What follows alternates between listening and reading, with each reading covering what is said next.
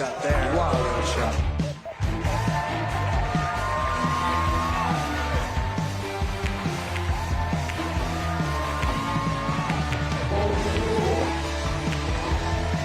The biggest win of her career. The Women's Open champion.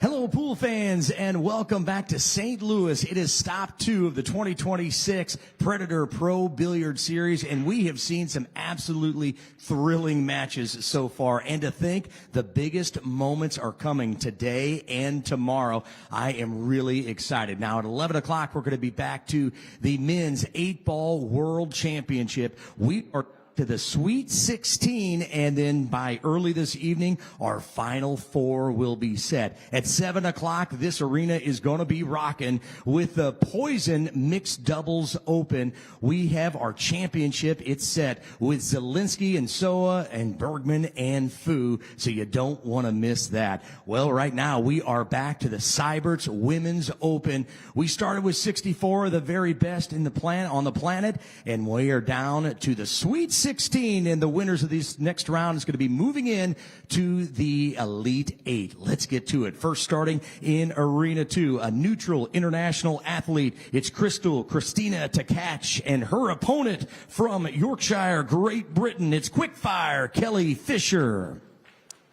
And back here in Arena 1 from Cebu City, Binsky Rublin Amit, and her opponent is from Klagenfurt, Austria. It's Jasmine Ocean. We're lagging for the break. It's a race to 4, best of 3 sets, and sending it to the Predator commentary booth. Take it away. A very warm welcome. We are live all the way from St. Louis, Missouri. This is the Seyberts Women's Open, and what a match we have in the last 16. We have started with 64 top female players in the world, and now in the last 16 already we have such a great matchup. We have Rublin Amit from the Philippines facing Jasmine Ushan from Austria. Both multiple world champions facing each other for a place in the quarterfinals. And in the commentary box for this match is myself, Tim de Ruiter, gladly joined by another champion, Chris Reinold. Welcome, Chris. What's up, Tim? I'm ready to split some pool action today, and this is a great matchup. Yeah, definitely. It's best out of 3 sets. Races to 4. We'll be playing 10 ball. Call shot, of course, but no early 10 balls on the break or during the rack. The 10 ball has to be the last ball pocketed. Now, do you have any favorites in this match? I think it's a pretty even match. They're both playing really well, and they both played the doubles as well, so I know that they're playing a lot of pool. I don't know. I don't really have a favorite, though. What do you think? Well, the only difference you could say is the fact that Rublin has qualified through the winners bracket with 3 consecutive wins over Laura Kanov, Bean Hung, Mengxia Hung, and Pia Feller, to where Jasmine, she did stumble upon Brittany Bryant. That was one of her losses, but she did beat Emily Duddy and Chia Hua Chen, also known as Amber Chen. So Jasmine already losing once could make her maybe the weaker of the 2 in this match, but it's all to play for. That's a big miss as an opener for Rublin.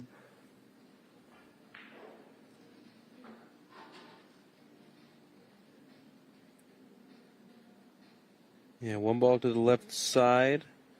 I think it passes. Let's see the angle again. Yeah, it has to pass. She's kind of going to go back to where that middle... Oh, she kind of took more angle on this. Maybe she's going to...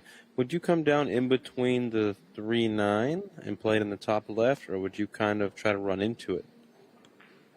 Yeah, I like running into it. The only problem is you're pushing the 3 towards the 4-9. And the odds of actually getting something on the 3 are quite low if you play it. Well, maybe she can still kill it to get to the bottom. Yeah, she's played it soft. Missed it though, but I think she was still able to hold the cue ball. Did like that play. She's got second prize though. Yeah, I mean, this first few racks anyway, generally in a match, just feeling out the table and kind of getting your stroke warmed up. So let's see if they can settle in. Let's see who settles in first, actually. Rublin with a jump shot here. It's pretty long, though, and the cue ball is near the pocket. Not easy to keep it on the table. Let's see what happens. Beautiful stroke. Down behind the 4, Tim. Jump this. Yeah, well, Brutal. we both know that's not going to happen. Good try. Always difficult. The ball in front of the pocket, actually. So many ways you can hit it. But she didn't really deserve to land behind the 4, you would say. And now, how to make a hit on this? I kind of feel like you're going to push the 3 ball wide in the open when you make a hit.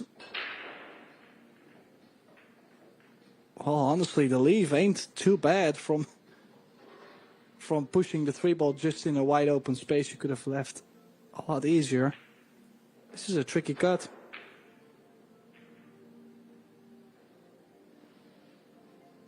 Yeah, especially because you only really have one window exactly where the cue ball is now. It has to be on the top left rail here. So she's going to have to go 1, 2, 3 rails and back over where she is for the 4. You can't really slow roll this. Difficult playing this shot, but if she doesn't get there and she makes the 3 and lands somewhere in the middle of the table, she can go rail first for a fairly, I wouldn't say easy shot, but definitely a shot that she can make.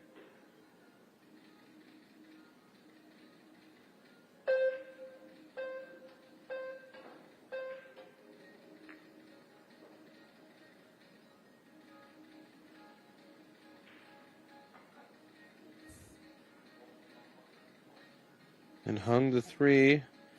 I think she's going to be here for the 4.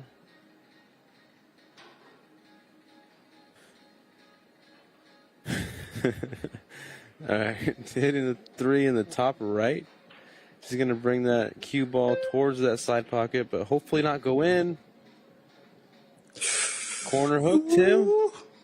No, it's still dropped. Wow. Well, she could have also played it a bit higher up. I mean, she never really had to get close to the center. Quite a mistake early on. And as you mentioned, both testing the waters. I mean, it's the first rack. They know it's a big occasion. Just playing any cookies anymore. You're playing against a high-quality player. It's always tricky, the first couple of frames, I think, could be tricky.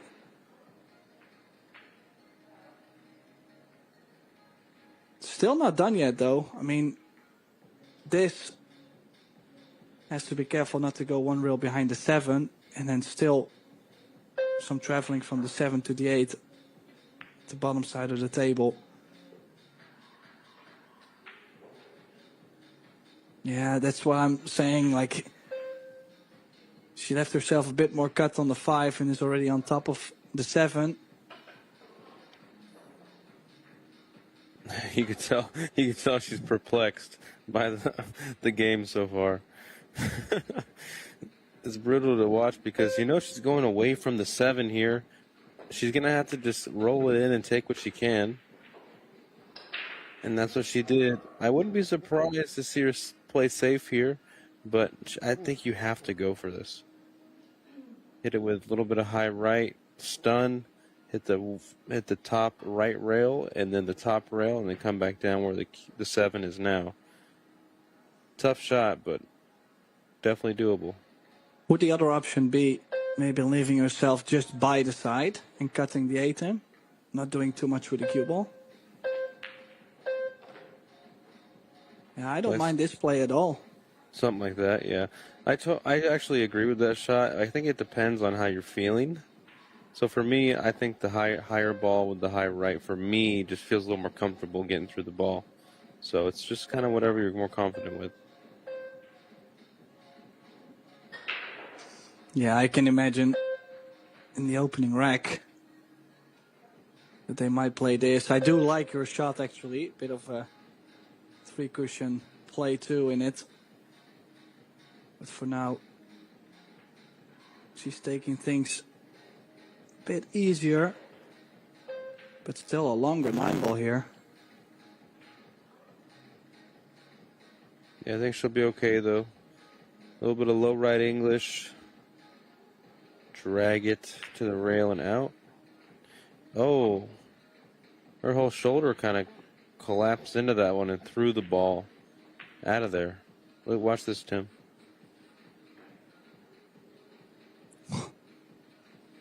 I mean, sometimes I do understand a lot of players like to hit the ball, stun the ball. But on these kind of shots, sometimes I kind of like to float the cue ball a bit, like it's like tapping the ball in. It's not like you're not babying the ball, but you just make a hit and don't do much more with the cue ball instead of all the stun. And I mean, a bit surprised about both 9-balls being missed. This could be a very tense match if it turns out to go all the way like this, which is possible too. There's always multiple ways the match can go, obviously. Sometimes they pick themselves back up, and sometimes it stays like this, and that 9-ball is close, but it doesn't go. And yet this 9-ball is another tester, Chris. I mean, it's easy to catch it to full.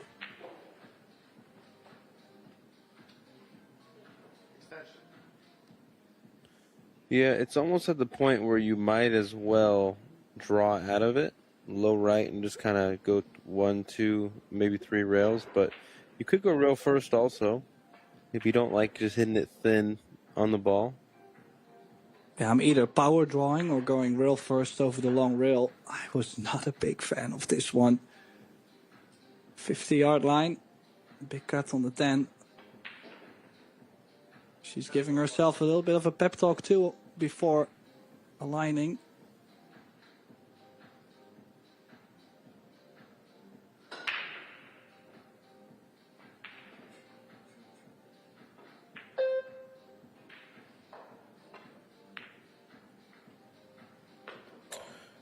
Oh, and she's found a scratch from that angle. Look at how small, how tight that side pocket is from this angle to scratch in. I think Jasmine will get the first game.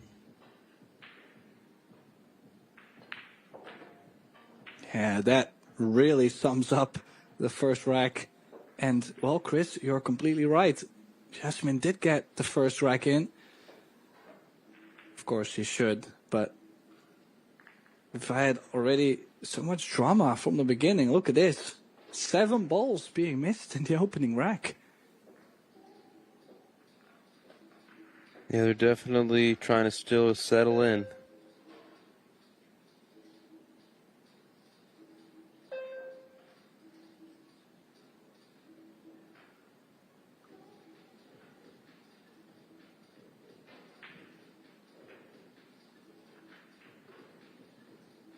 We'll see if that first game gives Jasmine more of a newfound confidence.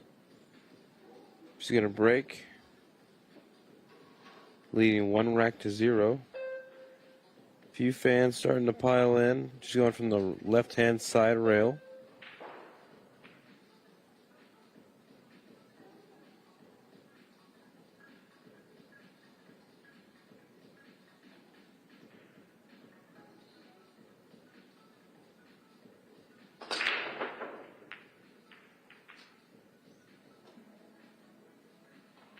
Well, a big boom, but no result.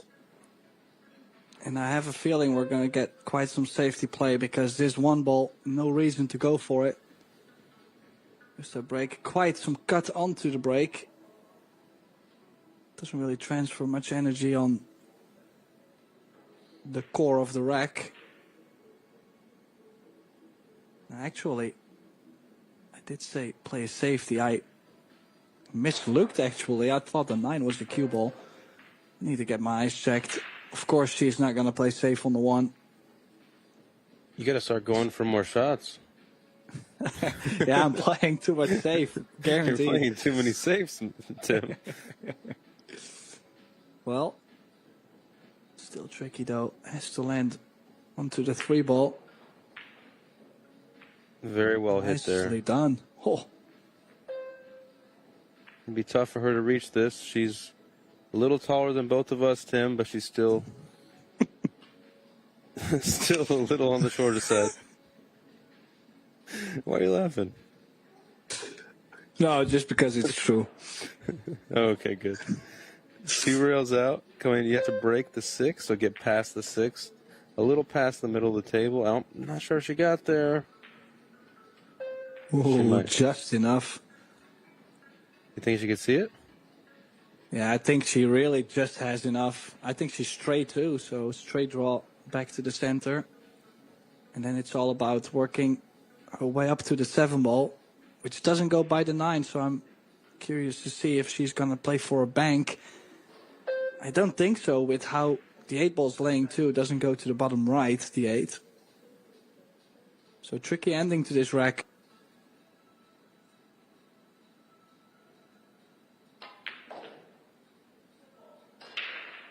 Don't want to go too far. The 7-ball's laying kind of weird. I don't know if you'd rather be on the right side or the left side. Probably the right side. So you can draw straight up in between the rail and the 7 and then kind of towards the 9.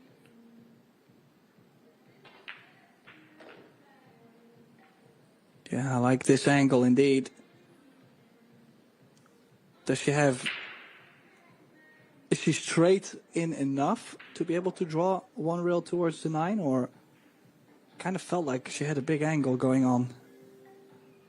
No, I feel like she can pinch it and just barely above the side pocket.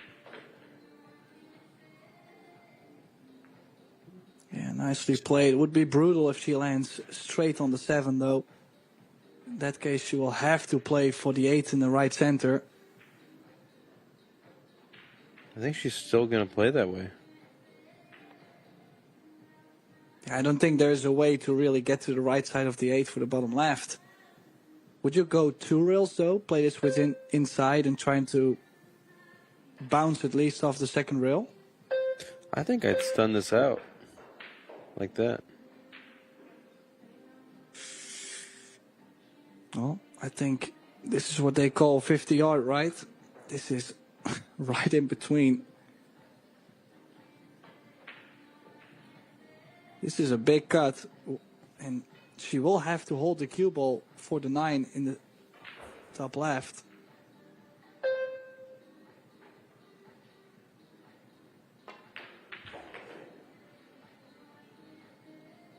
No, she's like, what are you talking about? I'm not holding that. Let me go 4 rails. Perfect queuing. She is settling down now. Coming up with, well, a way higher level than she did in the opening rack. So the table time doing her well. 2 more balls to get her first rack on the board. You don't want to hit this with a ton of speed. You could scratch. They just learned something. Playing it off that point to get better shape. That was good. Look at that. Not many people think of that. And now both of us were not expecting that to happen, but she did land straight in on the 10. Of course, apologizing there. Got quite a bit of fortune, but we're tied at 1. You know what's funny, Tim? If someone apologizes to me for winning a game, I almost tell them, like, hey, do you want to give me the game? Then don't apologize.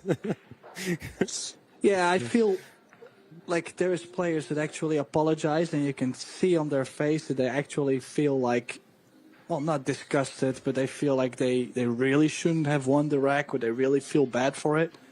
But then there are some players that they actually apologize, and I look at them and I say, well, you know, you just shouldn't put your hand up, because there's no hard feelings at all. There's no way you mean that. Yeah, there's no way you actually mean it. I agree. I mean, that's where I draw the line, kind of. It's like, if you're not going to give me the game, don't feel bad.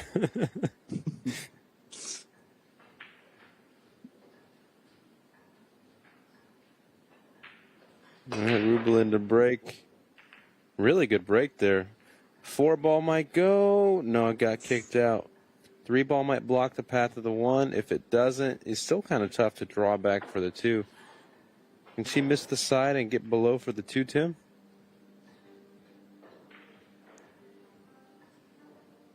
I don't think she can get there.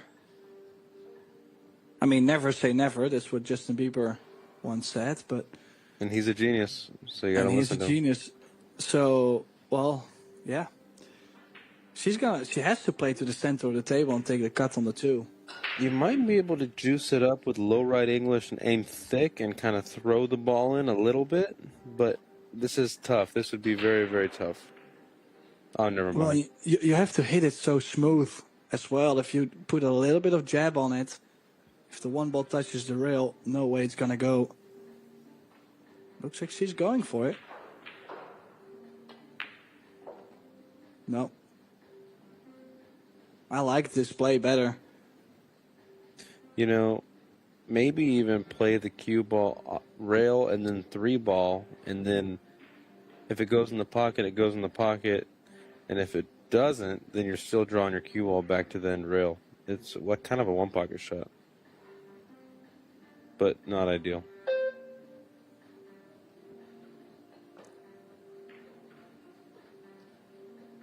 Oh, look at that shot, Tim. Yeah, had a really big angle actually on the 2. Made it look easy to hold the cue ball. Now, 7-8. What a difference! What a difference this is from their first rack. Yeah, that's what I'm saying. Like the second and now this 3rd rack is complete difference. So that's a good sign for us. I mean, of course, some of us like to watch the drama, but I kind of like to watch them play well, of course. Yeah, of course. It's a good sign for us.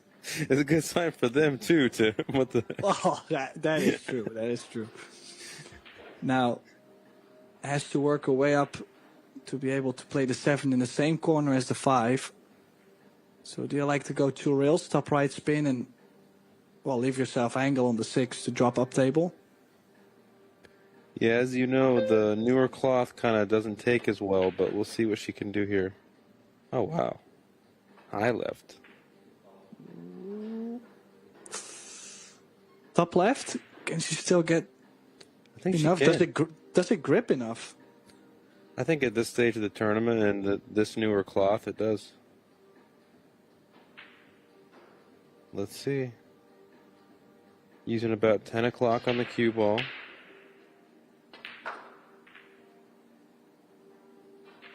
Yeah, that one didn't really grip as well. Maybe she cut it to the left side of the pocket a little too much. Here, I wouldn't mind seeing a safe, but I also wouldn't mind going for it. I think the safe is just as difficult as the shot.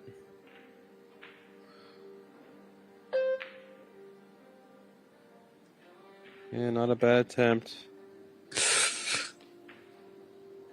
She left it on, though. Rublin could even attempt this just with the element of safe. Just to overcut the 7. I think you can play shape for like the 8-ball in the top right and have a safety in mind at the same time. Yeah, I like that, but I probably wouldn't even have a safety in mind because it's a little tough to just cue from both the end rail and that. Yeah.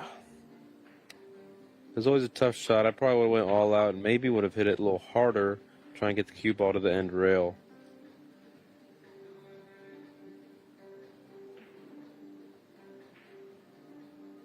But Jasmine should get this here. Low left English.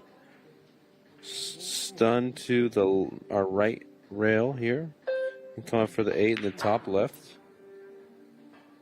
Got through the ball really well on that one.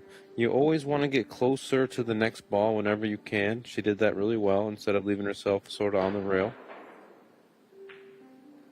And it looks like she'll be taking this rack as well if she gets through these next 3 balls.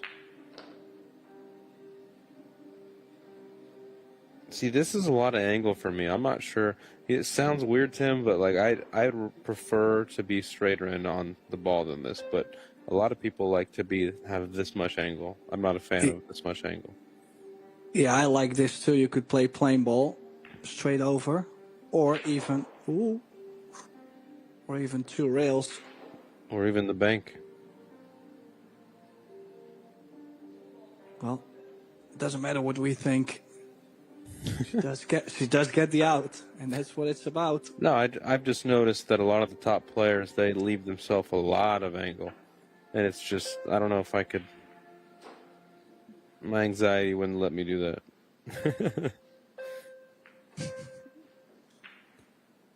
Well, here's some stats. Slowly the player overall performance rising up for both, but still yet we know they can play better than this. Gotta say the first rack really crashed their numbers quite a bit. Yeah, got them. The first rack got them both. But there's more pool to be played here. 2-1 to Jasmine Ocean. She'll be breaking again, probably from the side. Level play is getting really good. We're nearing the finals. As we're getting closer towards the finals, the level of play just gets better and better.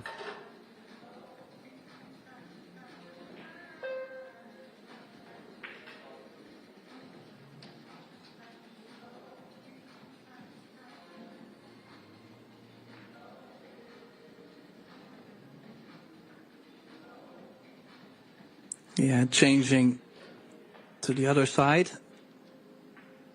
Still breaking from the rail. Yasmin Ushan breaking for a chance to get on the hill first. Quite some overcut.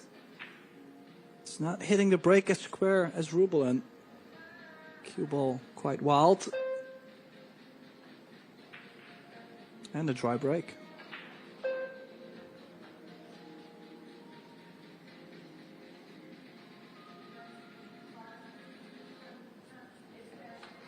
Not really a lot to do with this 3-8. I might just roll in the 1 and then play safe on the 2 and throw it.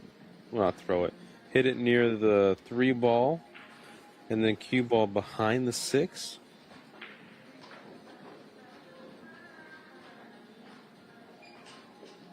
It's tough to not go offensive, though, after you kind of beat someone to the shot. So I would hit the 2 into the 5 here on the left side of the 5. The 2 and the 5 are going to go back down table, and I am going to put the cue ball behind the 6. You have to think, okay, if she doesn't hit this and I get ball in hand, where can I go for the 2 to break out the 3-6, the 3-8? And I don't think that was close enough. I think you have to get the 2 ball closer to the 3-8 in order to be able to break it out comfortably. So would you consider, if Jasmine doesn't make a hit, would you consider another safety behind the 5? Maybe a 3 foul play? Yeah, potentially. I think this worked out, though, because Rubelin might have a shot to kind of draw into this with low right. Yeah, I like that. If she draws it too much, she can draw it under the 3 and then maybe bump the 8 out. Or she could just drive directly into the 3-8, which there's some ways it can go wrong, obviously, but you have to take that risk and try to run out here.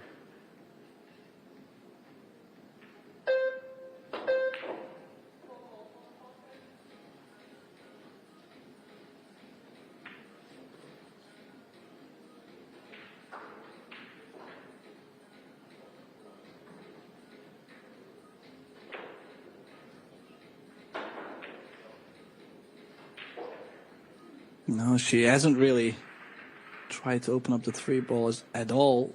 So, in general, I'm not a big fan of the one that opens up the cluster with the save.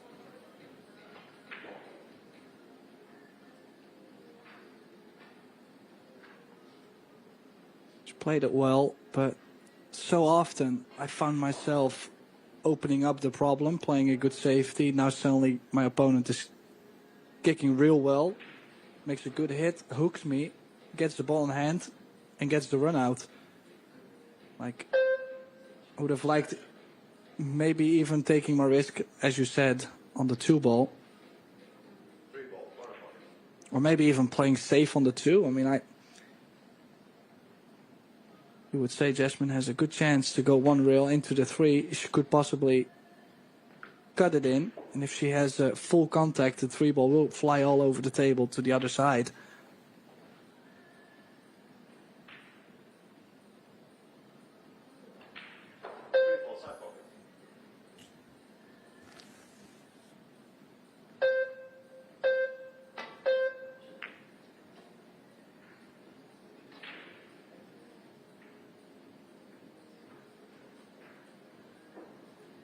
Yeah, great hit.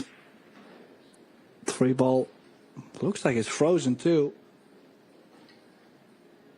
Would you try to nick the right side of the 3 from this angle and bring the cue ball above the 9?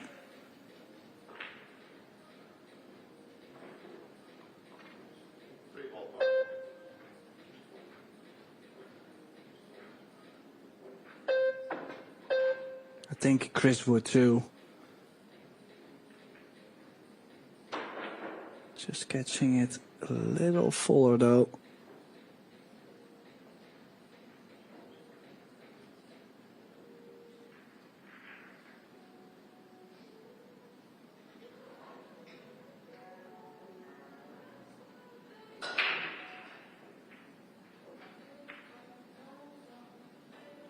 And I kind of feel like, unless she's going forward, which is close to the scratch, she's going to make contact with the 4. That's why she's played the safe. Cue ball just around the 10. Might have left a roll up for Rubelin on the 6 ball.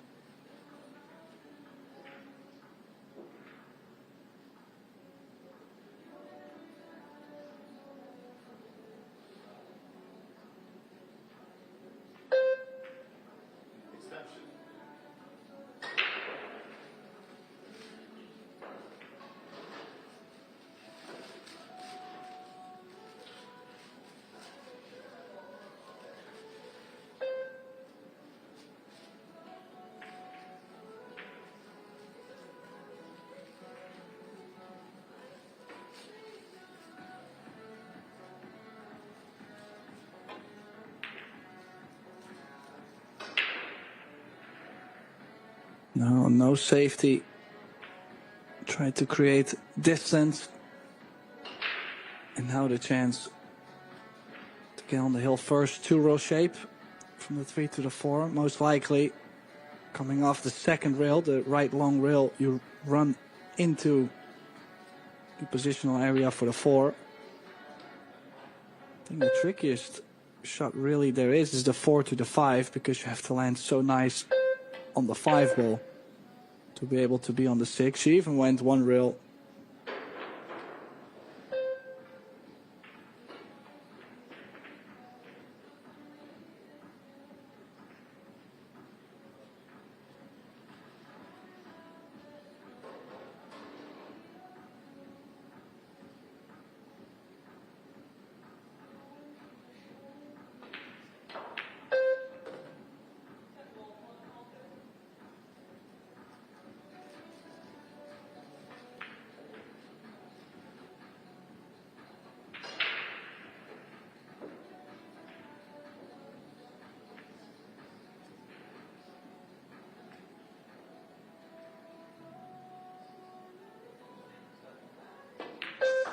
Well, she did land nice and straight on the 5.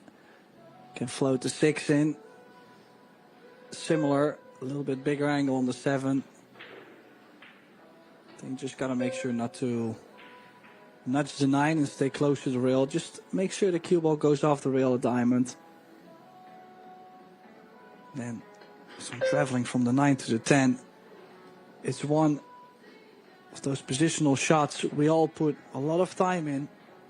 Crossing over from the 9 to the 10. Definitely something you have to do in practice. But it doesn't mean with the nerves, with the occasion, And on a good day, of course, you nail it, but what if you're not feeling too great today, for example? She's still in line, though.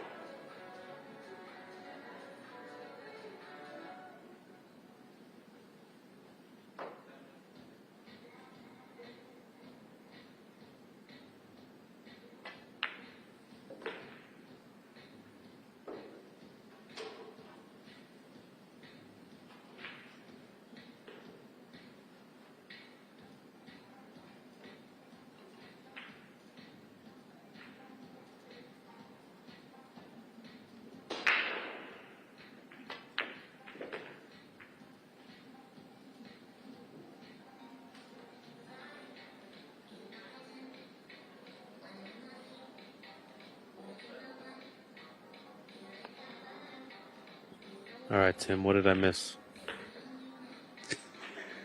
Well, actually, a not so great safety from Rubelin and a perfect run out from Yasmin, who moved the cue ball perfectly from the 9 to the 10.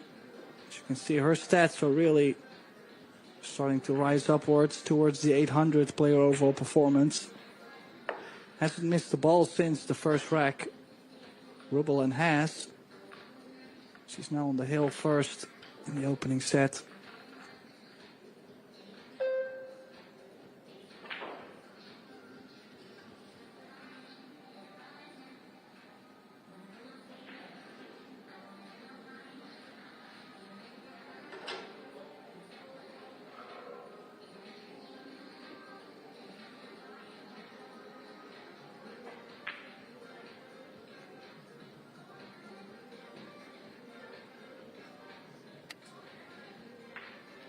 Yeah, as you can see, the break hasn't really been working either for both of them. Yasmin actually crushing it with the cue ball all over the place, and Rubelin more controlled, but yet no success either. But she's found the ball on the break this time. 2 balls. Does she get something on the 1? I think she just has something, Chris, but now a big stroke needed to get from the 1 to the 2.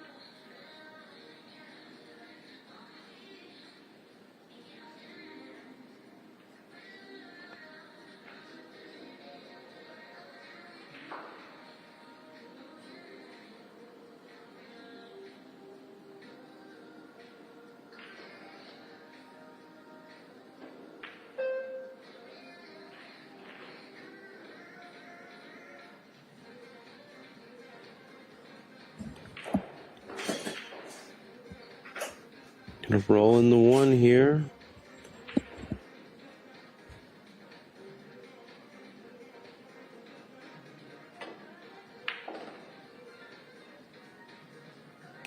Very nice cue action there.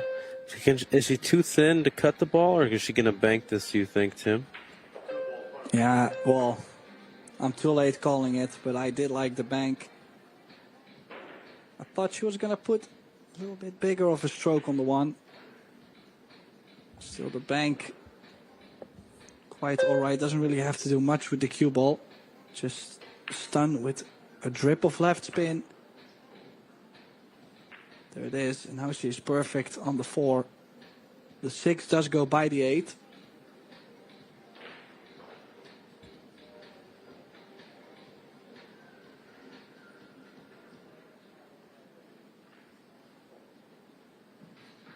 Six-10 combo looks pretty wired. The 10 will spot kind of close to that anyway, so you don't really want to go do that.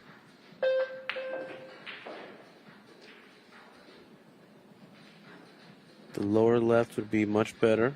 She's perfect on it. She's going to come up. She would like to get straight in, maybe even a little more on the right side of the 6.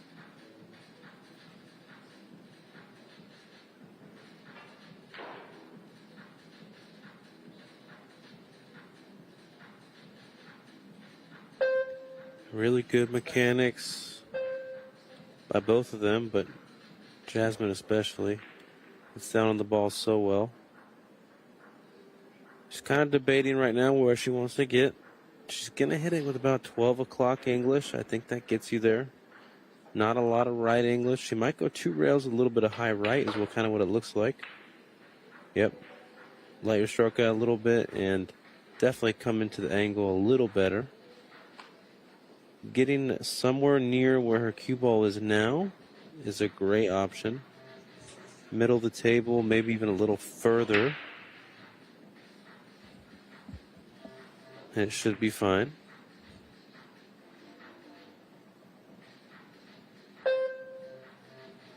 This is one that's kind of in between. You could stun to the rail and then out back to the middle, or pinch draw it. She decided to stun out, which I'm totally okay with. I think it's a little easier that way instead of trying to do a delicate shot. If you do like a delicate pinch draw like that, a lot of times, generally, you could almost mess up trying to hit it too perfect. You want the biggest room for error when you're competing and under pressure. Oh, how's the pace? How's the pace? Yeah, Oh, a little hard bit on of a that. tester. I don't know, Tim. I like more like a high right on that. I wouldn't go center on it because it's so much harder to control the stun instead of just the follow, in my opinion. Oh, she's not even going for it. Yeah, I mean, I did maybe like to play either inside, go 2 rails, or as you said, a touch of outside, and that always would play for rather too high than too low. I'm not trying to get perfect on the 8. But she's played a good shot overall. She's still in the driver's seat to get the first set on her name. Now I like kicking over the top short rail, maybe even 2 rails. But you kind of got to hit it so perfect to get cover. Yeah, I thought she was lining up a little too tight on there. She might have had to go to the right on the rail a little bit. Would have lengthened it out just a touch, but Jasmine got rewarded for a good save, good decision. I think that was the correct shot instead of trying to go for something crazy on the 8.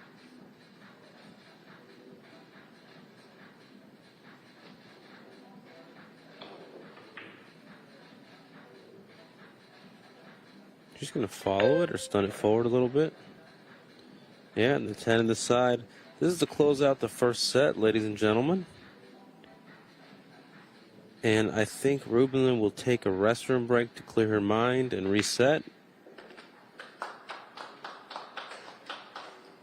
And Yeah, I'm I quite will sure. as well, Tim. Yeah, we both are. You know, we just have to take a break, so we will be better after the break. So, Chris Reinhold, Tim de Ruiter, will be back soon.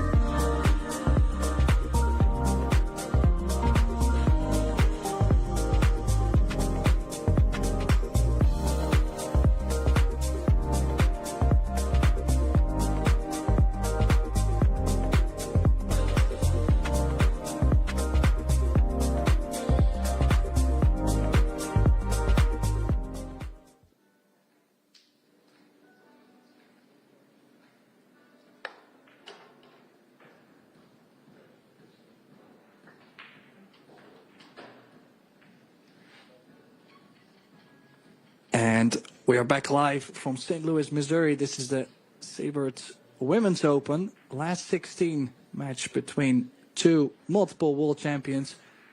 And after a very weird rack, it was Yasmin Ushan who really hit the gear, won the set 4-1, and now it's Rubelin on a mission to win the next two in a row. Chris Reinhold and Tim de Ruiter in the booth. Chris, what do you think for this set? Yeah, I think Rubelin's going to kind of shake off last set, and she's definitely going to come in a little more confident. A lot of times that's just what it is, you know. Sometimes early morning matches, especially 9 a.m., it's tough to really kind of be ready for them. But I think all she needed was a little bathroom break, and I think she'll make this set a lot more exciting. Yeah, do you feel like Rubelin maybe was playing a bit out of rhythm? Like, I kind of feel like she's playing, I'm not going to say slow, but we both know that she can play quite speedy. Most of the Philippine players can. I'm just missing a bit of that tango, a bit of that, well, not tango because it's Spanish, but, bit, you know, like the bit of the rhythm around the table. It's like playing pool while dancing, you know, like that kind of thing. She can. I'm missing that a bit.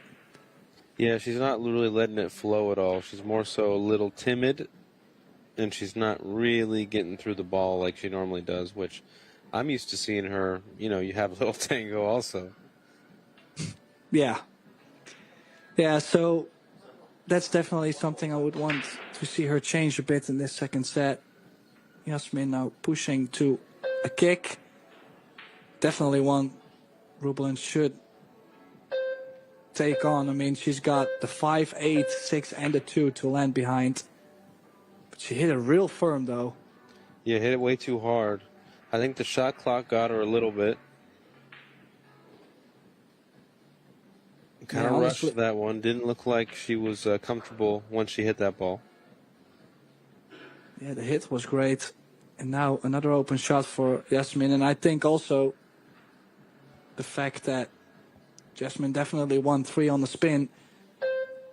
It's not gonna do Rubelin well. If she loses this rack too, she might start to think a bit negative, you know, feeling like, man, I'm losing now 4 racks in a row. What's happening, you know? Like, at some point you're gonna recognize what's happening, and that's, in this case, no good for Rubelin.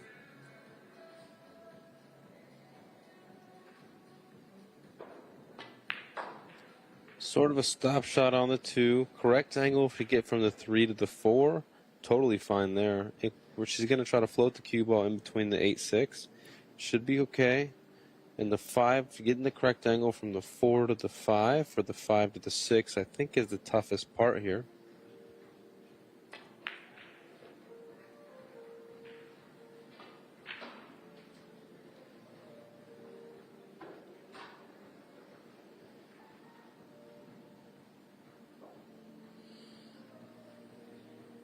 Going to follow it up.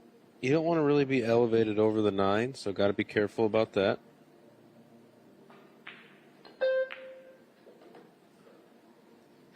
She went far enough. Now she might have to draw over to her left side, our right side for the 6 in the lower right, Tim. Yeah, I like that. I mean, the 5 ball is plenty in the open to play this into the center, but I have seen some players definitely trying to avoid the center pocket in general. It's so easy to fall out of line. Now you have to play more pace, and they just haven't been grabbing as much recently, last couple months. Both the Apex and the Arc playing a bit tighter, and I don't mind it. Definitely gives the player more of a challenge.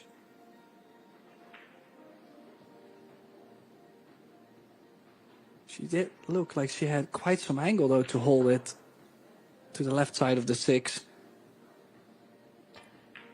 Yeah, she could go follow, but I think follow might have been better. I was just worried about hitting the 8 ball with the cue ball and then something bad happening. Well, she did manage, again, with that very smooth, soft draw. She likes to play that. Elbow drop, making it more smooth, but also bit more sensitive on the straight queuing. But it always looks so nice when it works. And now 2 real shape probably to the 8 in the left center, I guess. And then a natural angle on the 9 to drop to the bottom of the table for the 10.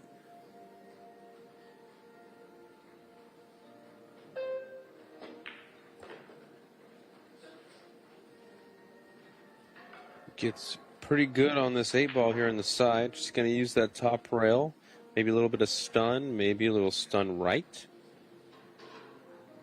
I also wouldn't be surprised if she goes to the right-hand side rail, 2 rails, just so she has a guaranteed angle to come around the angles towards the 10. Yeah, I like that, but she... See, I'm not sure I like this angle. Yeah, I would have liked to go over more to the right. You know, just give yourself so much angle. If you make the 9, you're on the 10 kind of angle. I think she'll be okay here, though. Bit slow. Cue ball on the rail. You notice that on that tip position, she was aiming more of like a stun left and then went more higher on the ball at the last second? Yeah, I did see that. Interesting. She does... That's also a thing recently I found out with coaching people, is that there's a lot of players that aim, for example, high in the ball and they drop low. For example, Fedor Gorst, when he plays a draw shot, he's like playing 1 tip under the center and actually striking the ball on the bottom. But I also have seen it the other way around. You know, people aiming... Yeah, they think they're aiming draw, but they're not. They don't actually hit draw. And they're exactly. like, why didn't my cue ball draw back? It's like, well, you hit middle. What do you want from it? Yeah, but actually it does happen quite often. And I see also around the pro players, the difference is not as much. But still, some players, they make a little dip. And some players, they come up with the arm. It's just whatever they do consistently, though.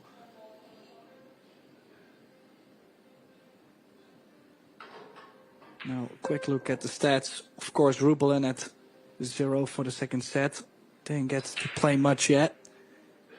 But Jasmine's stats are going through the roof at this point.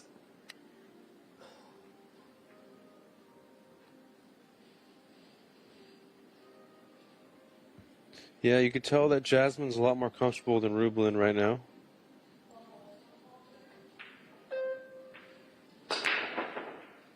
But hopefully Rubelin can get a chance so we can see her a few more times back to the table. But it's tough when Jasmine keeps getting shots like this after the break, Tim. Yeah, I do foresee a visit to the table for Rubelin, though, because that 2-ball doesn't go to the top left. She's got the angle to the right, of course, on the 1, so don't think she is really going to get onto the 2 unless she's going to unleash the stroke. And it doesn't really give her much to go forward and maybe make a contact on the 2. I don't think that's going to give her much.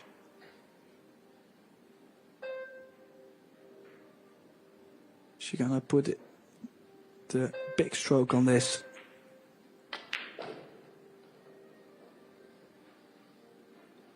Well, I gotta say, that was quite sporty.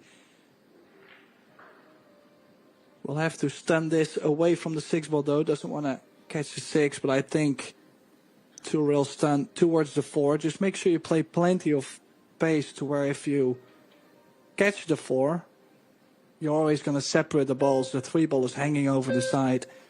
So I'm just making sure not to touch the 6 and making sure I could not crawl behind the 4-ball. Oh, she's missed that 2-ball. Whoa. Yeah, Rubelin with a good chance for a lockdown safety here. She can go behind that 5-ball. Pretty easy. Oh, yeah. I think she was going to hit the 6 if she actually made the ball.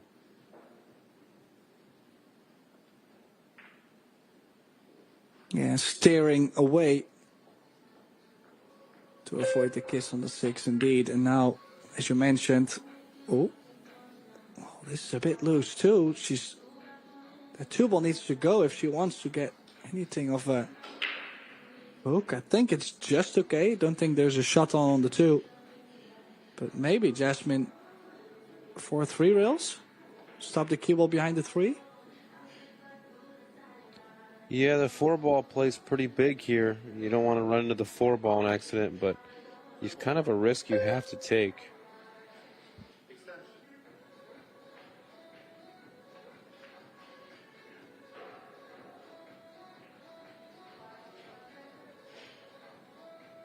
Let's see what happens here.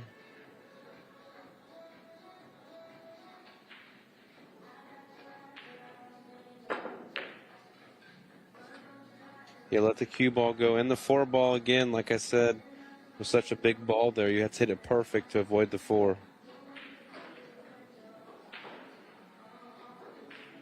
Yes, indeed. And look at this for a layout. I don't really see much traveling at all. The 4 really plays nicely to get to the 5.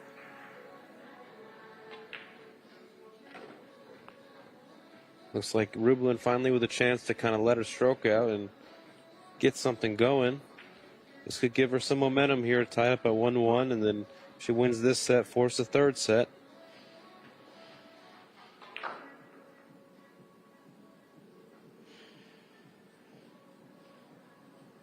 Yeah, you just got to roll this one in. Maybe a little bit of low right drag. It'll probably help. You don't want to get straight in on the 5, though, but I think you'll be okay. Yeah, perfect there. She's going to come off this rail, this side rail, and then come back up for the 6 in the opposite corner.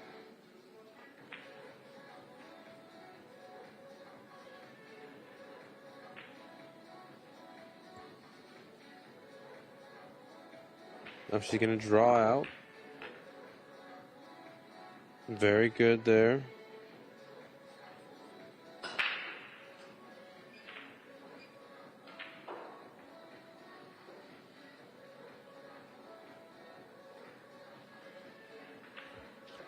So I would personally do a little bit of high left English, come out towards the middle of the table.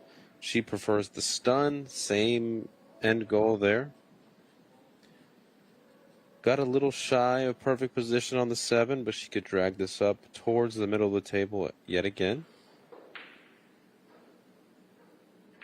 Low right English. We're going to aim thicker on the ball, and we're going to kind of just come up. Yeah, perfect. She got a little in between here. I think she can just draw straight back, though.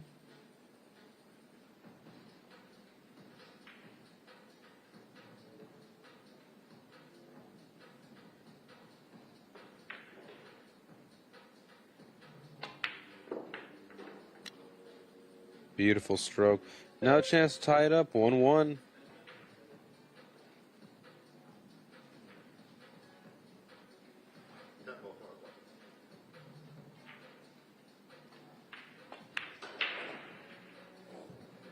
That looks more like Rublin right there, Tim. Yeah, I kind of feel like she really needed that one. I mean, she's lost so many racks in a row. Needs to build up that confidence, maybe turn the momentum around. A good break. Very welcome at this point. 6:47 against 8:21. Rublin will have to outrun the nuts from this point.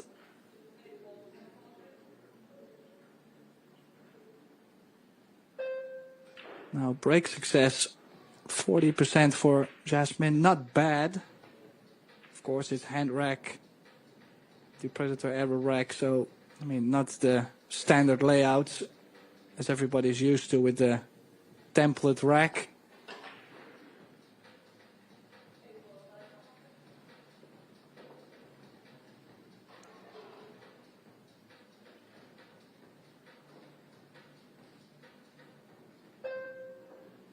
Kind of like how she broke the balls earlier on. Just didn't really get much on the break to go in.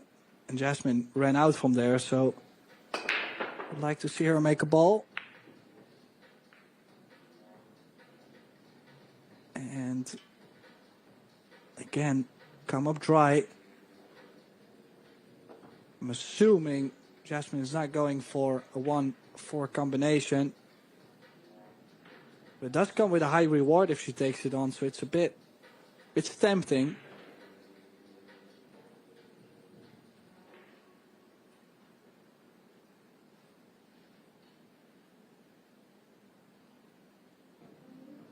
Yeah, I probably wouldn't go for the combo here.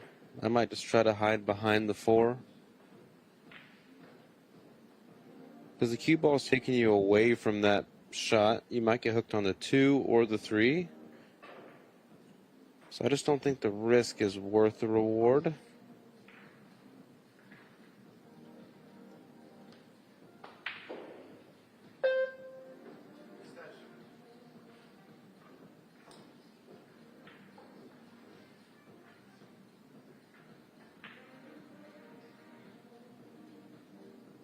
Use their extension here, but I don't know. I just don't think it's worth it. Rubelin is gaining some steam and some momentum, so I would probably play safe here. Sometimes you have to weigh your opponent into this. Instead of trying to just kind of win the game by force. Let's see what she does here. She's going for the 4. I think she's playing safe there. Wow. She fooled me, Tim. Yeah, I just couldn't imagine going aggressive from there. It was tough. I think she's played a really strong safety, though. This is difficult to get to. I mean, kicking over the right long rail, you have to get such a good feeling on how it's going to open up, how much slide, how much the rail catches. And it's a small ball. That's why she's tying up the 10-7. This is a clever shot right here. But she didn't play it well enough. She's left it open, Chris. Yeah, it's a good shot, especially because the 10 ball doesn't count. It just gets spotted up. So I like what she did there. I'm not sure if the 1 ball goes, though. So we're going to see if the 1 ball goes. And if it does, she might have a run out because she didn't tie up that ball. But if it doesn't go, Rubelin might have... Okay, we're doing a carom shot. A carom shot happens when you hit the lowest number ball and pocket another ball off that ball. Is she going for the 1 off the 4? Yeah, I didn't think it went. Okay, Rubelin could go cue ball behind the 4 here, or track that cue ball 2 rails behind the 10, 3 rails behind the 10. I personally like behind the 4. Yeah, where she's looking at right there.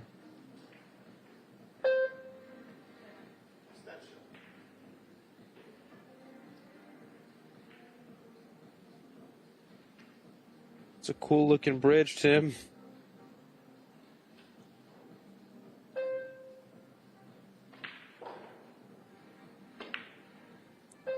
Yeah, cool looking break cue. I'm jealous she has the purple one. Yeah, I guess we will have to step it up a bit to be able to get ourselves one of those. And again, she did not find the hook. I know. When I asked, they just ha-ha'd the message. They said, go buy one somewhere else for $13,000. They're selling for like double the price. It's crazy. Let's see where the cue ball's going. Did she get enough on it to go for the 2 on the side? Maybe. Nope. Maybe hold the cue ball with the 4. Can she play the 2 ball to the top short rail and play top right and freeze the cue ball up on that 4?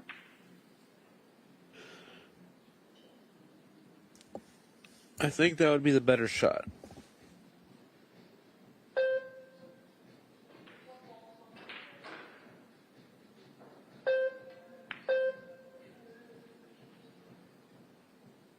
Just a containing shot, but I'm not really a big fan of that one. Rubelin could definitely try to get her behind the 4 this time. I might like going 2 rails off the right side of the 2, though. Try to put the cue ball behind the 10, 2 ball behind the 4. But the 2 towards the 8 and the cue ball behind the 4 would also work out really well. Don't hit the 6. Think she's okay here. Rublin played a great shot there, using the 4 and the 10 as a blocker.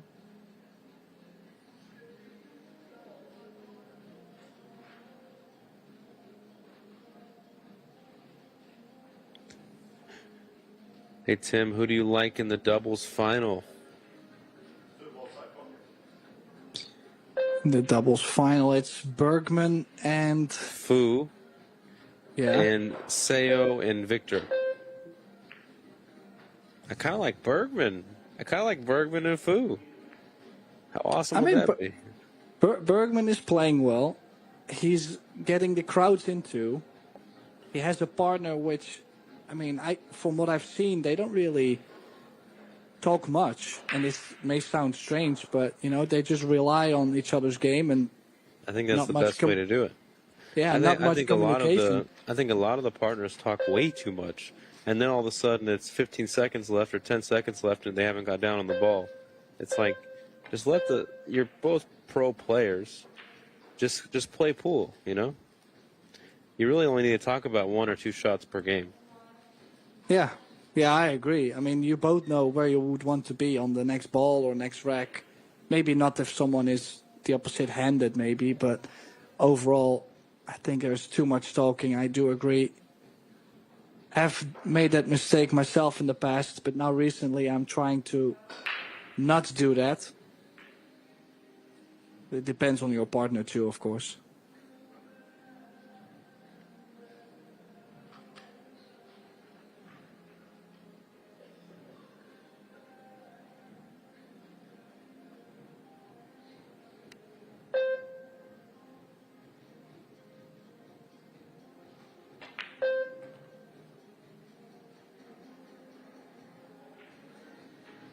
Rublin's coming back with some force here.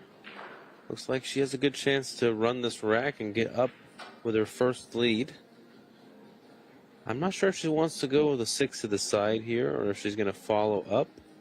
She might also stun out 2 rails just because it's... No, she put her hand right there. 6 balls going on the lower into the middle left next, I believe.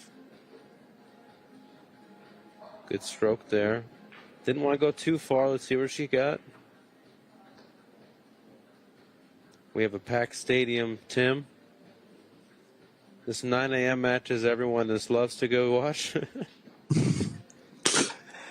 Yeah, I mean, I can understand as well. It's Tuesday morning. People are have probably to at work. Yeah, I mean, it's understandable. But I have to say, overall, actually, this might be the only round where we don't really get to see much of the crowd, because even at 11, I already seen people come in. Yeah, it's been awesome seeing so many people come and support this event. Predator put on an amazing event, amazing venue, and I'm just glad that people are recognizing what they're doing for the sport. It's amazing. And here, low left English, maybe just left English, come out to a little more left of where she is now with the cue ball. Less speed, more spin. See how much she's digging into it, right? He's trying to create an angle a little bit to the left, just like that. And what a turn of events this set has been, Tim. 2-1 if she makes this 10 ball.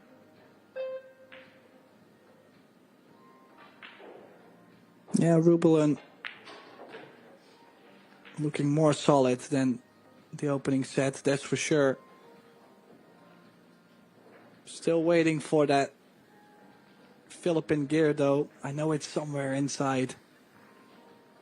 See, the stats are getting better for her.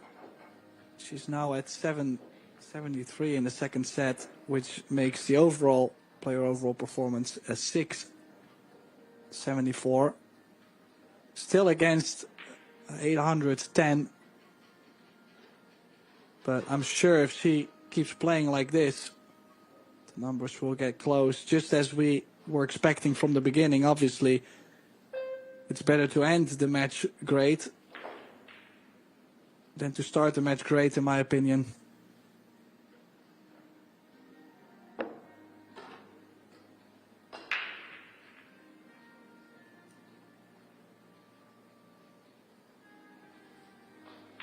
Rublin with the break. See if she can lay a good one down with her purple BK Rush that I'm not jealous of at all. I am jealous.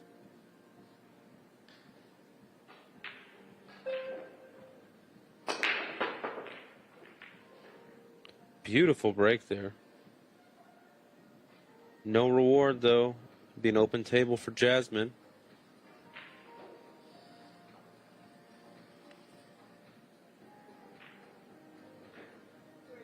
See what we got here. She could go one rail in between the 5-6 or kind of come on the right side of the 6. I personally like coming up in between the 5-6. It'd be about in between 12 and 1 o'clock on the cue ball.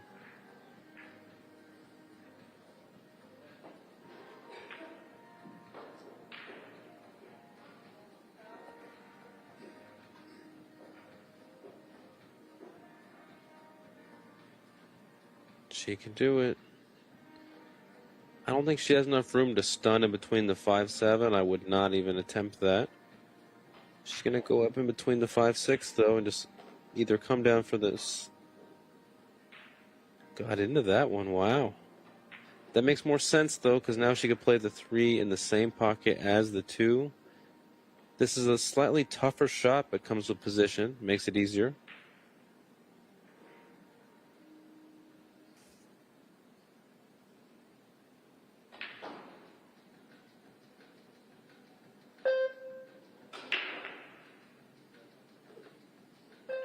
Very good shot there. The 4 leads to the 5 and the 6. So in pretty good position here. She ideally wants to get in between the 8-4 and now. Maybe even on the rail, a diamond up above the left-hand side pocket.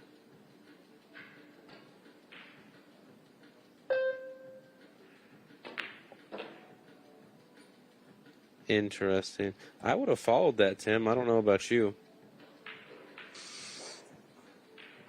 Preference, though. I mean, yeah, I think you really can play either way. It depends. Like, if I would want to be straighter on the 4, I probably would follow. And she had chosen to play the 5 in the top left. I mean, it's just and a then lot I of like angle, to though. stun more. Obviously. She had this plan all along. That's why I like the stun on her plan. But if I would want it to be straighter on the 4, I liked your plan. So it also depends on the route I think you take.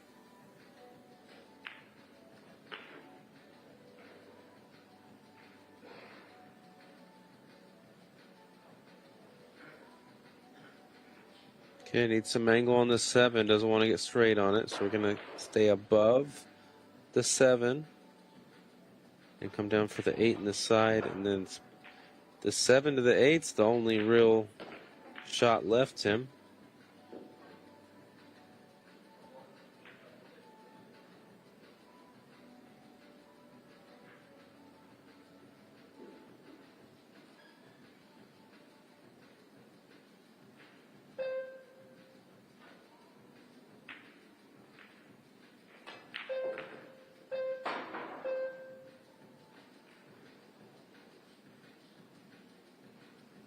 Jasmine is not going down without a fight, that's for sure.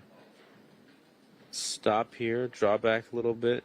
If you have a little angle, come off that rail. You should be able to pinch draw this. That should be 2-2. 2 more balls to clean up.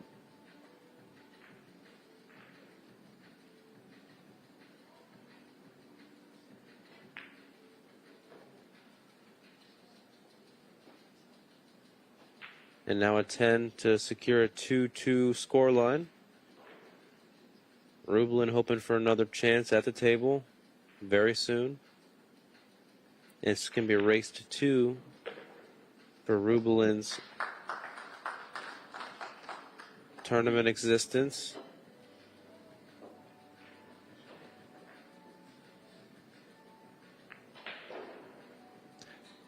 Jasmine's looking a lot more solid now. Take a look at the stats. Yeah, the only shot she really missed was that 2 ball very early in the second set. That's how she got herself down. But overall, from both players, this set a lot stronger. Rubelin, of course, a bit lower in the numbers because she's missed, for example, safety opportunities where Jasmine did run out. So that drops your player overall performance as well. Still all to play for, though, 2 each. It's a race to 4. I haven't seen a deciding set yet in the matches I have done, so looking forward to a cracker in this one. I think it's possible. I mean, Rubelin definitely playing better than the first set.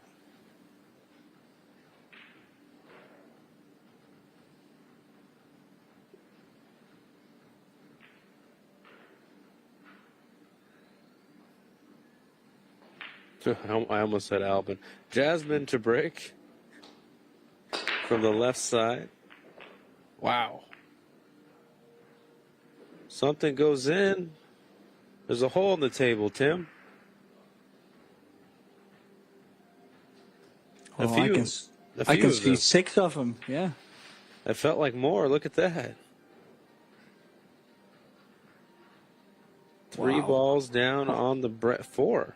4 balls down on the break, yes. And only 1 good shot needed. If she makes the 1, she can float the cue ball up. It's all about this 1 ball. Sorry, I just learned how to count, so I got excited.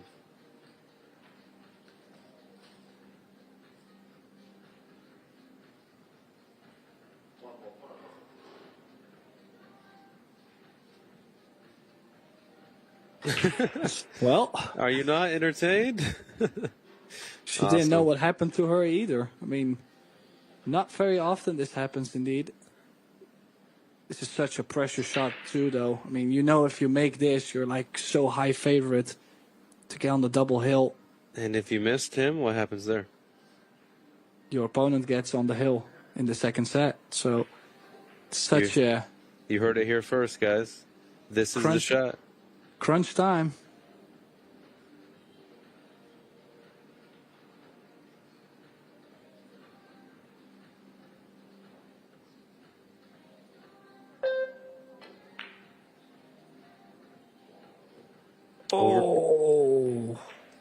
Overcut slightly. Did she get hooked behind the 3 ball? I don't think so, but... Yeah, slight overcut. Very common on those long shots. People tend to overcut them.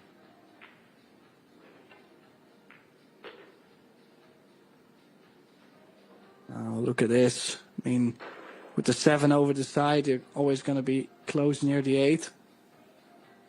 Yeah, now you just have to drop in the middle of the table somewhere. Could use high right, go the second rail, or just use high left or middle high to avoid that. Basically preference. I like using a little bit of right English on that one.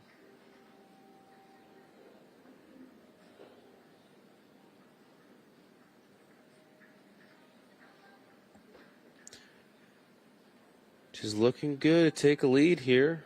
The 8 to the 9, 7 to the 8, really important. Make sure that the 8 in the side, I'm not 100% sure. That's the shot with speed. You want to make sure you have a good angle on it if you're going to take on the 8 in the side. Well, it's not the ideal angle you would want to, right? I mean, I might even go in the top left here, Tim.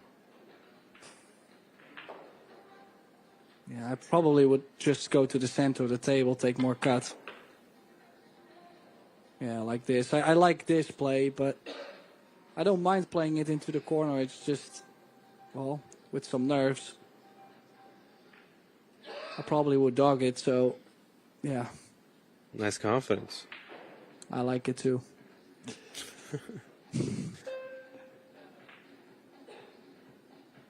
Nowadays, I can still play a little bit. That's the good news. Ooh, hit that a little bit thin.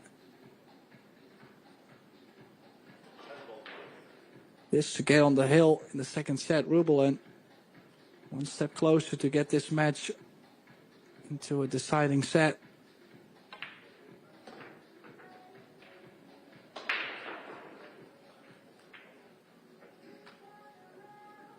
And there we go. She does manage. It was all up for grabs for Yasmin Ushan, though.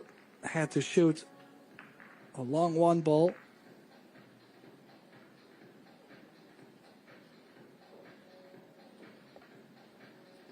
Yeah, safety efficiency, they're both really good on their safeties right now.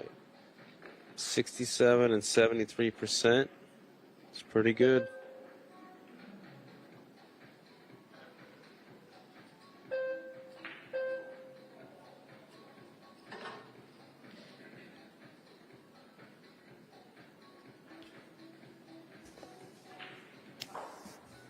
Player overall performance, Jasmine was definitely leading the pack with an high 820s.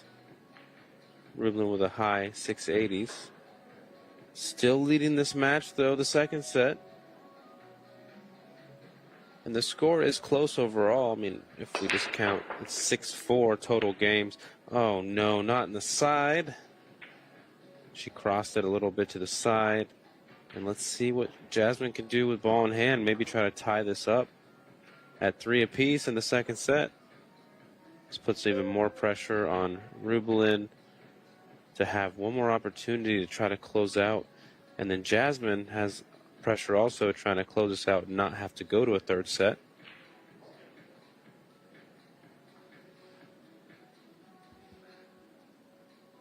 The 2-6 is tied up. I wouldn't mind trying to bump into either the 2 or the 6 with the 1. With ball in hand especially, it's worth the risk. You can try and nudge the left hand side of the 2 here and then open that up. And that should open a lot of the rack opportunity up, but the 4 doesn't go by the 8 either. So there's definitely some racks, definitely some shots in here that are really tough. She's going to be shooting the 2-6 combo. Tough to control the 2 ball here, especially with this angle. But I think she'll be hitting it with a little bit of speed. Well, can she not just follow the cue ball? 2 is going to slide over to the short rail, and the cue ball just slightly follows. I think could play this quite soft. I mean, like not baby the ball in, but I'm saying 40%-ish speed.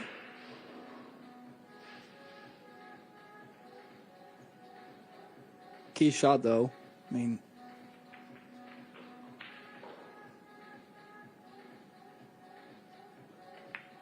very touchy shot for sure. There you go, Tim. She shot your shot. Just going to have to force this with a bunch of high left or middle left and really lengthen off that rail towards the 3. Might hit the 9, but if she hits the 9, that's okay.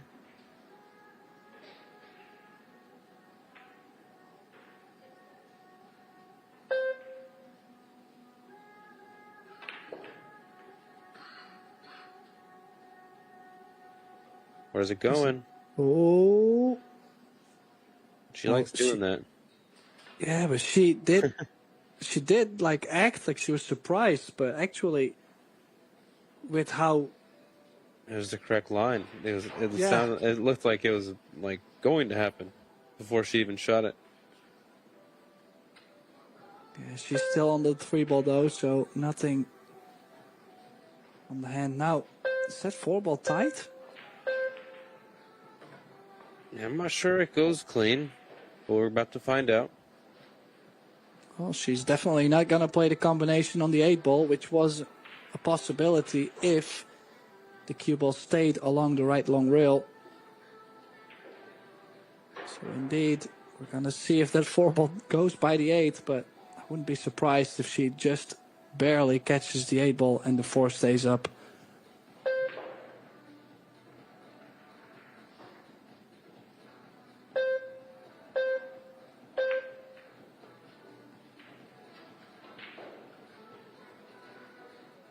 Well, she's even used the 8, but she's played it well.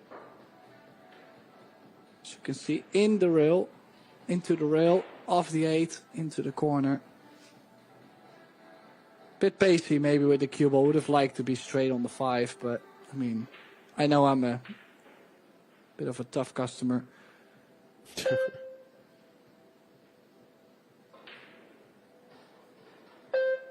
You're one of those guys that steals stuff from the store and then complains about the product.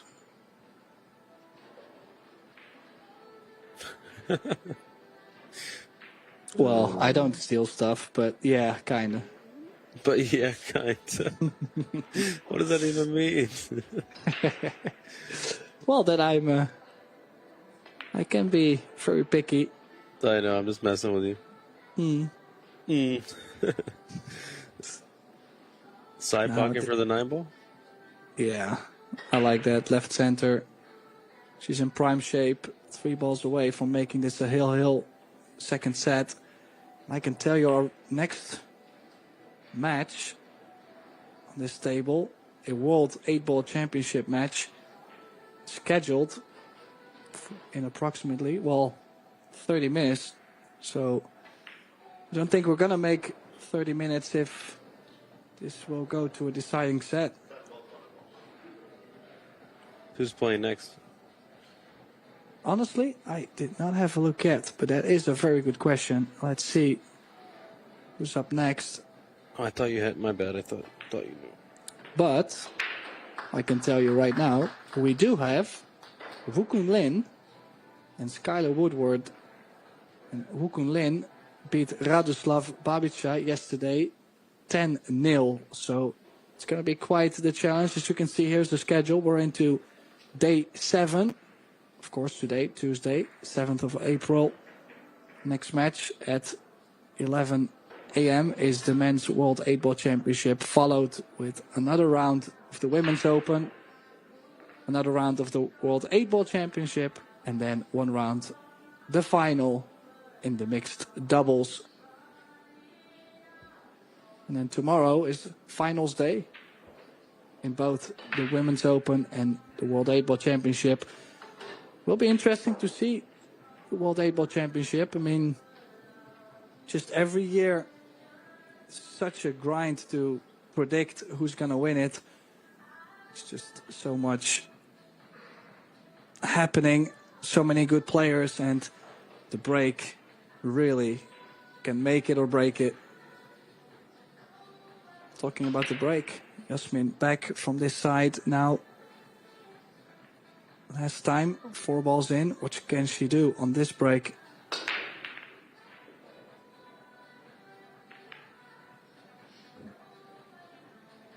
Nothing down.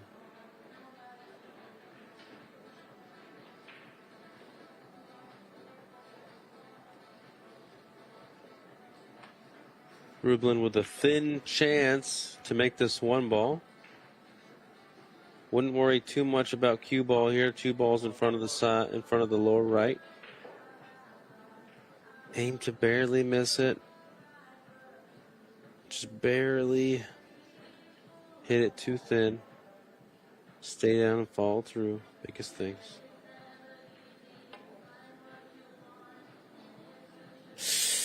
Maybe not barely miss it though. Tim, she missed the whole ball, giving Jasmine ball in hand.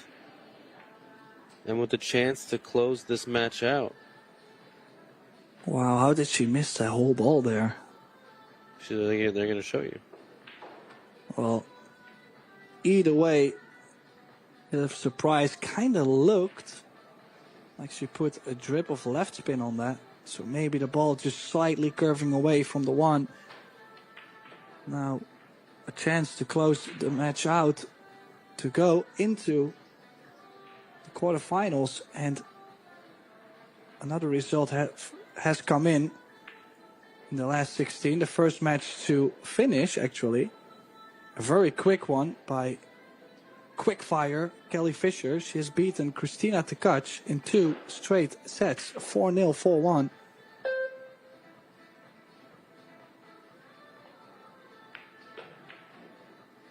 Now, do we see any hurdles coming up? I mean, she did land nice and straight on the 3 ball for a little bit of draw on the 4. Maybe with the 9 ball being just by itself on the top side of the table, maybe the shape on the 9? Yeah, she could draw this, but I also don't mind just hitting it with high right and going for the 4 on the side, but it's just a preference thing. I prefer the draw. Hitting the 4 on the top right. And then I think the biggest thing here is just the 4 to the 6. If you get on the 6 well, the rest seems kind of tic-tac-toe. But you never know with pool. It's so tough at every level. It's got to stay down and fall through. Yep. Too much. Oh, too pacey. What has she done there? There was no need. Might be Center getting the of the jump cue. table. Wow.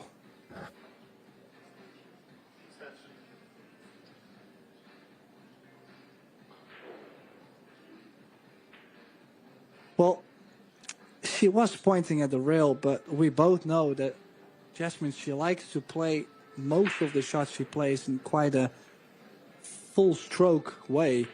She does have a pretty powerful stroke and really looked like she put a lot into the 4. Now she's called the 7. Well, you gotta take a crack at it, I feel like. Yeah, you have to try the 7.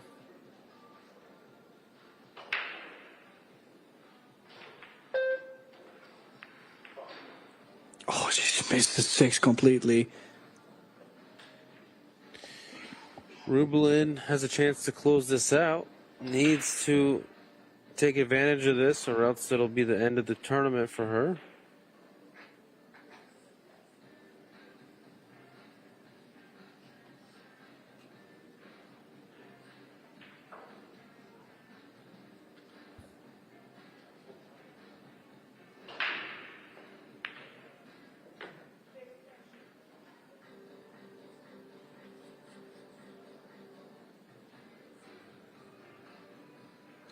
Drawing back for the 8 in the same pocket.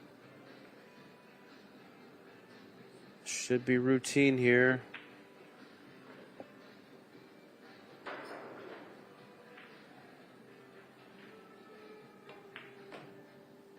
Yeah, the only thing that could be real nasty if she gets straight in on the 9. But of course, she made sure not to get straight onto the 9. Looks like she's still playing to play the 10 in the bottom left. Kind of would play this probably in the center, this 10 ball. But straight in, this gets this match to a deciding set.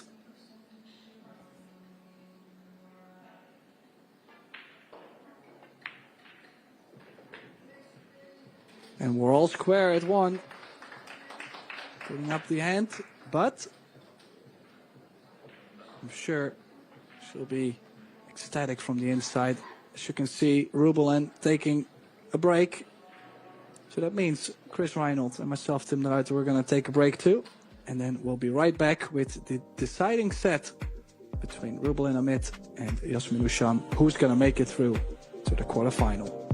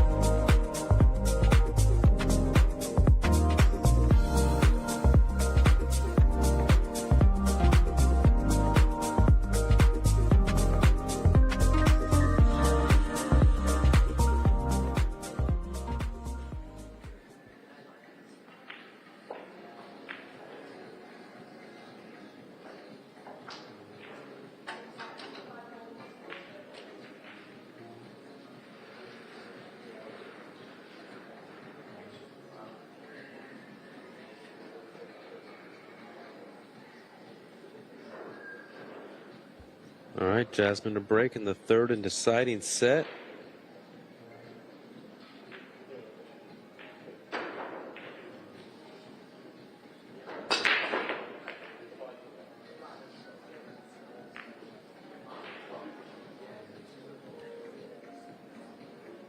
Ball down, and a shot on the 1 and the 2 is laying right over the middle right pocket. They all kind of lead to each other. I wonder if she can settle down and get back into form here. Jasmine made a ball on the break and has a shot on the 1. Promising start to this third set here. Yeah, if you look at the combination, 3-7, leave the 3 over the corner. Already lines up with the 4 in the right center to go to the 6. This layout in general is very nice. If she just draws back a little bit. And she does, now at this 1 ball, she does pull her bridge hand away at times too. I mean, I can understand the nerves, but that just, well, it gives me a bit of an awkward feeling just to look at it sometimes, you know. It's, the movement is not for the weak-hearted.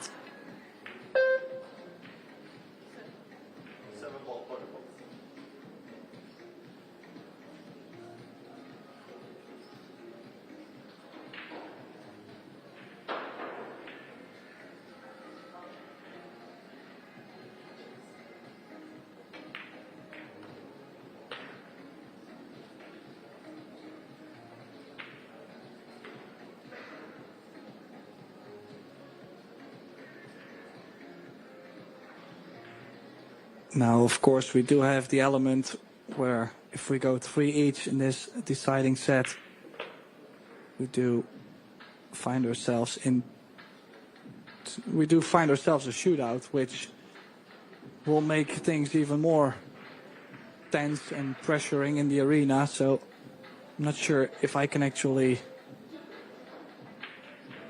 handle a shootout at this point. This match has been quite something so far. Did you see that Mark lost a toe the other day? Mark lost a toe? Mark White. Commentating. He lost a toe while commentating? He didn't lose a toe, but he hurt his foot running to the bathroom or something. I feel bad for him. Oh, he broke his toe. I do see it. Wow. Yeah, pool is dangerous. I mean, make sure if you let your children play pool, you know, just make sure they have shoes on. Yeah, put shoes on and make sure that you're nearby for any emergency. Straight in on the 10, looking to go 1 up. Remember, you can't win hill-hill. If it goes hill-hill, you have to have a shootout.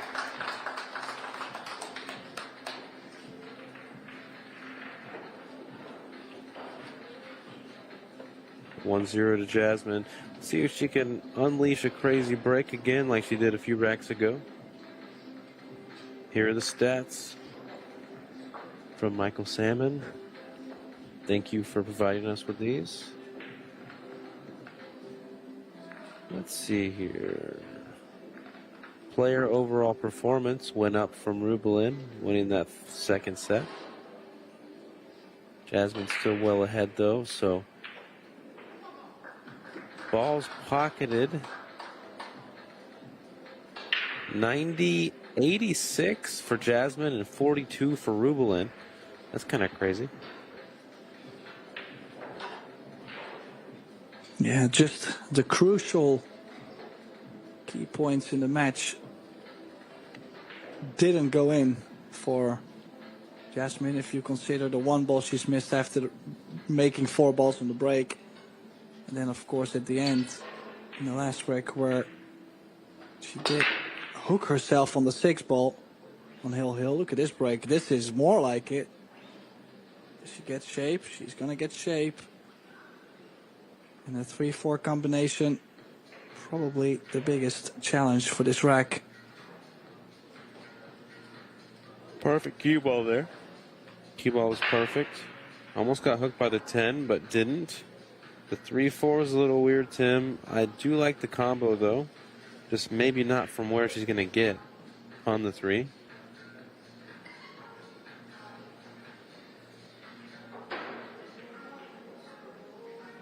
Let's see how it looks. He's going to come in tight 2 rails. Yeah, the straighter, the better. Beautiful shot there.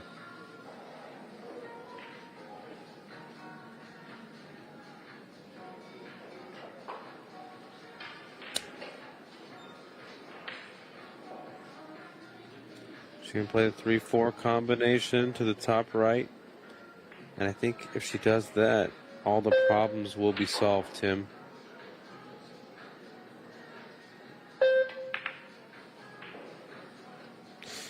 Oh, slight undercut. You want to err more on the overcut on that one, because the right side of the pocket's a little more forgiving. But a chance here for Rublin to tie it up. Watch out for the 7 with your shirt. Yeah, short people think alike. I know that's not how the saying goes, but it does work in this case. If we were the only ones left on the planet, Tim, we technically wouldn't be short. Very true. Rublin wouldn't be short either. She's not short on this 4-ball. Great angle. And I mean,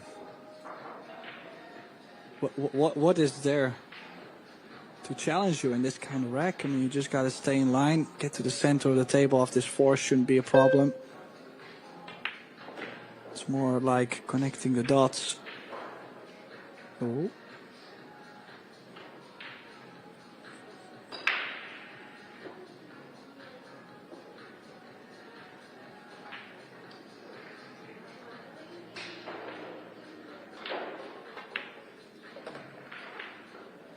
Good stroke here. Yeah, Rublin actually switched to the Vantage shaft, and she likes it a lot because it has a little more power. And it's thicker. The 12.9 diameter. Wood shaft, low deflection.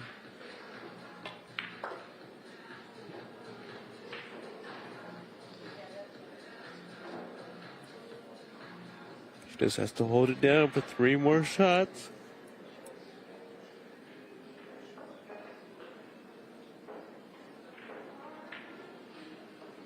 She would like to come out in between where she is now and the 7. Tim, she just rattled the 7 ball in the lower left. Kind of gave up on the stroke a little bit, decelerated. I thought that would have gone in, though. That stayed up kind of weird, right? Yeah, it was quite deep, actually, into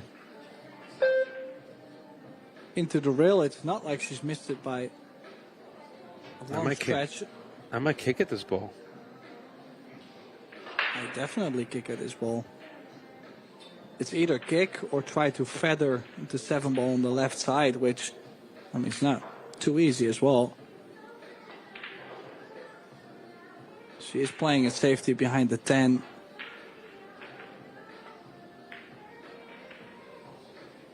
Uh-oh, 7 balls going to leak out to the side. Rublin with another shot.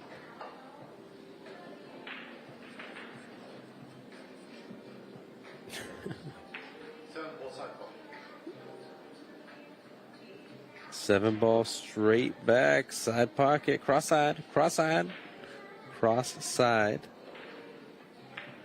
Was she going for the cut? No, she's going for the bank.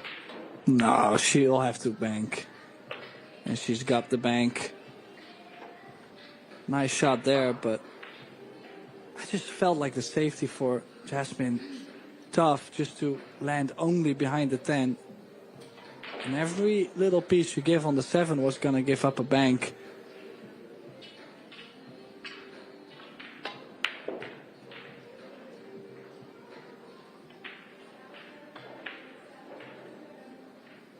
It's pretty good there. Chance to redeem herself to get to 1-1. More fans piling in as we go further and further in the tournament. And it is 1-1. Rublin with a nice out. Good bank shot. Rublin's player percentage went up to 721. And Jasmine's has gone down to 812, 832. Overall, pretty high level from both.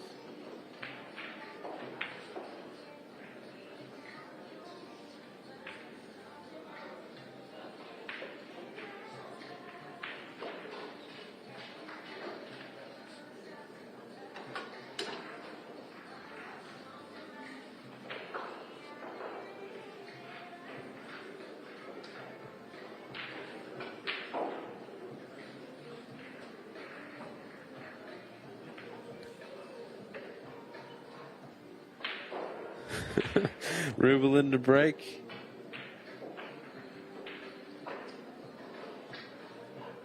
Close to this middle with their cue ball here. Gonna give him a good break there. Almost got kicked in the side. Wow. Okay. Try. Did she make one? She made one. Yeah, possibly the first time in this whole match to really not remember any successful breaks from her, but yet no future on this one ball. She's made a 4 in the center. Was gonna get shape until the cue ball got kicked, and now safety over the left side. Cue ball under the 2 and the 8. Let's see if she's going 3 rails, the long route. Might have left a window here. Elevated over the 10 though, never easy. Maybe a soft kick. One ball goes near the 9. Cue ball stays right there.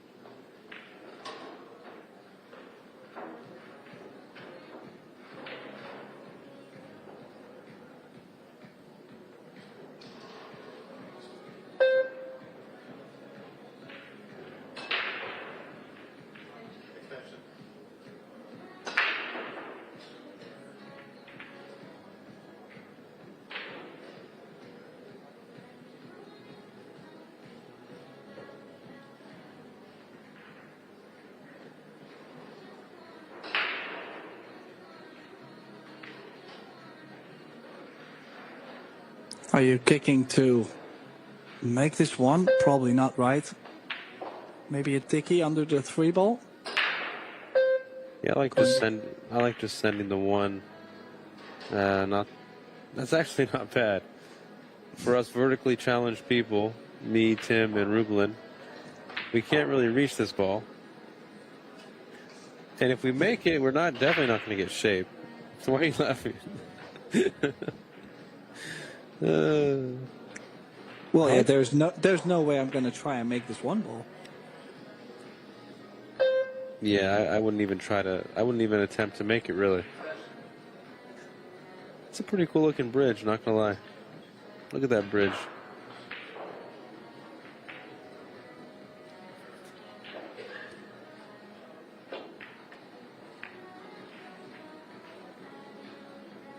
Oh no.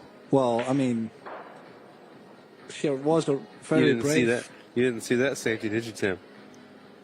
Well, I've seen it quite often, but every time I try it, it's not working out. Oh, okay.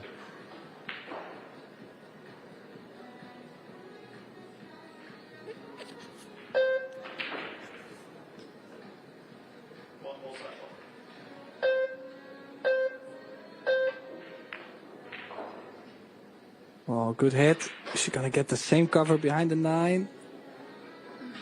No. And that means now Rubel, and maybe with a shot to run into the 8 ball.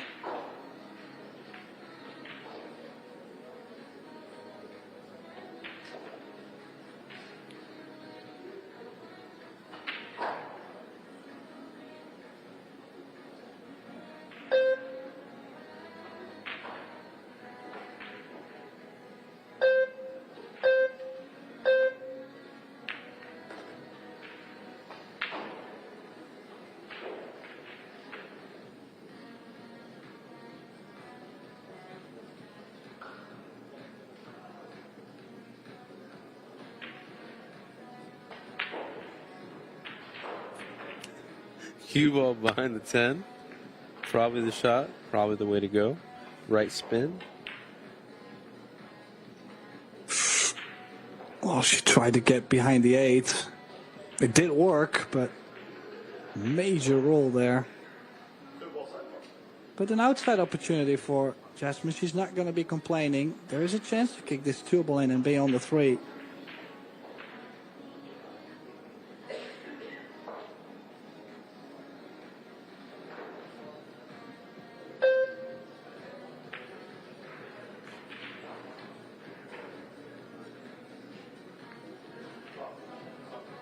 That was not a foul. Was not a foul. She hit the point and then hit the 2 ball and then and then hit the point. No, and then hit the rail. I'm sorry. Yeah, she hit the point, not 1 ball rail, 2 ball rail. That was good. Went a little longer than she expected.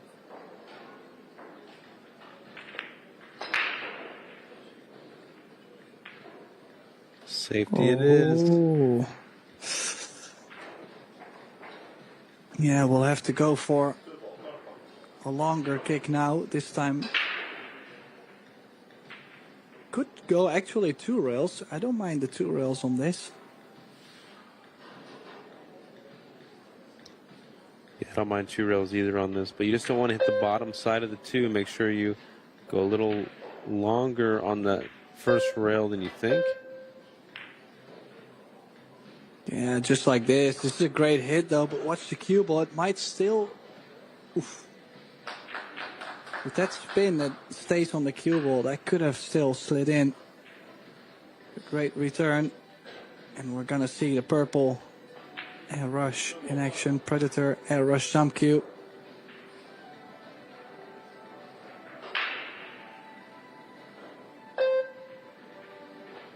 Is it purple also?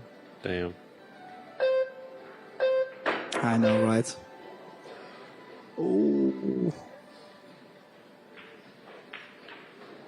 But the cue ball landing quite all right, actually.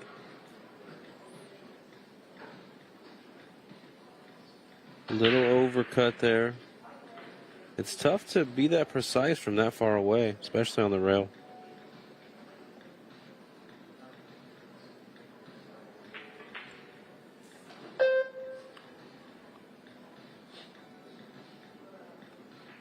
Take a look here. She's on the rail. 3 seconds to shoot. Overcut again. Dribbling with a very good chance to run out here. It kind of opened up all the bad parts.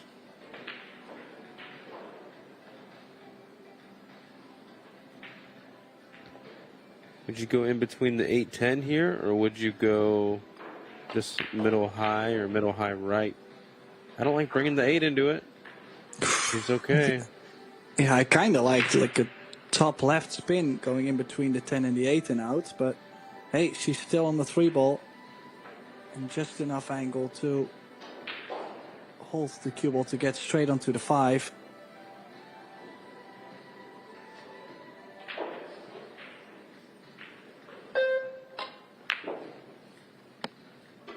Ooh, did play that actually very clean into the corner. And I think she's just still on the 5, but with more angle than she anticipated to have.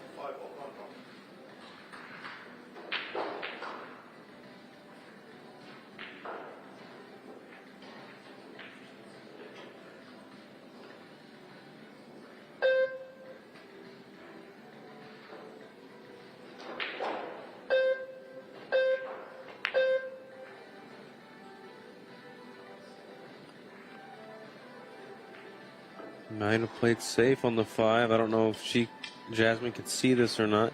She might be able to slightly swerve around this 8. Or she might be able to come off the right side of the 5 and go behind the 10. I don't want to leave this 5 ball close to the rail if I'm going to do that. Yeah, I think she's looking at the ball pot. So she can see enough of it to maybe spin this in. Good shot there by Jasmine. Wants to redeem herself.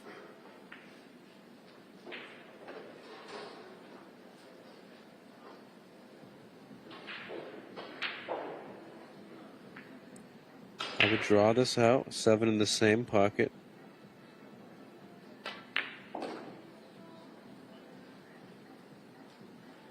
Pretty good. Got a little weird on this one. I might try to get the cue ball where it is now for the 8 in the bottom left.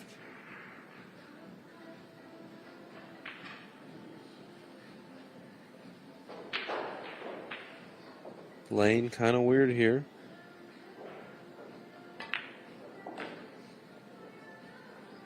Yeah, just like that. Keep it simple.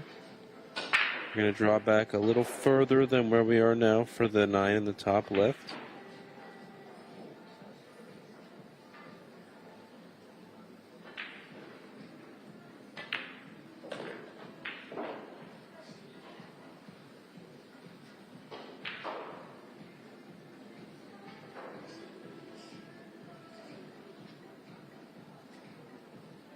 Should be a little bit of high left here, or she can use low right and put a better stroke on it.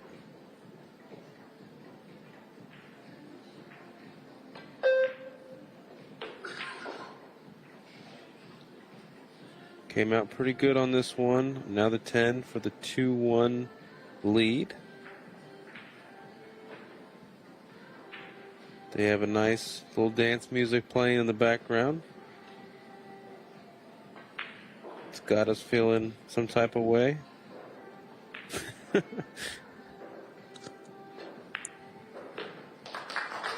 Just like that, 2-1, Tim. Jasmine's leading. Yeah, I have to say, I can feel the tension between both players, though, and not in a very aggressive way. I'm more saying, in a competitive way. You can feel like both players are now suddenly starting to feel like they're getting towards the end of the match. This is crunch time. This is where you would want to finish at your best game. But I feel like both players are starting to feel more pressure. And that we're going to see more mistakes or, well, funny shots will be coming. I just feel like there's more drama in the tank for this match. Hey, where you're from, Tim, when you put gas in your car, what do you call that? Gasoline? No, I'm saying like when you say, hey, I'm going to go put gas in my car, like what phrase do you use when you tell someone that? Ik ga benzine in mijn auto stoppen. Okay, but in English this time. I'm going to put gas gasoline in my car. Yeah. Okay, cool. All right, back to the match. Great. Jasmine Ding dong. Bing bong. You mean bing bong? Well, she's doing something on the break we haven't figured out yet, because she's making a lot of balls on the break. But look at this long, tough one ball. And there's a way. Cut this in, run the cue ball 2 rails around the 8, back to the center of the table. But I could imagine her to play a safety on this, because obviously there's so many things that could go wrong. You could miss the 1 ball. You could run into the 8 and not be on the 2. Maybe even possible scratch. So I'm not sure. Would you play the overcut safety on this? I might even try just to slow roll it, and if I miss, I miss. I feel like attacking here would be just as hard as trying to play safe here. She kept it simple. She kept it simple.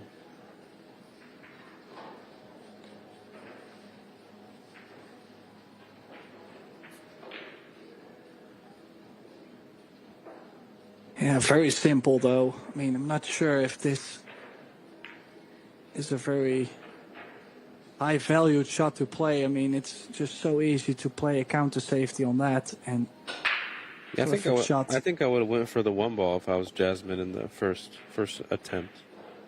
Yeah, or I don't mind the overcut. Bring the cue ball straight down and leave the cue ball next to the 5, for example. But the safety she just played, just don't think it was strong enough. I'm not sure what. Oh, I think she dropped her chalk. She looked a bit frustrated there, running out of time, dropping her chalk. But the jump cue's coming out, and she's called the 10. Is she actually trying to make the 10 because it's not a rack winner, or is she trying to bang the one ball around the 10 ball down table?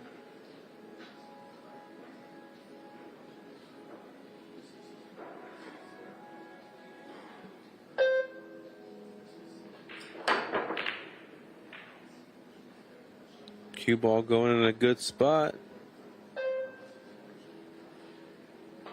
I think Riblin has a chance here to make this ball and get in between the 7-10 on that top rail up there. Put the 2 ball in the lower left.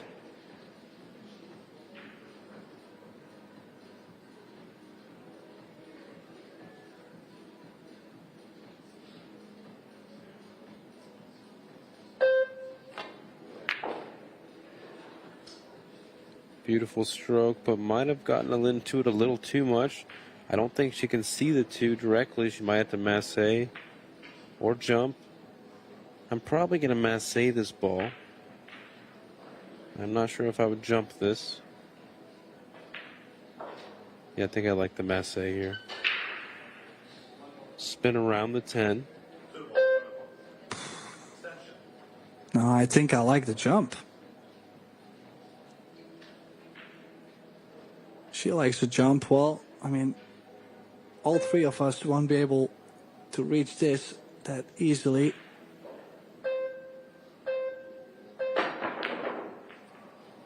Oh, on the 2 ball. Spit it out by the corner, and, well, second prize.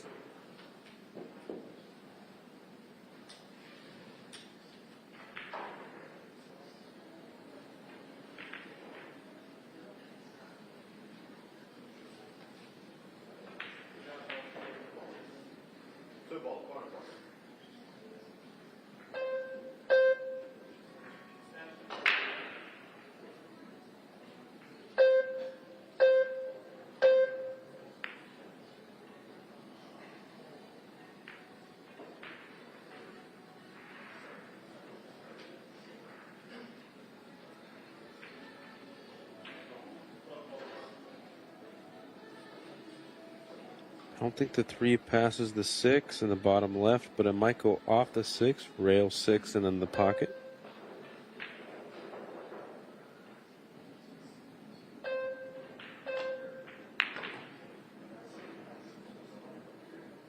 See where the cue ball ends up. It's getting close. Might be too close to her work here.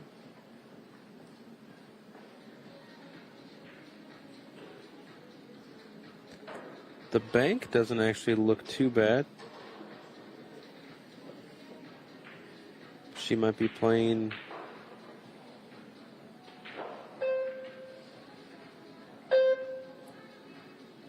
Cue ball under the 8. 3 ball, 2 rails up table. I think so. Good call, Tim. Perfect.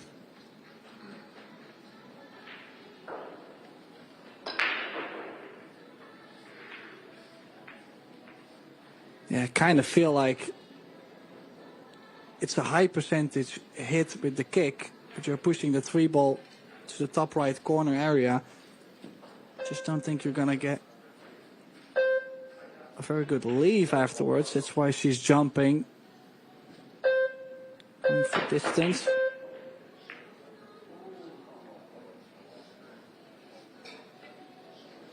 Did actually call the 7 ball in the top right, and with a couple nudges there, it really got close. You can see big smile on her face. That would have been crazy if she fluked the 7 ball in and be on the 3 ball. But she won't be smiling in the chair, realizing that she's given Rubelin this. This match is shaping up to go to a shootout, Chris. Yeah, I think so too. So dark, Tim. You're so dark about that. And she won't be smiling now.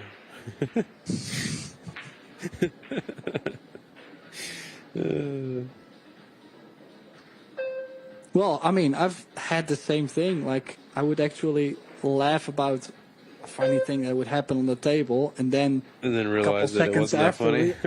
realize that actually it's bad news, you know? I do that all the time with life.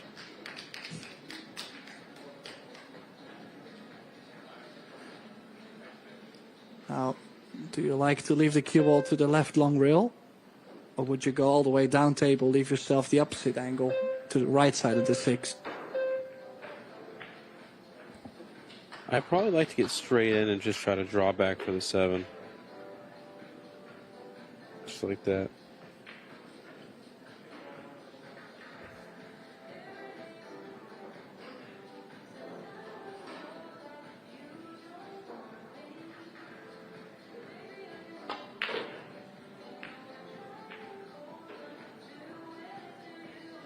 Uh-oh, Tim. We have some more excitement in this wreck.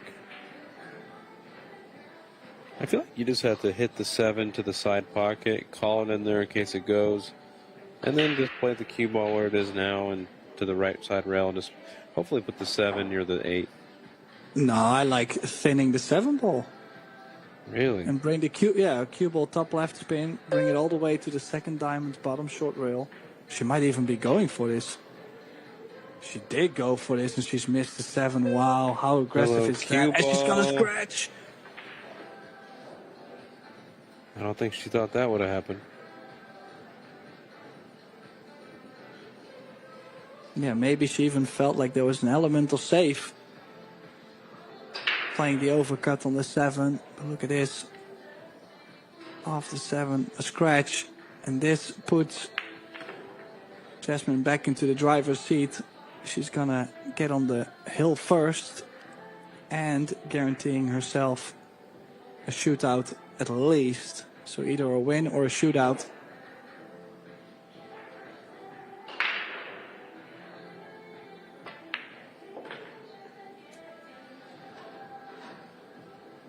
Three 1 Jasmine if she deposits this 10 in the side pocket.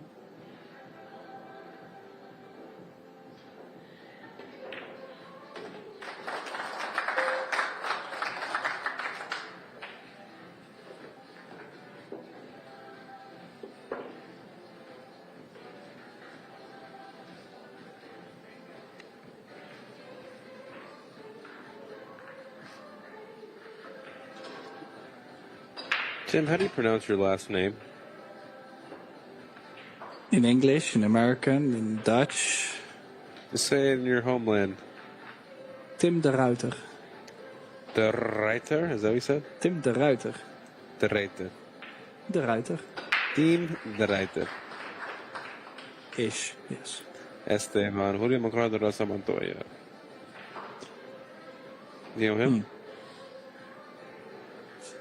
That's how you say my name in Spanish. It's just Chris Reinhold normally. Okay. Well, I won't be remembering that, just so you know. Okay, I'll try my best.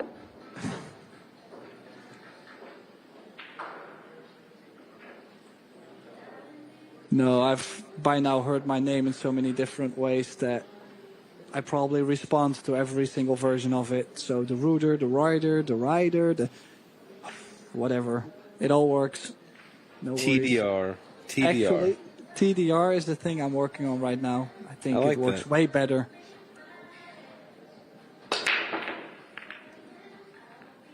Reiter de Tim. All right, here we go. Dry break. Seems like every time she either makes 3 balls in the break or no balls. There's no in between. And look at this. Balls pocketed 99 against 55 and break stats 55 against 17. Yeah. I said 55. It was 59. My apologies, but well, now it's 60. Still, big difference in this match, and yet the score being so close to each other.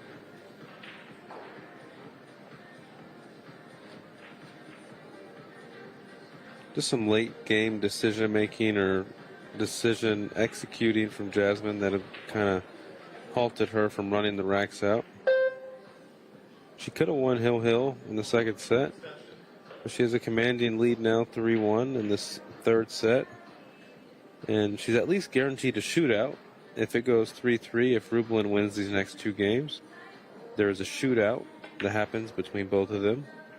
So Jasmine can't technically lose this set without going to a shootout because she's already at 3 on the hill. So that has to mean at least something there. Might give Jasmine a little more confidence for playing the rest of the set.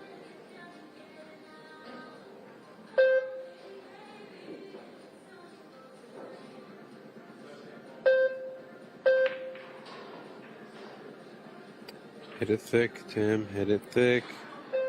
Jasmine with the chance to close this out here. Has to pass the 10 with the cue ball after making the 3.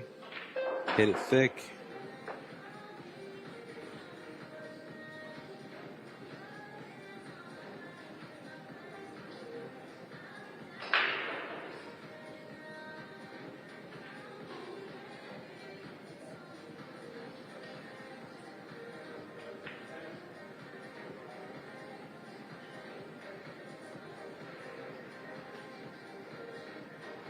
She might be staying up in between the 10 and the 9 here.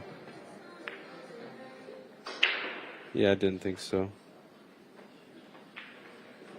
Okay, 5 to the 6. Very important. I wouldn't even mind shooting the 7 in the top left. Kind of just going to take what the table gives me at that point. Yeah, it really depends on what kind of angle you have on the 6 ball, right? I mean, I don't mind playing to the bottom side of the 7, but if you can go 2 rails to the top side, I prefer that a little more. Oh, she's played for the 5 into the center to get to the 6. This is just barely okay, though. She might have to leave herself quite some cut onto the 6 ball, Chris. I thought she was going to play the 5 in the top right.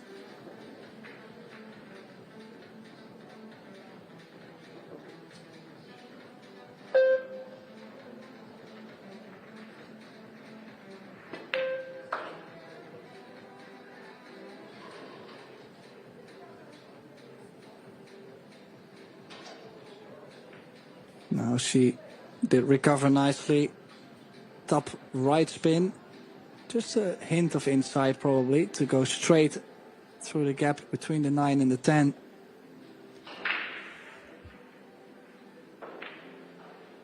Falling straight onto the 7 could be a problem. Would like to leave just a small angle on the 7 and 8 to get straight on the 9 with the 10 laying ready to be played in the center. Same on this. Straight wouldn't be ideal onto the 8 ball.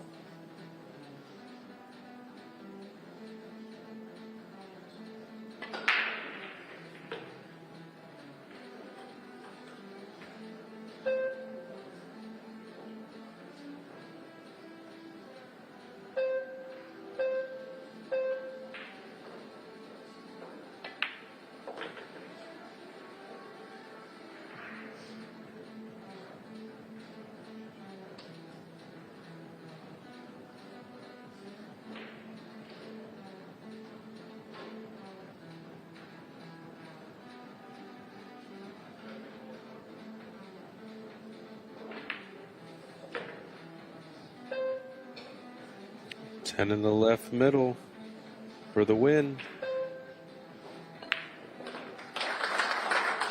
Yeah, that means it's Yasmin Ushan beating Rubilen Ahmed to the 1 in sets and advances through to the quarterfinals of the Seyberts Women's Open. Thanks everybody for tuning in once again at Pro Billiard TV. This was Chris Reinhold and myself, Tim de Ruiter. We do have the next round coming up very shortly. In approximately 10 minutes, we will be back with more action from the World 8-Ball Championship last 16 between Wukong Lin and Skylar Woodward. So make sure to tune in very shortly. We will be back. See you soon.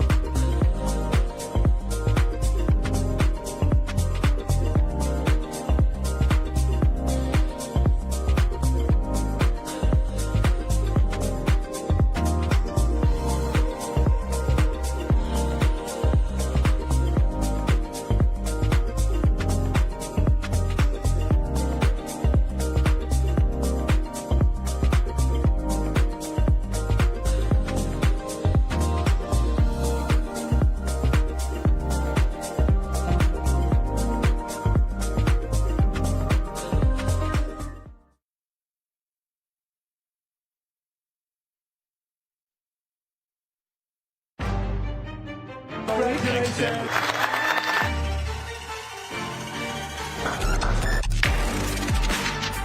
Wow. To become World 8-Ball Champion.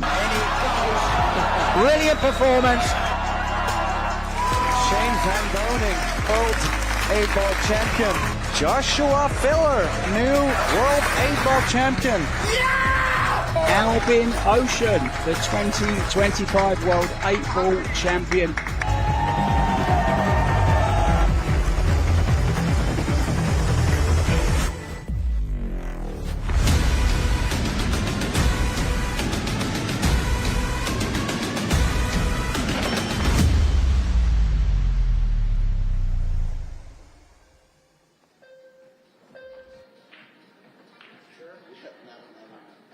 And welcome back, everybody, to St. Louis, Missouri. This is another great production from the Pro Billiards series as we are touching down onto the final days of the Yalin WPA Men's World 8-Ball Championship. And what a match we have coming up in the last 16 as we have Wukun Lin from Chinese Taipei taking on from the USA, Skylar Woodward, multiple player for Team USA. Now, of course, as I mentioned, it's 8-ball. It's a race to 10. And the winner of this match goes through to the quarterfinal, closing in on a first prize of $90,000. And the commentary box for this match is Chris Reinhold and myself, Tim de Ruiter. Welcome, Chris. $90,000, Tim. That's a lot of money. Yeah, that is a true statement. Of course, they already are into the money, so I would say every round they win from this point is going to get them a little extra spending money. They are now guaranteed $5,250, but to win this match, it would actually double it, so a bit over $10,000. So a lot at stake at this match, and Skylar just scraping through against his countryman Justin Bergman yesterday. That was quite the battle, quite the struggle, so we'll have to play better to beat this Wukun Lin. First break for the Blue Grass Badass. Made 2 balls. One of them was the cue ball, sadly, so Wukun Lin will have a good opportunity to attack here in the first game.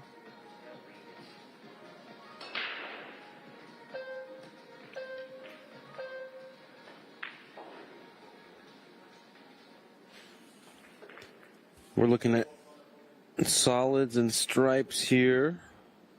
Playing 8-ball. It is open after the break, winter break. And we are racing to 10 in this set. Eric Roberts watching in the crowd. You notice anyone else from the crowd, Tim? Well, not yet. Well, of course, our announcer, Derek. That's him, right? Yeah, it looks like it. Currently on his phone in the background. That's not the best publicity for him. So let's talk about Paul. What does he have on this? I'll be honest, I'm not sure if that's him or not. Do you know when they accidentally, in the interview with Dana White, they accidentally called him Joe Rogan? Just because they're both bald. Ouch. Well, it's gonna go for the stripes. We'll have to leave the kitchen. The kitchen, of course, the top box on the table.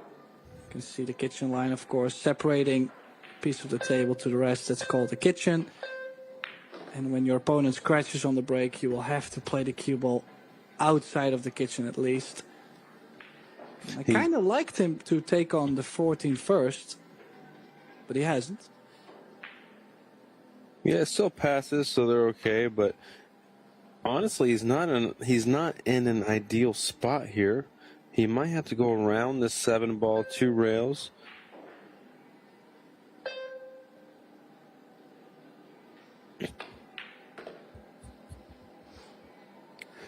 Don't want to hit the 4. Not very ideal here. He has the 10 though. In the top left. See how his cue ball is. Amazing player. He might use that 15 or that one to the left of the 6 here under the 6. He might deposit that in the low right on the key ball to get to the 8.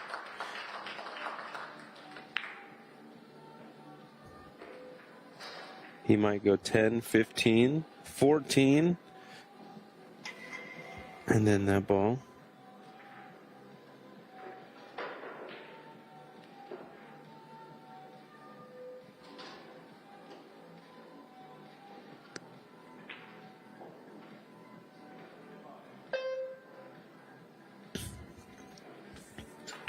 He might do it now. Very smart there, Tim. Instead of waiting, make sure that he got there now. And he's going to have to come up one rail in between the 8-2 towards that last stripe.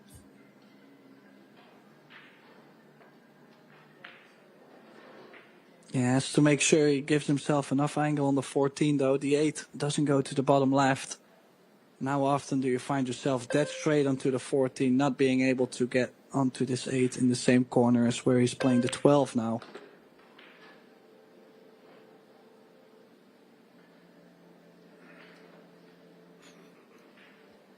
Yeah, definitely a little tough here, especially. I might even follow this 1-2 rails, play the 8 in the lower right, but he might just draw this for the 8 in the middle left. Yeah, I'm not a big fan of stunning this off the rail, though. It looks quite straight. Looks like he's going all in. No, he played your follow. I didn't mind the follow at all. Look at how nicely he's cued that. That's going to send Skylar a signal. I wouldn't mind any shot if I hit the ball that fluid. That was beautiful.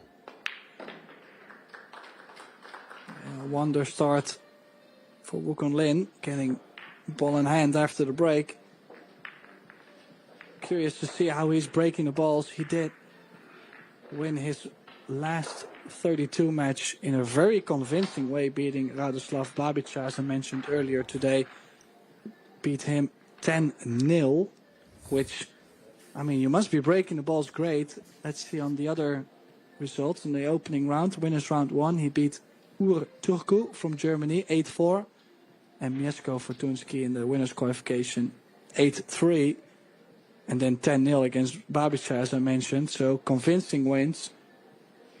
Might have found something on the break. Now Skylar Woodward beating Jean-Marc Malayan 8-2 and Oliver Zolnocki 8-6. Then beat Carlo Biado 8-4. In the last 32, quite a struggle against Justin Bergman, as I just mentioned. So both pretty convincing scores. Skylar maybe a little less than Wukong Lin. What's he breaking for? Is he going second ball break? I've seen a lot of second ball breaks this week.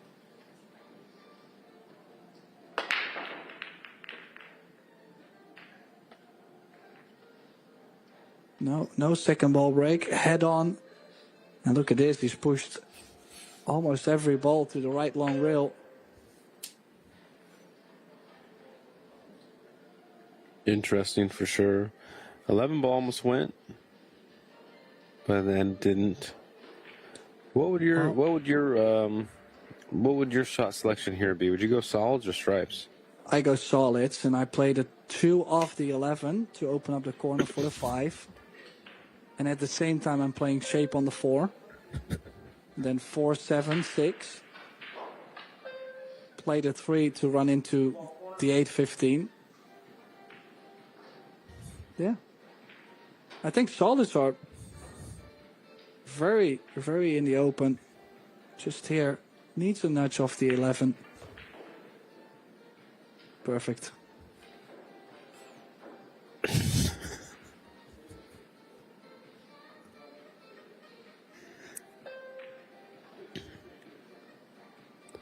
Has a thin slice on the 5 this time.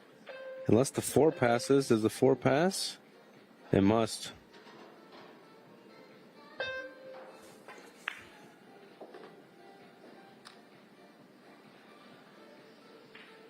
Yeah, now I did like 7, 6, 3, run into the 8, 15, and beyond the 1. The only thing, though, is after the 1, you still have to go and pick up the 5.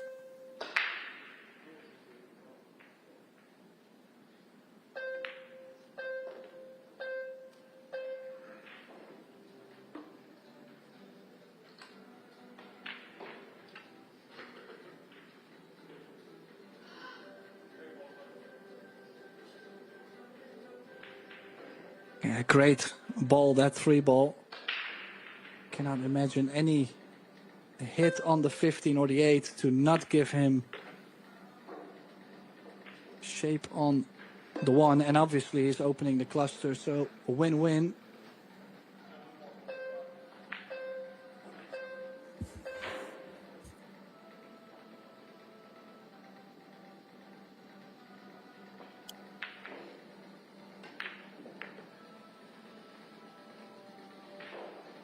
Yeah, good shot there. Always had a backup ball, just like in straight pool. You want to make sure you have another shot in case you get stuck. Well, crucial is, yeah, the 8. If it didn't go by the 14, that could have been a big, big difference. But as you can see, the 8 does go by. Still opting to play the 5 first. 1 ball maybe too big of a cut. And he's played this absolutely perfect. Looks like Skylar had a nice regroup after scratching in the first game. Looking to tie it at 1 and make this a race to 9 from here. Race to 10 in the end, but it's 1-1. He's putting low left on this.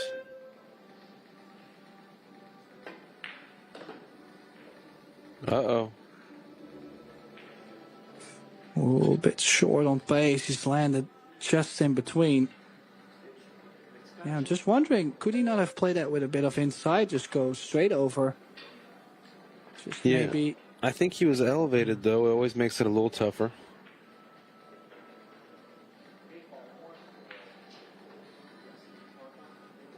Yeah, now this, to open his account in this last 16 match, a bit more of a tester onto the 8, very missable. I think if he plays top spin, he's still going to run into the 14, so just let the cue ball go, focus on making the ball.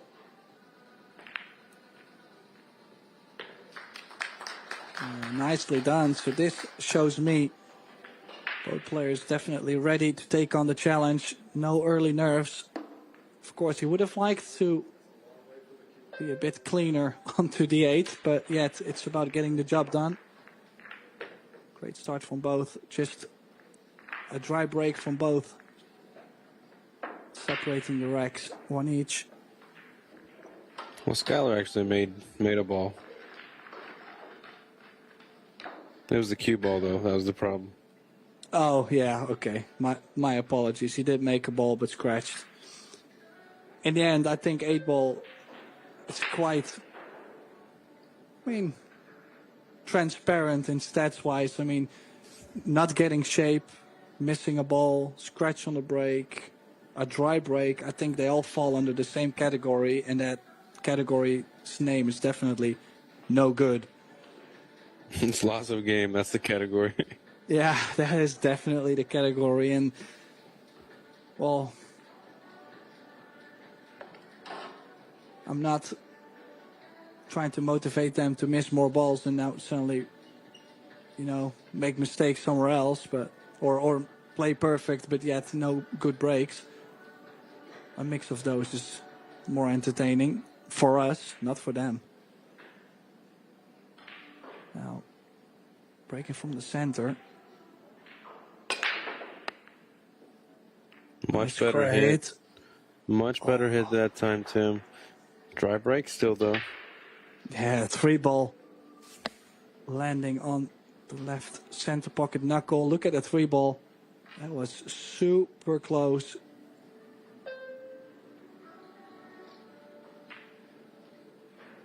Yeah. Close doesn't count. Like in most sports, it doesn't count. And now, Wukong Lin at the table. Wukong Lin, who I always find quite impressive, has won the Las Vegas Open, for example. But just in general, his cue ball control, very natural, has a pretty soft touch. Doesn't really lose the cue ball often. Also plays Taiwanese carom really well. Game with 3 balls, you have to touch 2 yellows and then a yellow and a red and then all 3. I think he's got the world record actually. Very interesting game, and that's where he's learned a lot.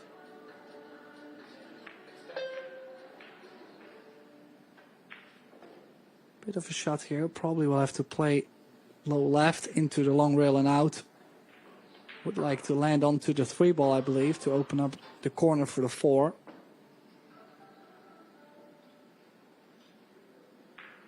Of course, always has the 6 ball to get to the 7. So even if he doesn't land on the 3 ball, he can still take a different route.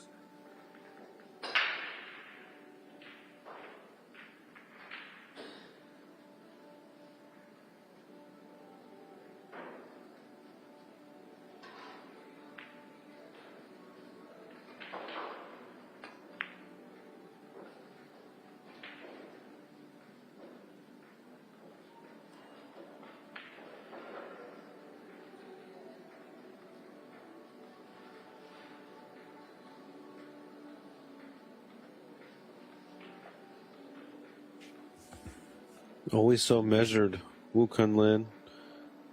Always starts at the bottom of the cue ball and then does whatever he wants with the English. So fluid. So smooth. So clean.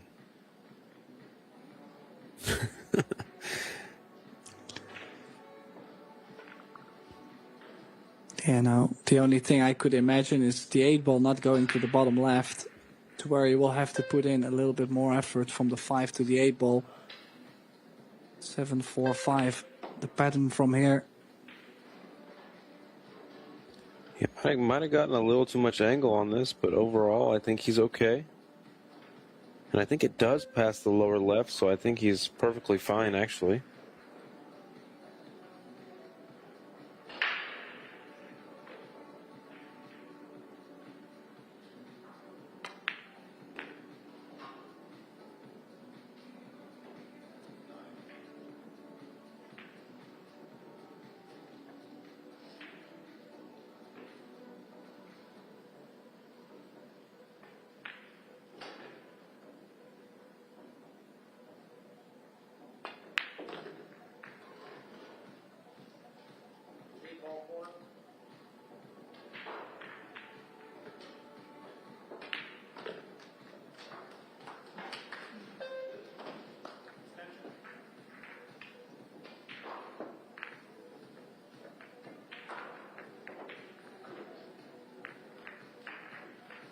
I'm curious to see if Wukong Lin changes the break up a little bit. He broke dry last time, and then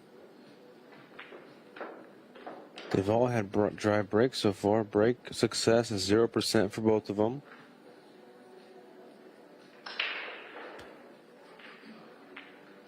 Shooting at least 938 for both players. Pretty...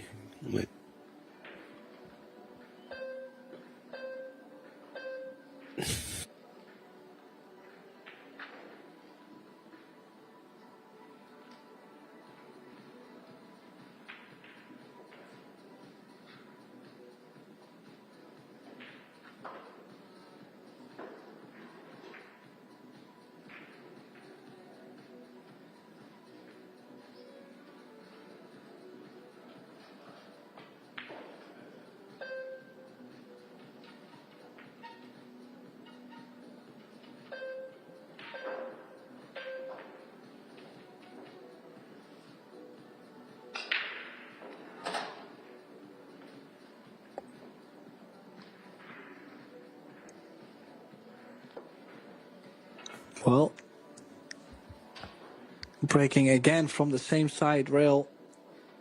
See, going for the same kind of break. Was cutting the break to the first ball towards the center, but I just haven't seen a lot of good results on this table doing that break. The second ball break has been working quite a bit, medium pace. Absolutely crushing him from the side. And again, a dry one.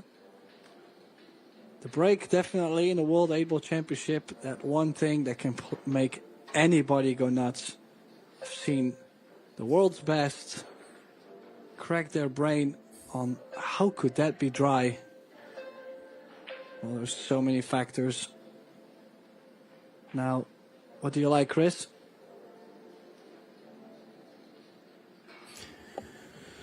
I feel like stripes probably the way to go.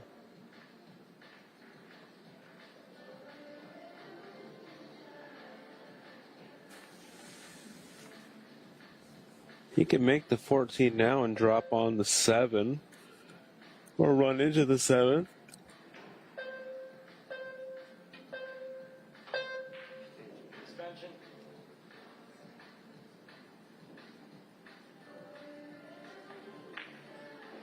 Yeah, I think they're equally as tough. Stripes and solids. Although, I mean, I kind of like going 9, 14, 12 and then drop to the bottom. Just not sure about the solids, honestly, but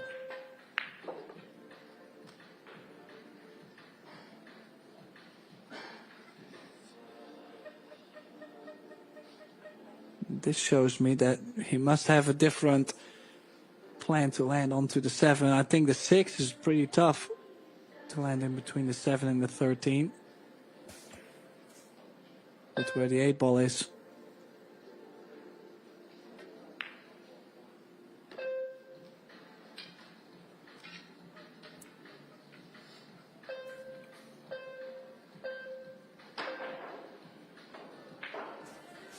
Yeah, I think I would have went with stripes here, but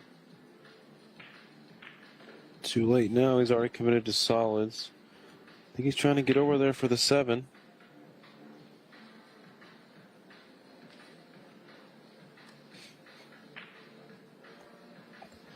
Well, this tells me the 6-ball is more available than I probably thought. But what's the plan with the 4? Does the 4? Oh, I'm not a huge fan of the 4-ball.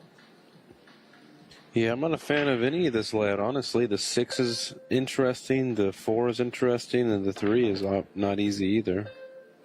I think he was going to go for the 6 in the side, but now he's got to go for the 3. There's a lot of weird things here. I didn't even think he could see the 4 from this side. I guess he can. Follow up for the 4 now. Well, I don't actually think he can land on the 4. I feel like he has to go topspin at least into the 12-4, make something happen.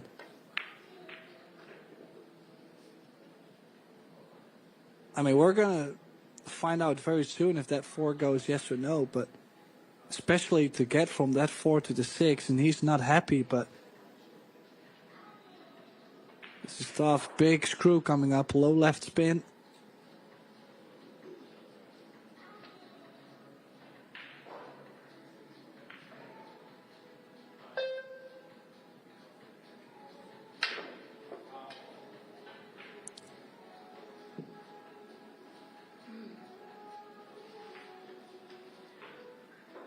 Yeah, complete mishit. Miscue. Could have miscued and at least touched the 4, you know, but as you can see, 12 ball hit first. Actually opening up the 12 now at the same time. Wu can just focus on maybe if the 8 doesn't go by the 6, but I think it does. In this case, he doesn't even have to nudge anything.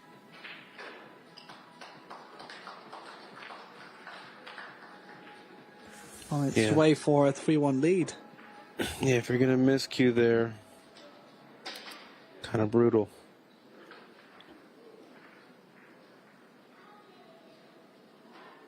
"3-1 is a lot different than 2-2, Tim, as you know.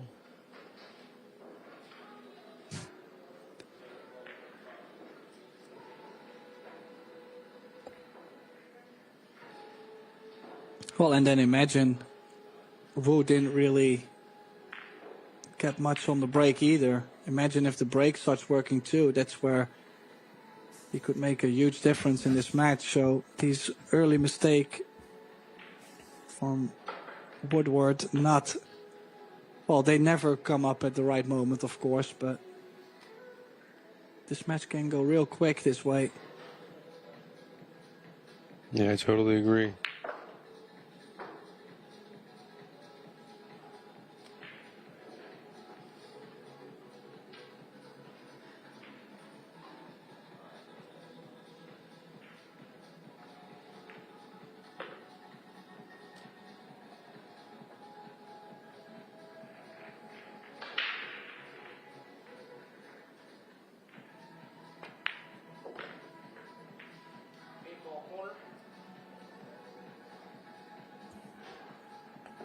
And just like that, Tim, it's 3-1 in favor of Wu Kunlin.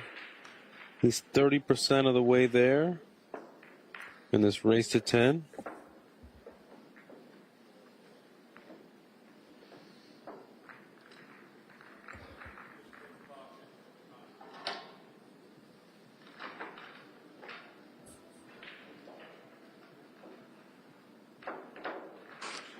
Yeah, break success low. No missed shots, but 2 fouls from Woodward, making a difference early on.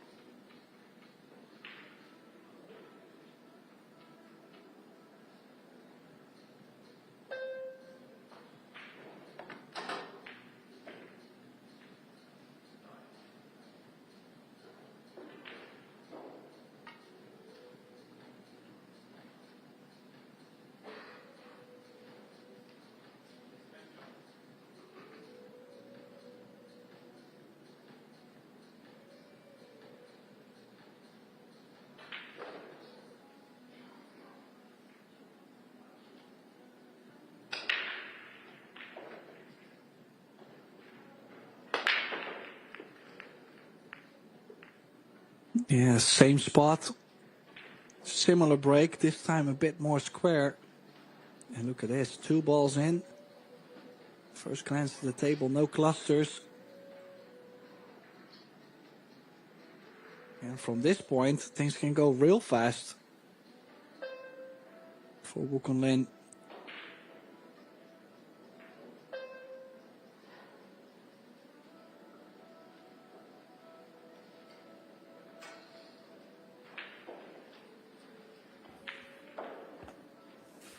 Yeah, nothing but options here.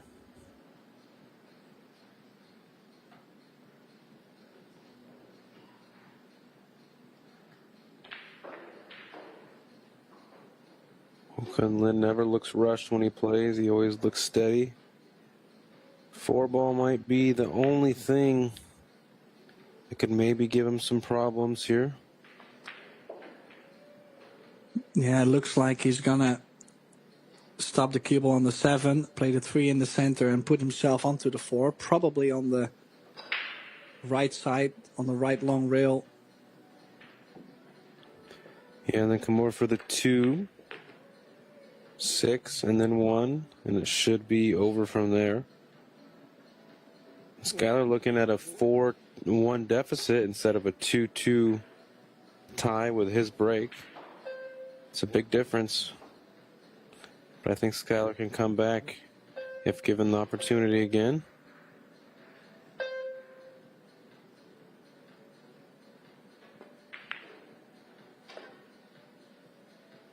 Good shot there by Wu.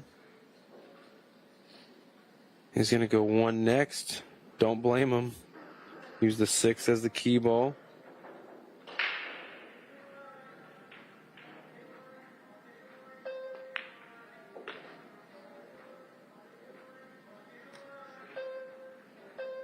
Just like that, he looks like he's en route to get to 4. Almost halfway there now. Yeah, of course it is winner's break, and we have seen a lot of momentum changes in this tournament. I mean, a lot of matches where players were up 4, 5 games and actually being square at 6 each. Then a player going up 9-6 and still going hill. We've seen quite a lot of that. So, yes, things are not looking great for Woodward. No, this match is not going to be over soon. I feel like there's a lot more in the tank for Woodward in this match.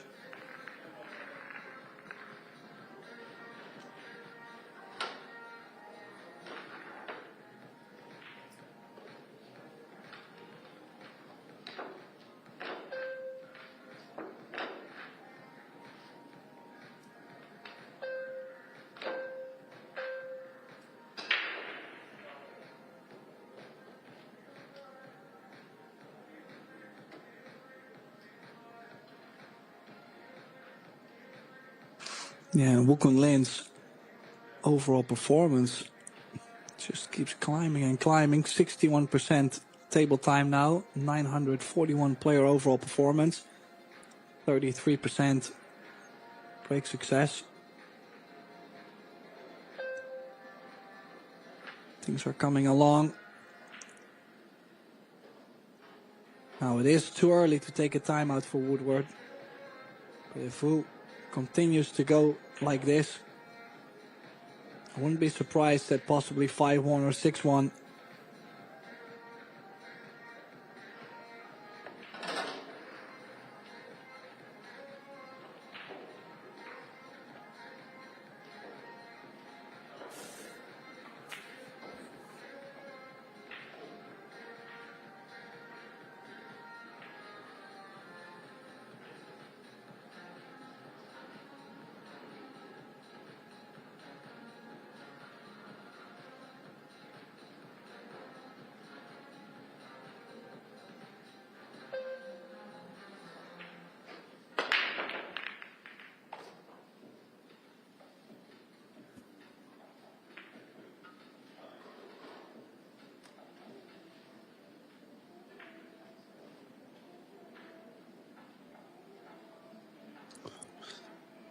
Yeah, ball in. Nice square hit once again. Now, this a bit more difficult than the previous ones.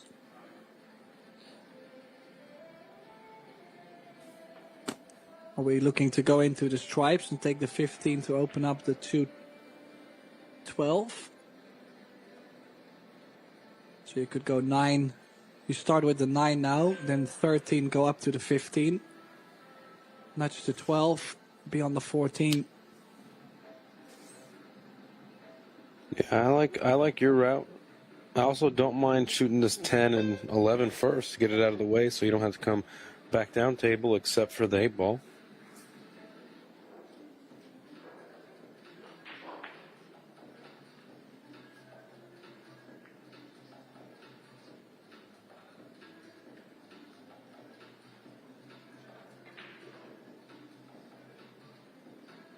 Well, I kind of feel like the 10 would always be on to get to the 11 ball and then the 8, so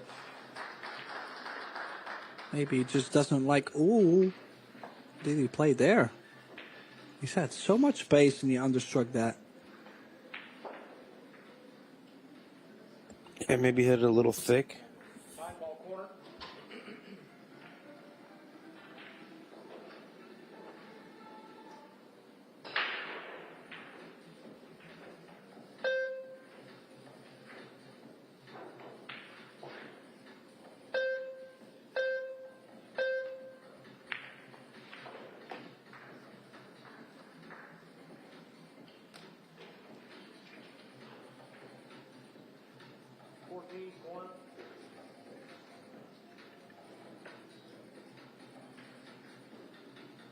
Still calling this 14. I didn't think it would go.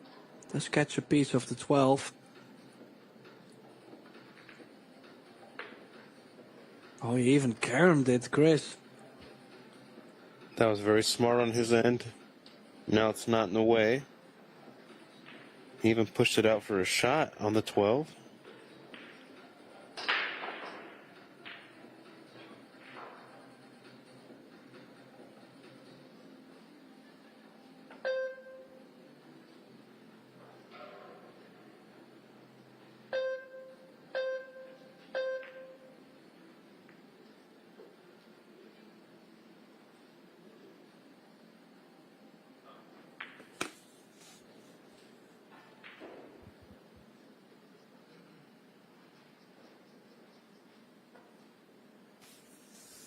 Okay, he's got to come all the way down for the 11 on the bottom rail.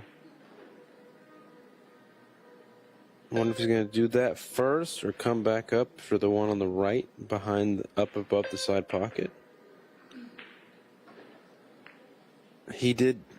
Oh, man. Kind of got in between here, Tim.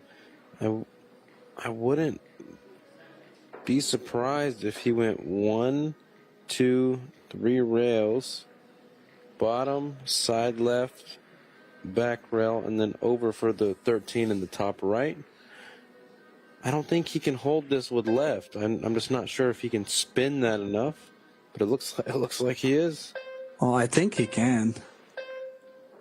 Because you can... Oh, he's played for just next to the one. Wow. That was a real small ball. I think he could have spun it even more, but...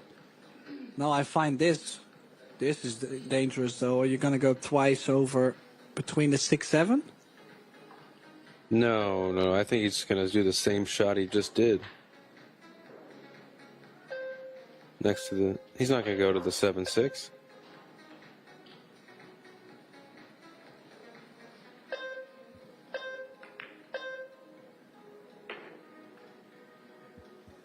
Yeah, I did like this line all the way up to the 6. He's come either too far or too short. It's time to make a big cut. It's a pretty thin cut here. And left-handed.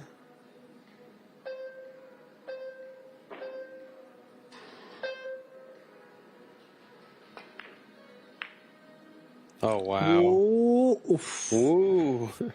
Yeah, but still, I mean... Not a bad shot. The 8 ball at least is blocking the 6 and the... I believe it was the 3 ball.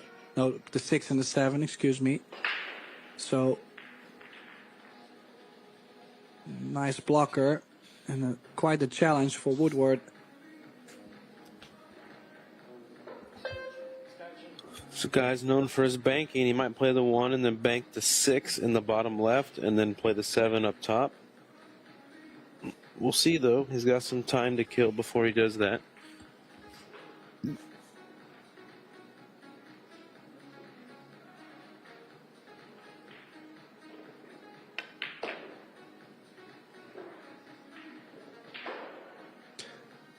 Wow. Well, that nudge helps him as well, but... Kind of got to give him credit to try and get there as soon as possible. Yes. And also taking his chances right now to take that 6 away, maybe even following the 7 off the rail, right? Yeah, this is a carom shot, kind of. Just make sure you focus on the 6 mainly. Yeah, tough shot here. Ukanle will be 50% of the way there, halfway there. Kind of a rough day for Sky so far, but hopefully he can come back and take a break and regroup. I'm going to take a break also. We'll see you in a few minutes when Skylar returns.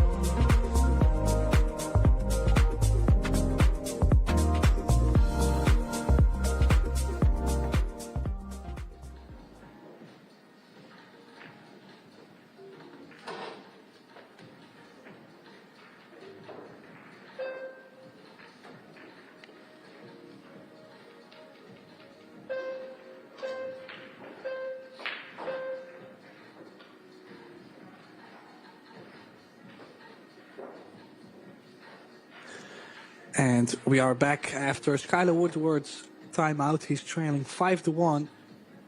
Needs quite the comeback now already early on in this match. It's a race to 10 between Wukun Lin and Woodward. In the commentary box, Chris Reinhold and myself, Tim de Ruiter. He's made another ball on the break, Chris. What does he have? I do like stripes here.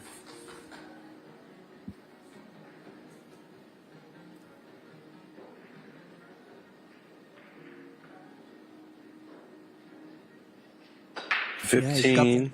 he's got the 12 to actually get onto the 13. 15 is blocking the 2, so, you know, that's the reason why he's probably going the stripes. So 14-9. Would you leave the 9 on for just later on? Maybe go off the 14 straight over to the 12? Yeah, I leave the 9 there. I just go straight for the 15 next. And then you could play the 12 and 10 in the same pocket as the 15.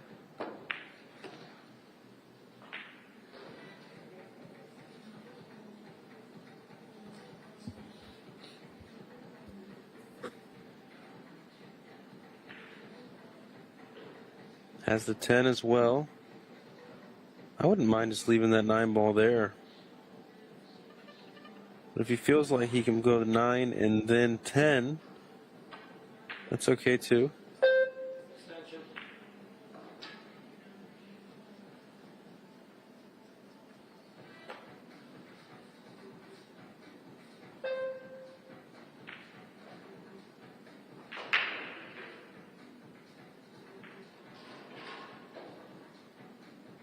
Well, he's still going to 10. It's going to play on to the 13 or the 15. Oh, that was Help. sweet.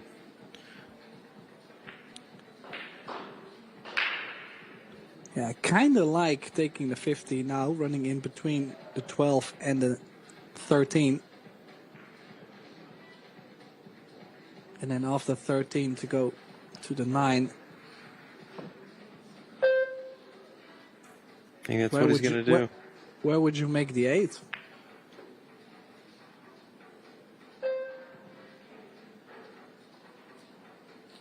I wouldn't have even minded shooting that ball on the side and then kind of knocking the 8 out further. But now he doesn't really have a choice. He doesn't really have that option. So I'd probably go the one he's going to the side, then the 9. 8 in the bottom right seems to work.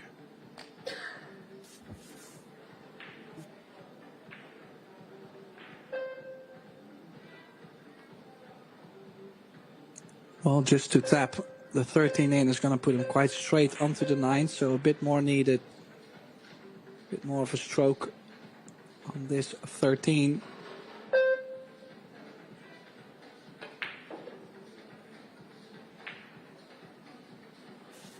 I like how much angle he got on this. You didn't want to be straight on it. You could technically go 1, 2, 3 in between the 3, 7 with high lefts. Or you could just draw it out. It's basically preference.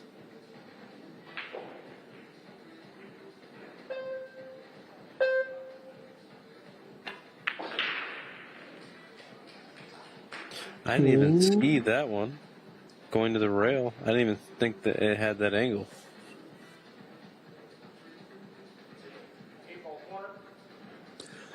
Well, I'm surprised he played it just to stay off the rail. With double pace, could have gone nicely to the center of the table. A bit more of a tester now for 6-1, Wukun Lin.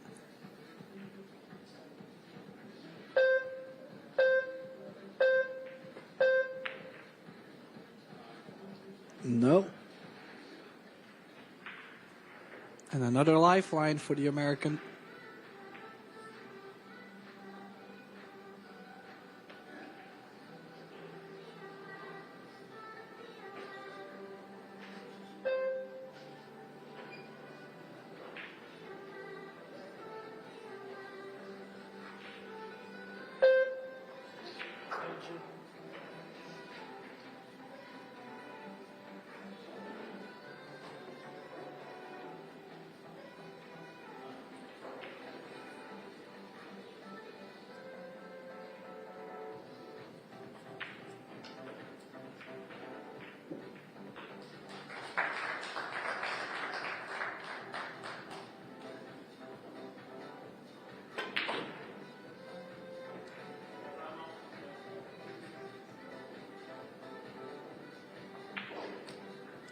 Well, we're going to see a safety, I believe. It's landed on nothing.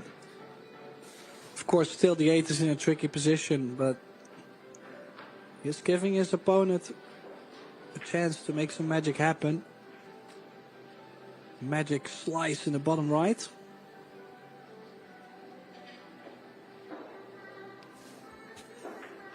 Actually, would you think if he kicks over the short rail, he goes into the right side of the 8? Could he go the 8 off the 2? Yeah, maybe. He's going off. He's going for the side, though.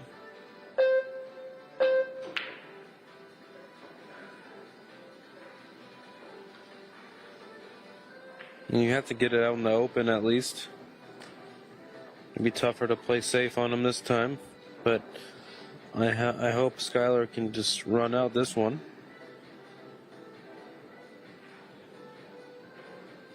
Shouldn't have a need for another safety here if he plays the cue ball correctly.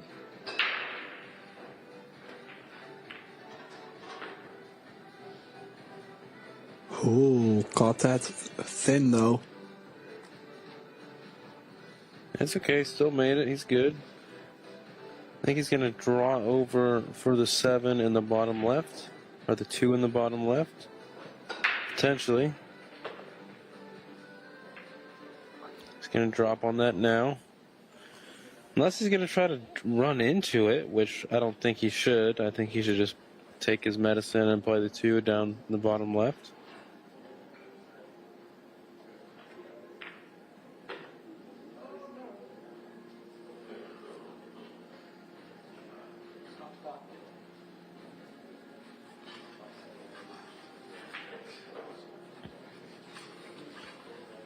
They're stopping the clock for some reason.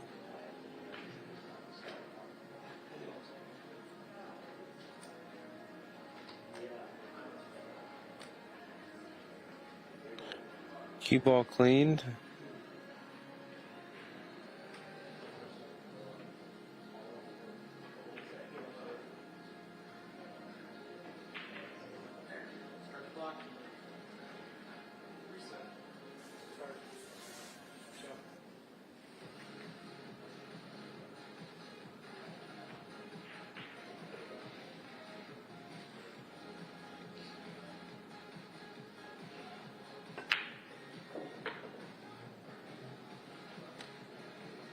Would you have stunned that, or you just follow down a little more? I feel like reaching for this is a little tough.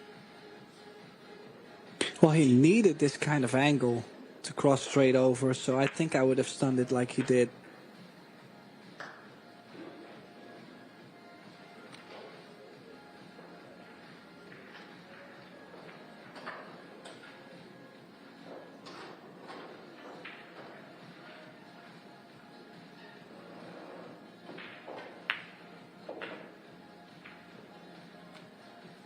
Just like that, he puts another game on the board once this 8 ball goes down. And he's going to be within 3 now instead of 4. Applause from the crowd.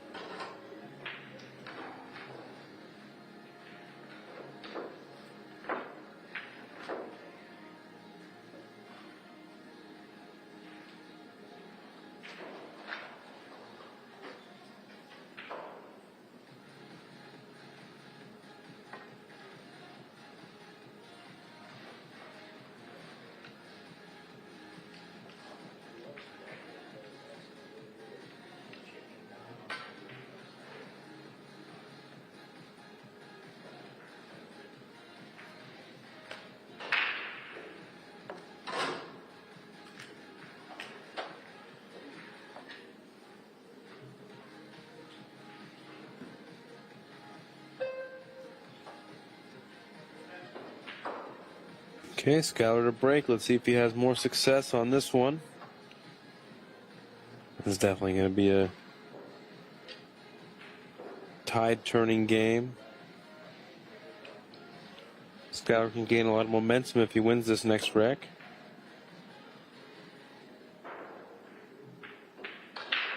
There he is from the side this time, loading up either a head ball or second ball break.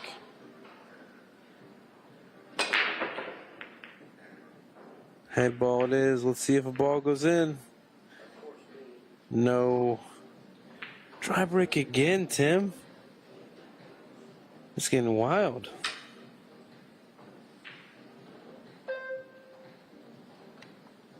Yeah, I gotta say, this time I feel like he has not given up such an easy pattern as he has before. So who knows, he might get back to the table still, but I mean, it just kind of just doesn't push you into this match either. Like, obviously he doesn't want to rely on his opponent's mistakes. He wouldn't want to go out there, maybe put a 2 or a 3 pack in, gain confidence, put pressure on your opponent, and not hoping you leave a difficult run out. And I mean, Wukong Lin does have, let's say, 2 stripes to develop the 11, but yet nothing obvious. As you can see here in the break stats, 60% for Wukong Lin, which is very solid, and 0 for Skyler. Of course, he's broken twice, so you see, he's taking a risk to rearrange the furniture. I think he might be able to play a safety onto the 13. No? Yeah, He's playing the 10 off the 13. I didn't know if that was I like that for sure. And hit it with some speed so you don't want him to stay tied up. He might run into the 5 and then the and then the rail, and then also down towards the 7-4 with the 11. So you got to be careful with the speed. See how I might block it.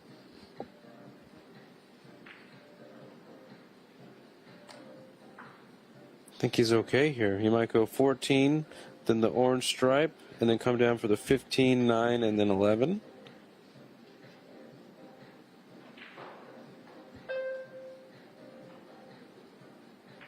Well, I do see some trouble in that 9 ball, though, lying so close to the 3 ball.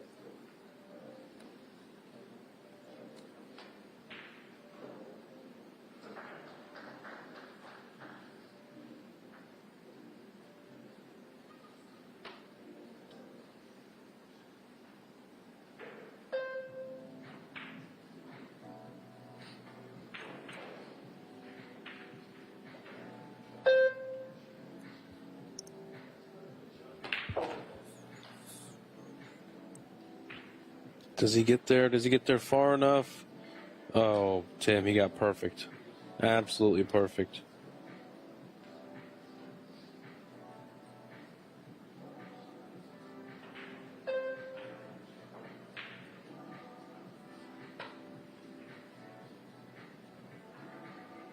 Yeah, even if he leaves himself a little angle onto the 9, I think he could give the 11 a nudge too. So that's just in case he doesn't get straight enough.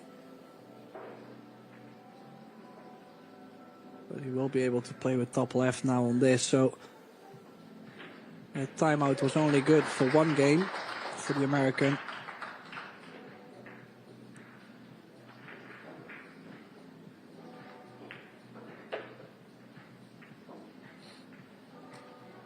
Well, a bit more. Might have to play a little nudge onto the 1 to stop the cue ball.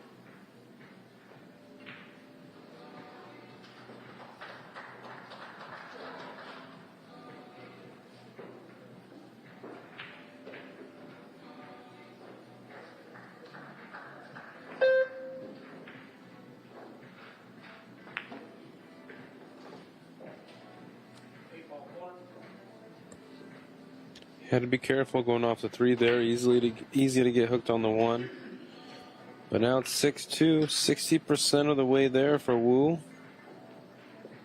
And he's playing really solid, and he's also getting some opportunities after the break, which is the big factor here. Hopefully Skylar can settle in and make this a match. 0% break success still from Skylar. That kind of says it all right there.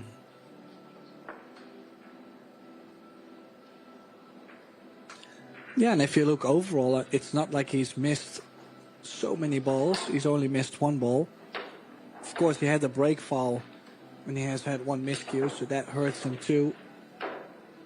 But in general, not being able to make a run at least because of the break, I feel like it kind of hurts his rhythm. I mean, we both know he plays with quite some rhythm around the table. Definitely not a slow player.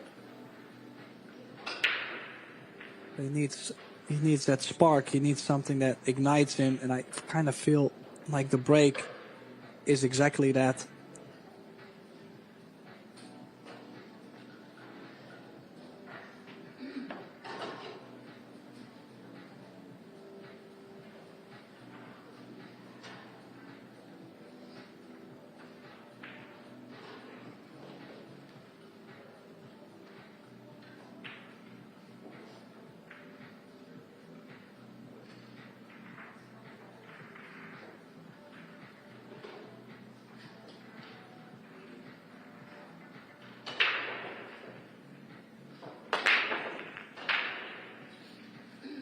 Yeah, it does really cut it. And again, he's making many balls on the break, but especially in that top corner. That's one that seems to happen quite often. It's actually the ball that usually tracks towards the side pocket, which is going short into the top right. Now, big cluster around the 8. And he's looking at demolishing it like an expert. Is he looking to go there right now? Take the 14, get straight onto the 11. 11, 9, 10. Or 11, 9, play a nudge onto the 10, open it up, and get to the top side of the table. It's a possibility.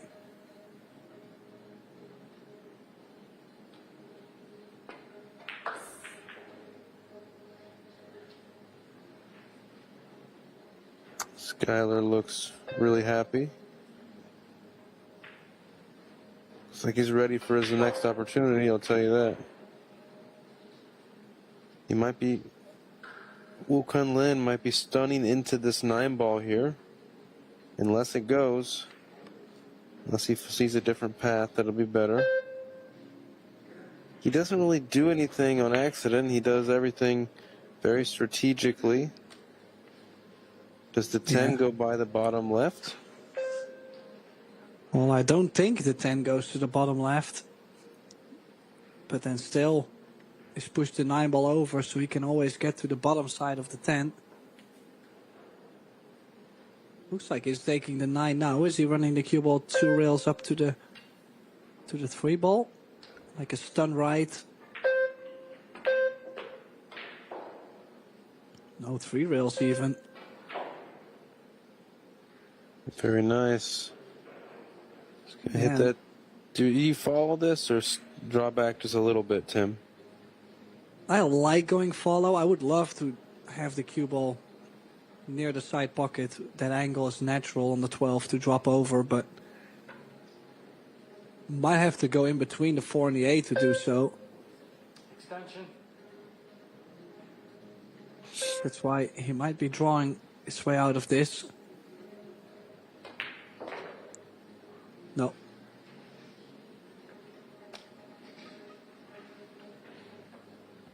He just gets through the ball so well, Tim. It's fun to watch. Well, also with how he plays the game, like every time he uses the rails, he knows exactly what the rail is going to do. Is it going to slide? Is it going to come short? These kind of qualities, you know, that makes him so solid, you know. In most of the WPA events or Predator events, Pro Billiard Series events, he's done so well. He's had so many deep runs. He's won events as well. And he's just adjusting to the table very easily with how he comes into line all the time, with how he judges the rails, for example.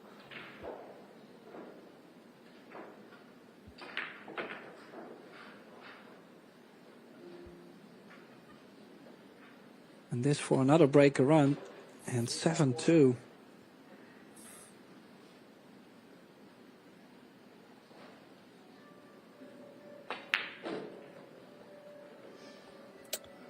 Seven-two lead. Very comfortable lead, especially when your opponent isn't making balls in the break. I wonder if Skylar will go back to that middle break, just so he can have a chance to, if he makes a ball, have a more of an open table.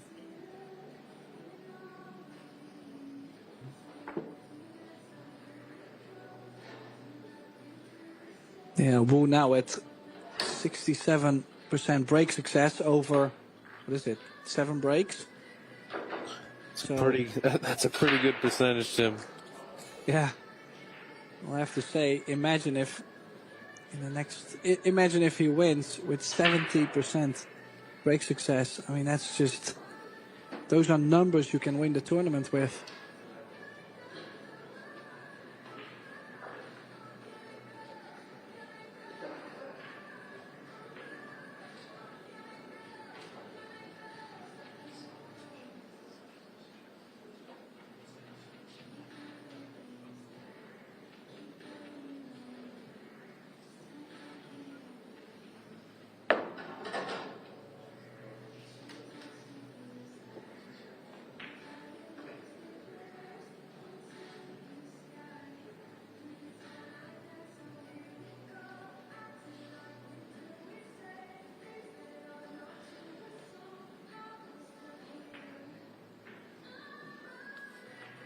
Let's see where he gets on this one.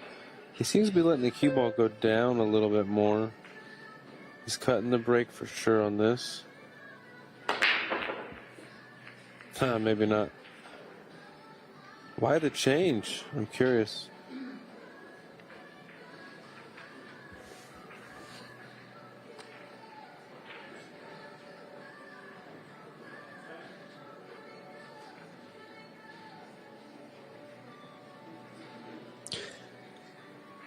Well, this is just what the bluegrass badass needed. Needs to make a run for it. Needs not just this rack, but actually 1 or 2 breaker runs wouldn't hurt either for him. But I'm sure at this point he's just focusing on this one rack only. I kind of like 7-1, 2-6, get to the 3 ball, and 4-5-8.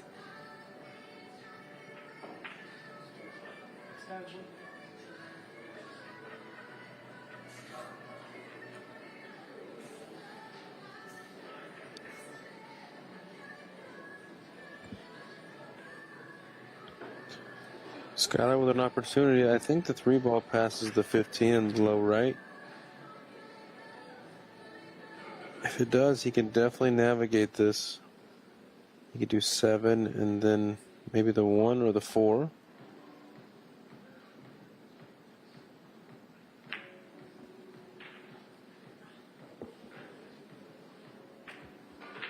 One it is. 1, 2. 6-3 is probably what I would do. What about you, Tim?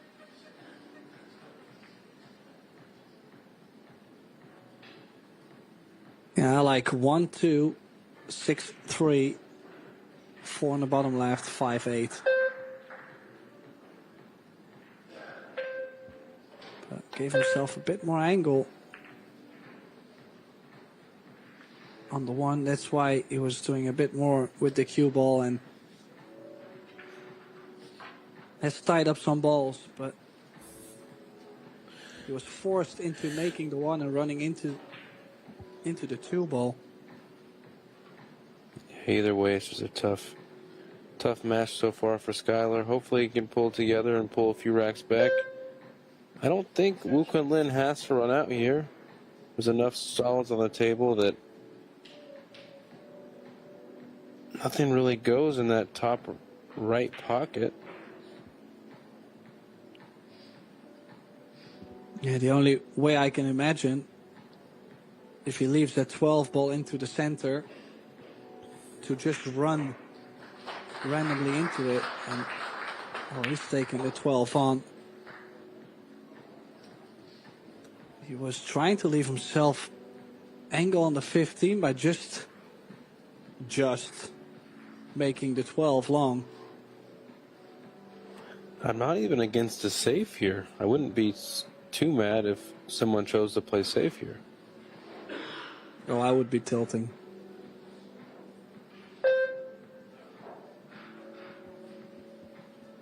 No, of course not. But I was actually expecting him to either play a safe from the opening shot. Well, he's still chasing the run out. Needs angle on the 15 though.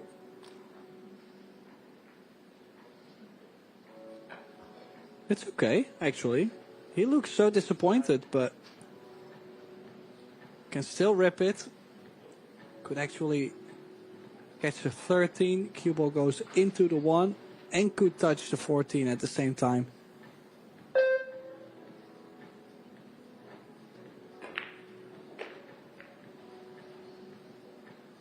Or that. Look at this. That was pretty perfect. Yeah, it's kind of forced into taking on the long 10 ball though, but he can drop the cue ball in between the 2 and the 14.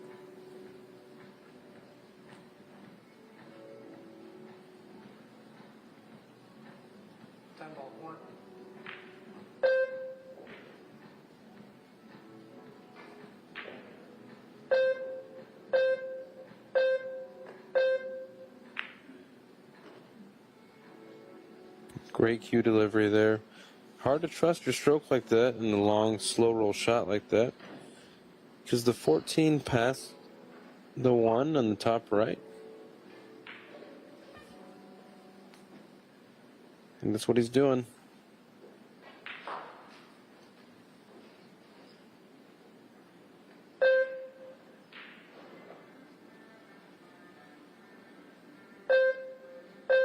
He's going to come back to it.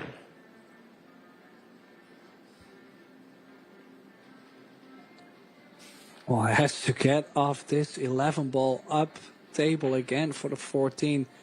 Look at in how much trouble he's actually putting himself this rack, and yet his run is still possible. It's still possible to run out here.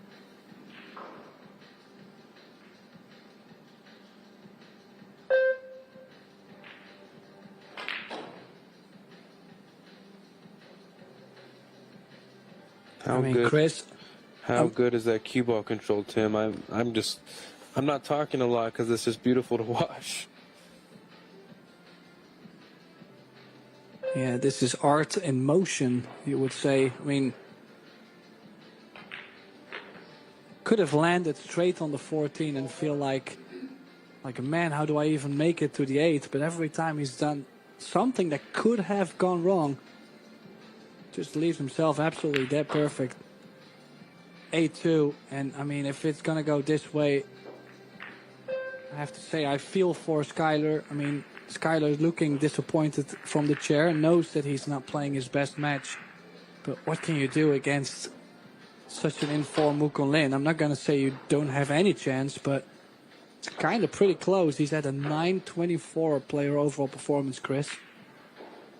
Yeah, it's pretty amazing, and you know when you're not. It usually starts with a break. Obviously, every game starts with a break, but your confidence grows with a break. If you're making balls in the break and getting the shot, it just makes it that much easier to keep rolling. And Skyler just can't gain any momentum right now, sadly.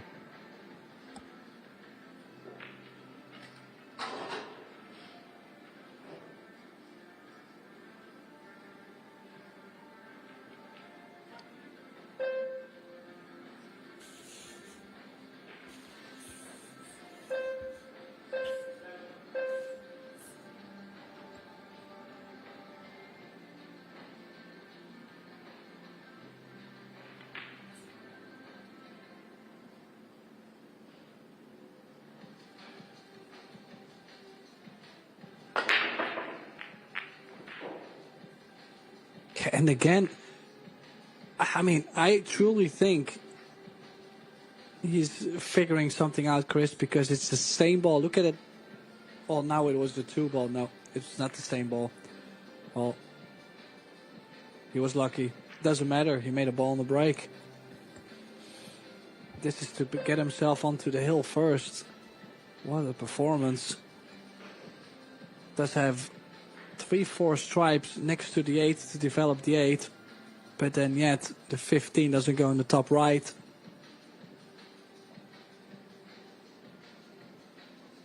Do you think he could still go aggressive? Play the 14. Is he going to just randomly push balls up to the 15? Hopefully the nudge works out. Yeah, I think because he's up 8-2, he's going to be a little more aggressive now. Don't freeze on the 15. Did he freeze on the 15?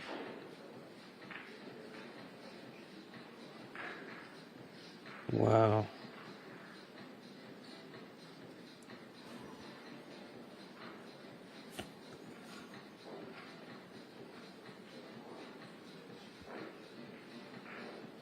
Does he... Well, he's still going to play this 12 ball. Does he have enough to play onto the 15? Or I kind of like leaving myself a bank on the 15. Well, he's still figuring out if he actually can.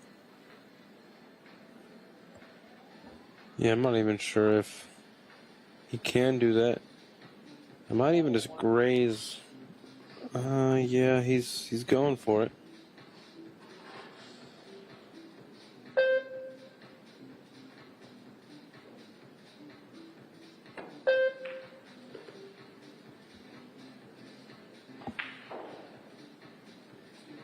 And imagine now if he can bank this ball in, get shape onto the 9.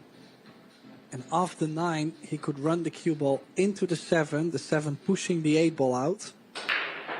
And he would still have the 13 or the 11. Bunch of ifs, still need to make the bank. So that's step 1.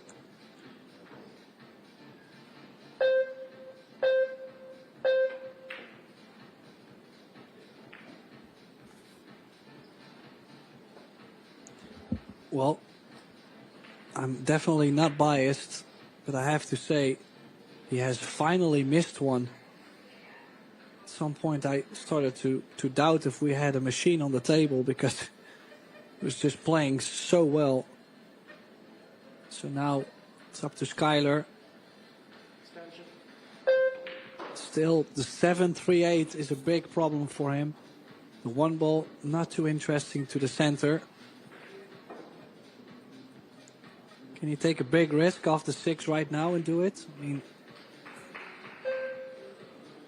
to get to the table with this kind of layout, Chris, doesn't really get you fired up.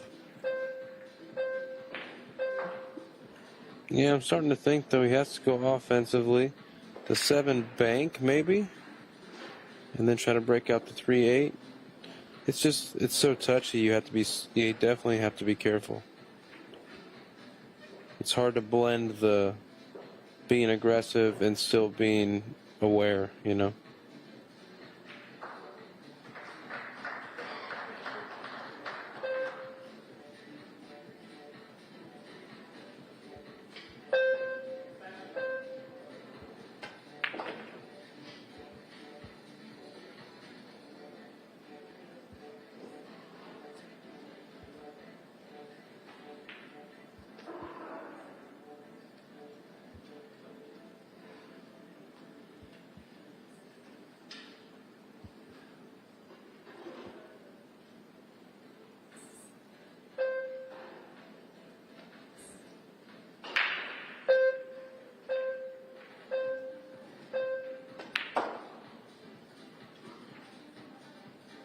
See what I mean? He might be going to 7 ball. Oh, this is off angle. Now, if he runs full into the 3 ball, he's guaranteed to have the 1. But he might land frozen on top of it. 7 ball side. Cross side though.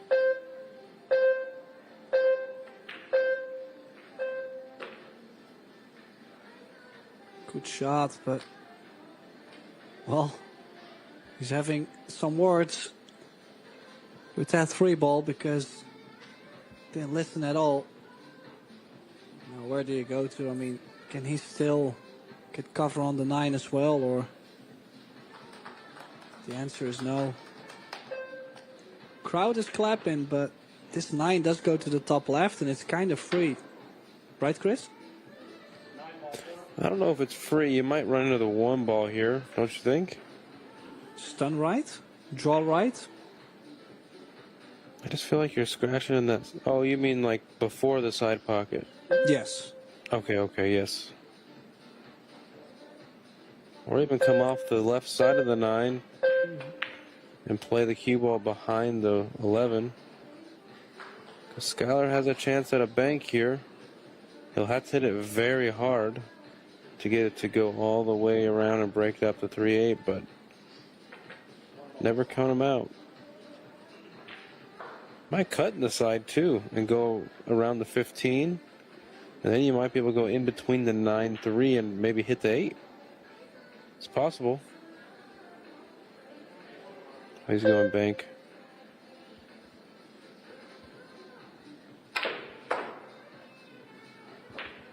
Needs a bit of magic. Needs a bit of magic. Does that 3-ball go to the side? I mean, it's awful close. What a bank. Look at that curve. Look at the arc on the cue ball. Now look at that bend. That was awesome. He's going to have to go to the corner here. Oh, wow.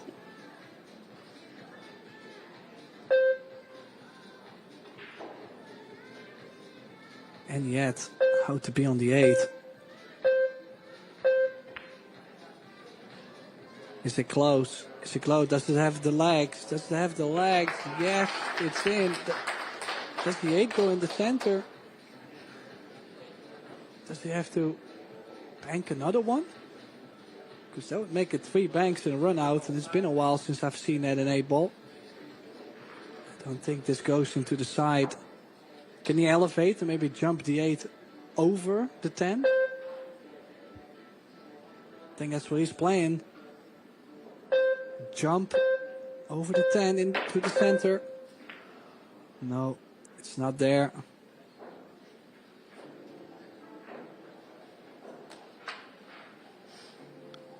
Wukong Lin doesn't have an easy shot, but he's definitely supposed to make it. The 10 to the top right.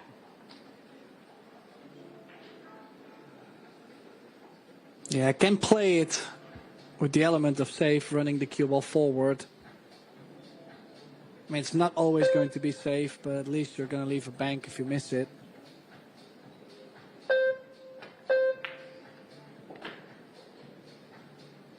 Man, Chris, if I grow up ever, I want to be like Wukong Lin. How sweet is he hitting this ball? I kind of look like him already, so we got that going for me. I just need to start playing like him. Yeah, you just don't have the skills.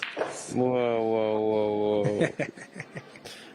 No, they actually had me commentate because they said it would be too easy for me to win, so they want to give other players a chance. That's so nice of them. Yeah. Well, look at this laying. Perfect to get on the hill, 9-2. And Sky, I mean, doesn't really have much to say in this match. Overall, he won't be happy with how he's played. I mean, don't get me wrong at all, but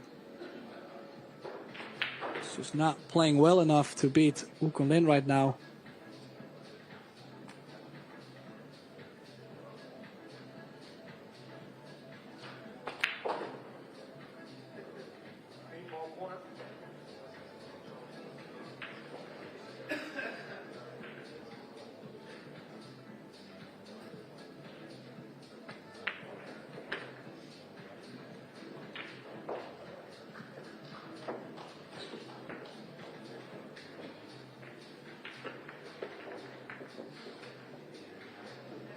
Yeah, that gives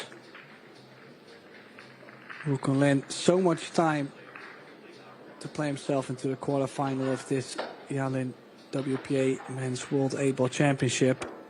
It is still, I mean, Skyler 806. Not much wrong with that, but Wukong Lin targeting a 900 plus player overall performance. It's a heavy number that's tough to beat, and 63% break success.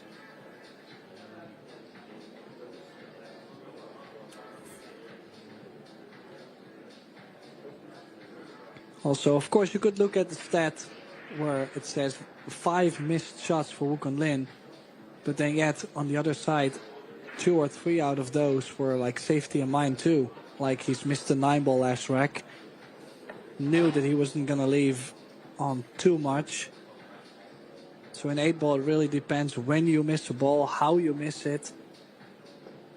With the break, I'd rather have more missed shots playing 8-ball and a successful break than the other way around.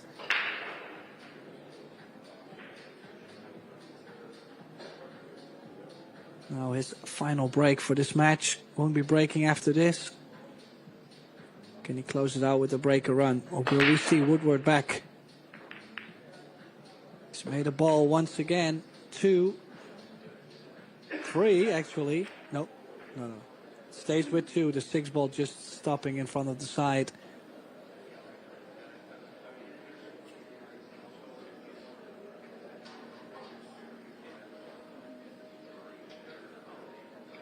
Yeah, I just don't think he has an opener on the stripes, but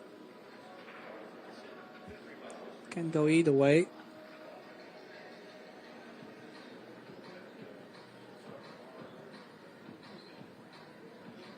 He's actually looking at playing shape on the 15. Does the 11-ball go? If it does go, things are looking ominous for the American. They were already with 9-2, of course, but his run might be over.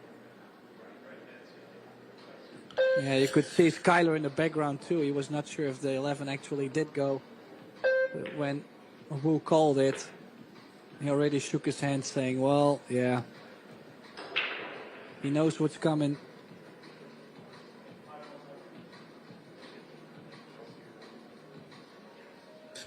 I might shoot that stripe up top first.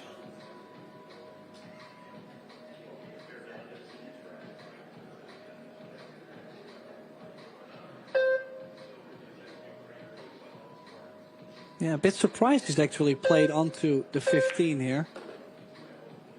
Oh no. I think it's still okay. He might have pushed it over just enough to where the 10 goes by. I was wondering, why did he not leave the 15, 13 all the way till the end?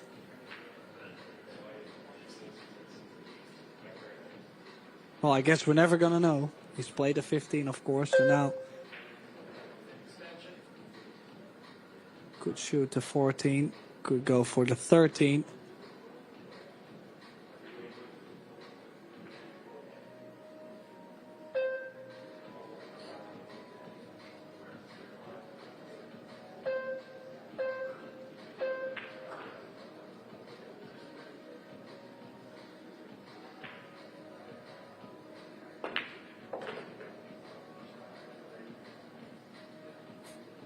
Oh, he did manage to avoid the 10 and the 5, Chris. Wow. This is kind of telling me that the 10 ball must go. And if that 10 goes, then, I mean, the 14 is always going to give angle on the 9. And if he keeps running like this and playing like this, he could win the tournament. Yeah, I got to say, I've seen good performances, but I've not seen someone play like this. Now yet, Jason Shaw winning 10-7 over Claudio Cacci. Francisco Sanchez-Ruiz 10-2 against Dimitrios Lukatos. Albin Ushan, defending champion, 10-3 against Mieszko Fortunski. And Viktor Zielinski 10-1 against Stefan Kasper.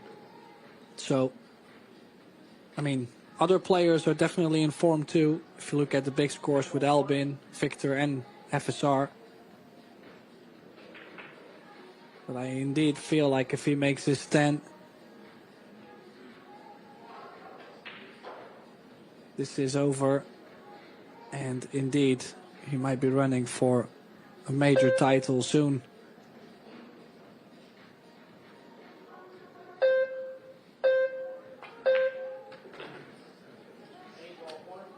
Yeah, I gotta say, this is just such a phenomenal performance from Wukong Lin. He's played really well. It wasn't to be today for Skylar Woodward.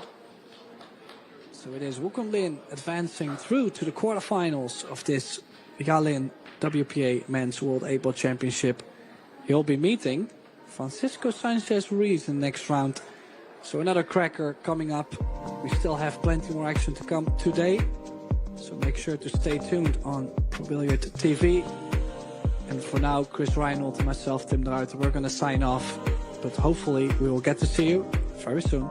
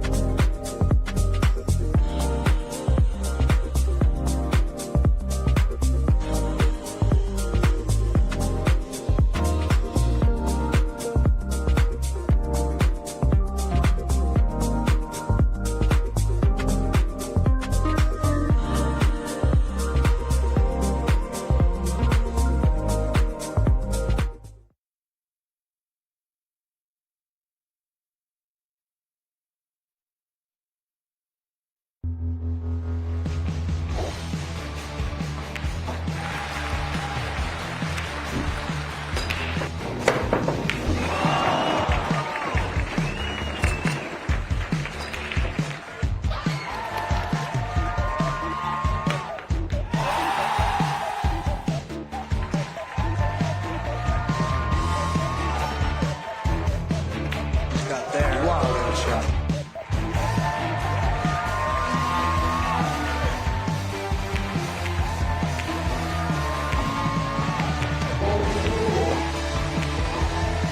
The biggest win of her career. The Women's Open champion.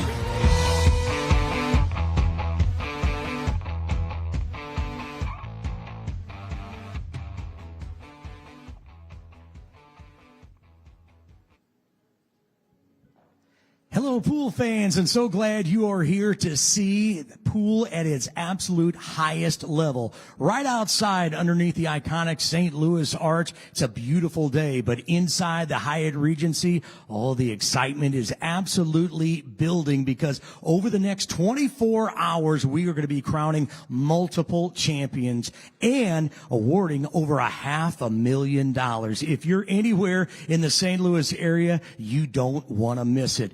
Coming up later on today, we are going to have our men's 8-ball world championship, and we'll have it decided who's going to be into the final four and then a possible to move into tomorrow's championship. Then tonight at 7 o'clock, this arena is going to be rocking. It is the finals and the championship of the Poison mixed doubles. We have Zielinski and Soa taking on Bergman and Fu. It's going to be awesome. But right now, the tension is very high and the stakes are high because the winners of this next match are moving into the final four of our Seyberts Women's Open. And it's time to meet the quarterfinalists now, starting with table number 4 from Sofia, Bulgaria. It's the Slayer, Kristina Zlativa, and her opponent from Bonn, Hanov, Germany, the Killer, Pia Filler.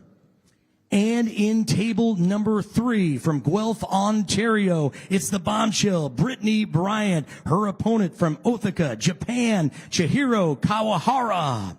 Let's move over to arena number 2. It is from Seoul, South Korea, Soa, and her opponent from Klagenfurt, Austria, Jasmine Ocean. And back here in Arena 1 from Yorkshire, Great Britain, it's Quickfire, Kelly Fisher. And her opponent from Shanghai, China, Zhaofeng Fu. It's a race to 4, best of 3 sets, and sending it to the guys in the Predator commentary booth. Take it away. Nice introduction from our arena announcer, Derek Cox, and we have the women's quarterfinal of the Seyberts Open here in St. Louis, Missouri. This is Eric Horlifson, joined by Chris Reinhold. Good to have you, Chris. What's up, Eric? I'm ready to sweat some nice pool today. How are you doing? Good. Looking forward to just all the cream of the crop rising here. A lot of great players left. Down to the quarterfinals in the men's. Classic battle here between 2 experienced players, Fisher and Fu. Yeah, it's going to be fun to watch. Both really experienced and both also doing really well this event. Fu is playing amazing with Justin Bergman. They're in the finals of this doubles. And she's shown some emotion last night, which I really like to see. Yeah, it's been the story of the tournament. Justin Bergman coming back on the scene. Zhaofeng Fu was away from the scene a little bit as well, played some hay ball for a while. She's been back on the Pro Billiards series for the last year and a half. Started out a little bit lower than what her previous level was. She's been a world-class player for 20 years. Seems to be back in form now. Not much between these two. See how they get on.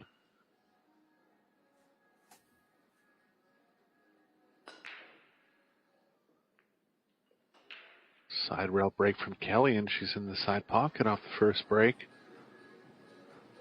First chance for Fu here. Looks like a bit of a tough layout. Yeah, crossed him. Didn't want to be on that left side of the 1 ball with the cue ball contact on the break. You know, it's so funny. I see a lot of that happen. And the main coincidence there is they lift their bridge hand up a little bit on the break. I feel like it just takes off like that ever little few millimeters that just doesn't. I think because at that level, the aim is never really wrong. It's just those little details. 100%. Your body starts lifting up a little early. Just got to keep that bridge down, especially when you're breaking from the head string. It's a really underrated thing.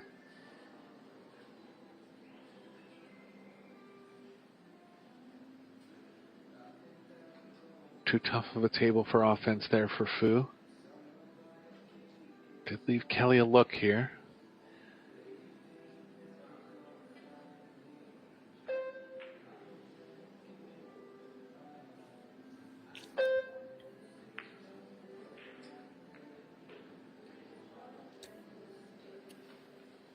Yeah, cue ball was always running a bit past the 7. She was trying to get it as wide as she could with some right spin. Just didn't widen it out enough. Left edge now for Fu. I think it could cut her in the pocket, Chris, but no point. 2 balls too tough.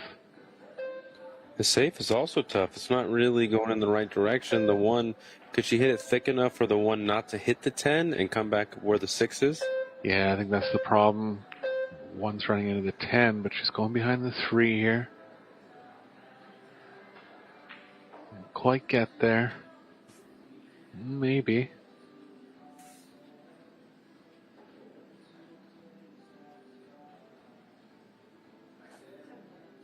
I was talking with Ben Francis about this, about her backstroke.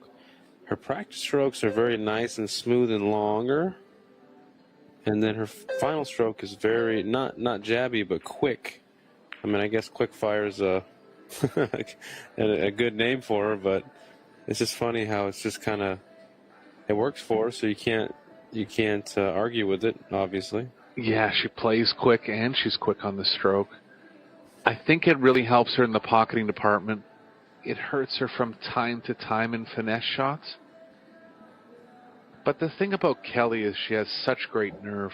You know, I've been watching her for years casually and a few years now on the Pro Billiards series. And when it comes to crunch time, she just finds a way to get over the line time and time again.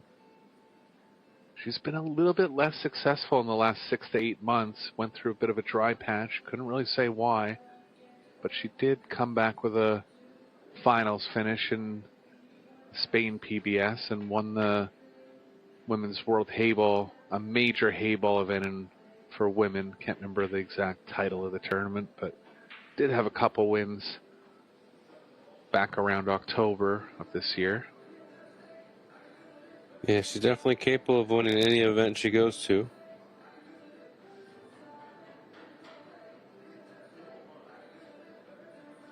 Fu was a part of that strong contingent of players from China that came up around the mid 2000s into the early 2010s that won a lot. Han Yu in that group as well.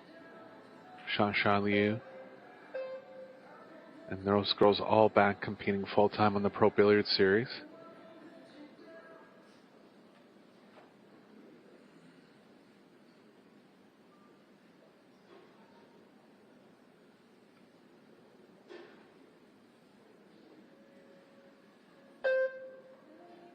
Cross up the middle here, a little tough to cover the 2. Should be able to get it somewhat safe. That'll work. Yeah, found the one spot where she could cover it there. 3 rails all the way around behind the 5. Is the 6 going to run into the cue ball in that case?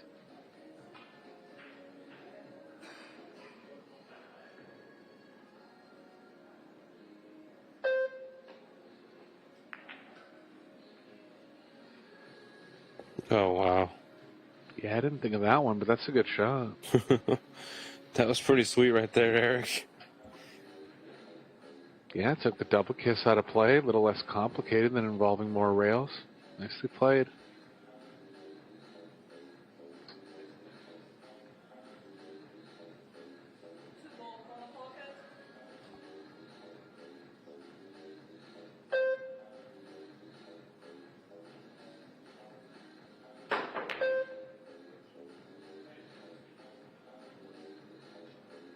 Two might dress up here.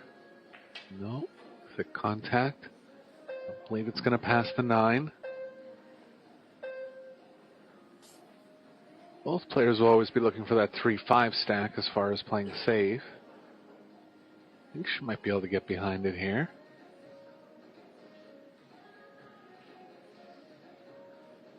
I think it's laying pretty well. Went a little long. Yeah, it was tough to catch that one too thin, and she did. Cue ball's running into the 6 now. She can draw to the left of it, but it's not going to help her too much on the 3.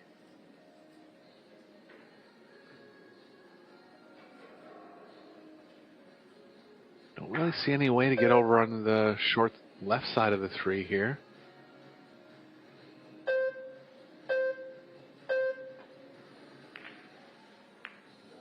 It's going to back off again, wisely.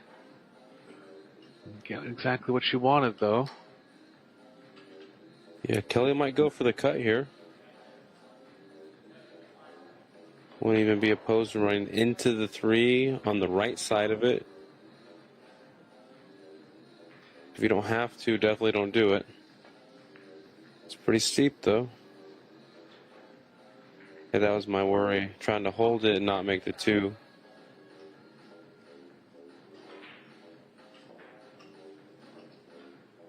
Tight cue ball position for Fu here, but ball in hand to start with.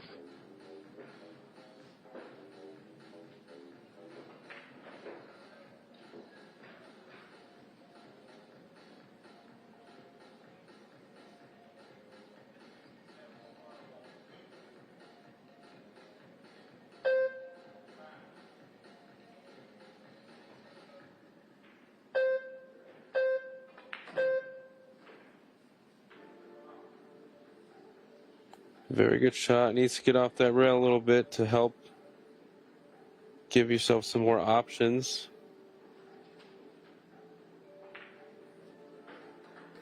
Yeah, running into the 5 now. Just having a look at the 4 pass to the 7. Not obvious from this angle.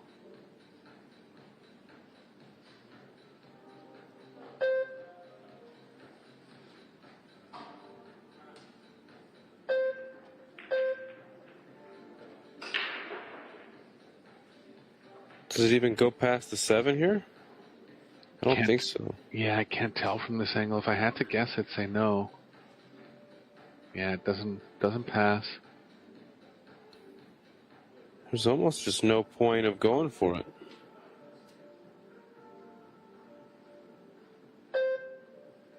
Yeah, where's the safe, though? Just line the cue ball up at the 7, maybe?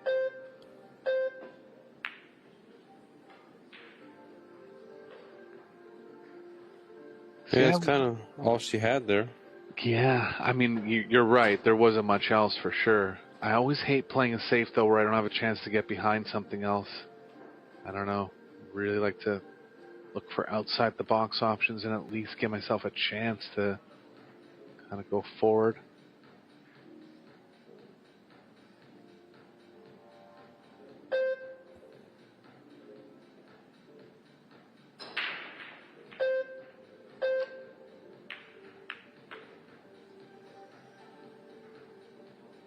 Almost went off in the corner.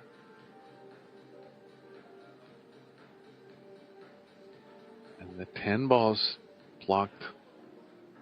Looks like all the 5 here.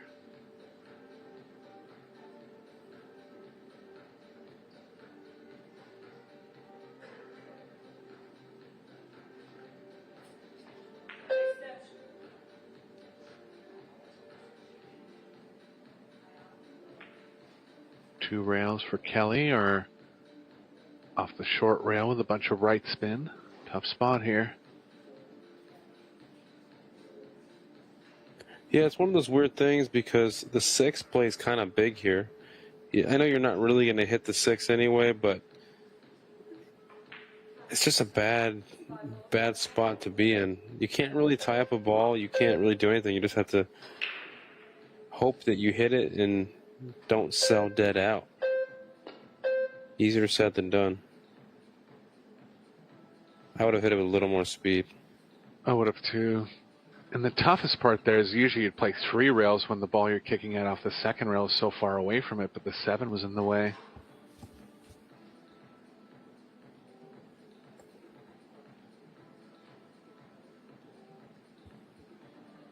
So second ball in hand, chance for Fu now.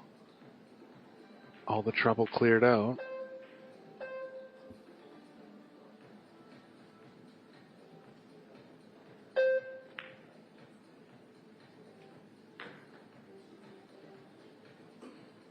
Yeah, looking like Fu's rack. 8 to the 9 might be my only worry here. But if she gets straight or a little bit more past the 8, she should be okay. Yeah, just wants to make sure she doesn't have a too heavy of an angle running to the right off the 8.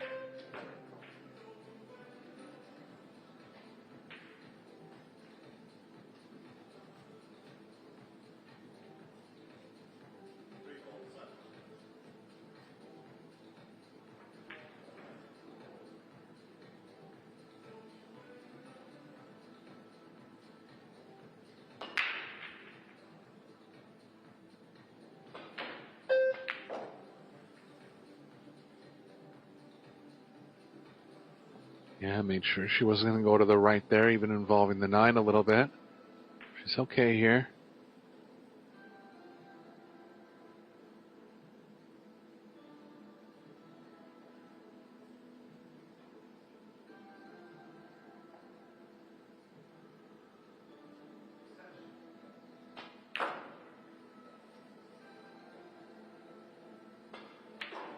Going to end up a little straight.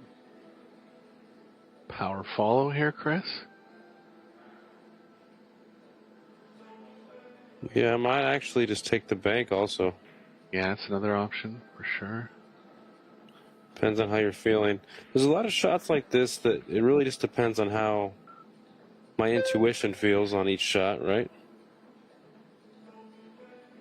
Yeah, well, there's a big difference firing this one into a 4 1/8 inch pocket compared to a 4.5 inch pocket, and there you see it. The ball's got to be targeted so perfectly into a small pocket. That's where you're going to see mistakes showing up.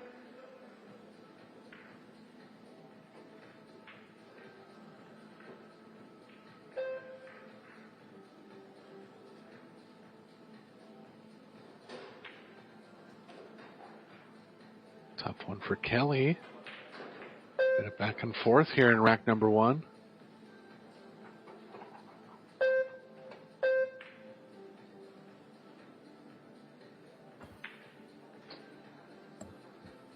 Leaves it tough again. Not much for safe except crossing it up the middle.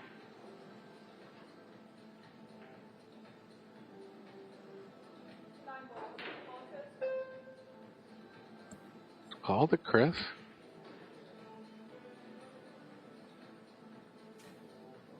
It's also an easy scratch back where her hand is, though. So you really have to be careful here. Maybe potentially overcutting. Yeah. Hey, cue ball. Into the pocket. So a few turnovers here in rack number 1, but Fisher's going to come up with the eventual edge.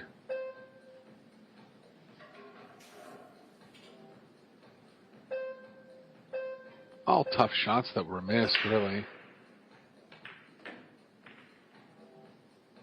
But a few more mistakes than you'd expect at this point in the tournament in the quarterfinals.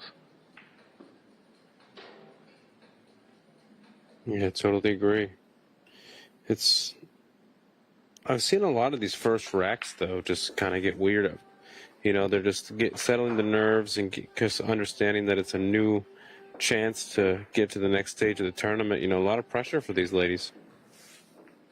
Yeah, and you always want to assert yourself in rack number 1.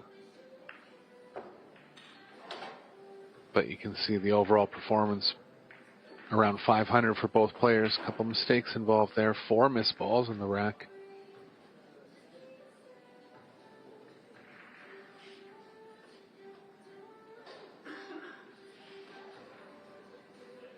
Fu started her run to this quarterfinals with a win over Kristina Zlateva, who came all the way back and is in the quarterfinals currently.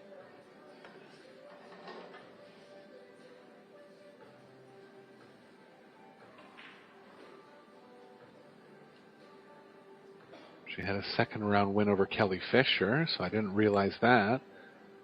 They have met in this tournament at this point, and Fu defeated her 2-0.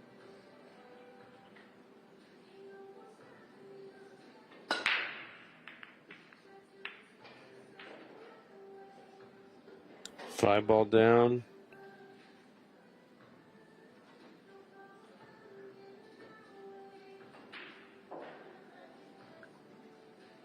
Kelly came back with a strong 2-0 win over Han Yu, one of the pre-tournament favorites. So both players in good form. A bit of history in this tournament so far.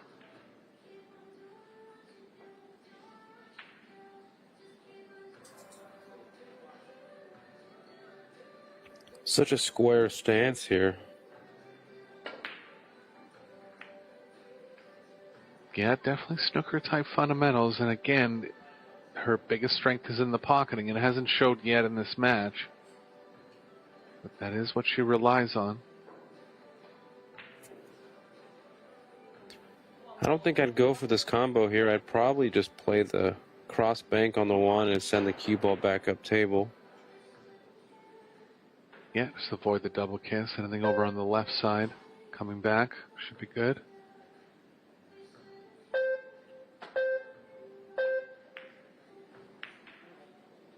Oh, she caught it. Yeah, I think it was going to double kiss because of you had to put a little bit of left or right on that, right? Yeah, the cue ball was going to go too far to the left otherwise.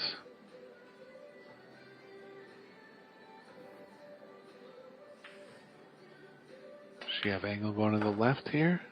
Enough. Shot from Fisher.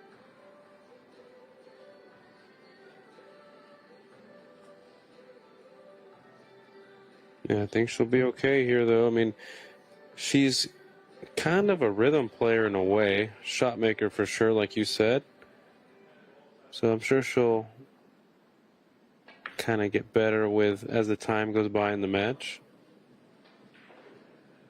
Yeah, she does really well when the balls are open, which sounds like a simple statement, but she gets through them with good pace and just knows those kind of easier cue ball movements, just knows them so well, and rarely gets out of line and rarely makes mistakes. And when things start rolling over for her, she's very dangerous.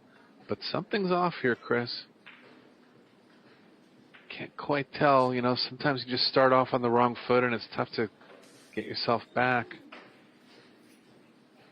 Another missed ball.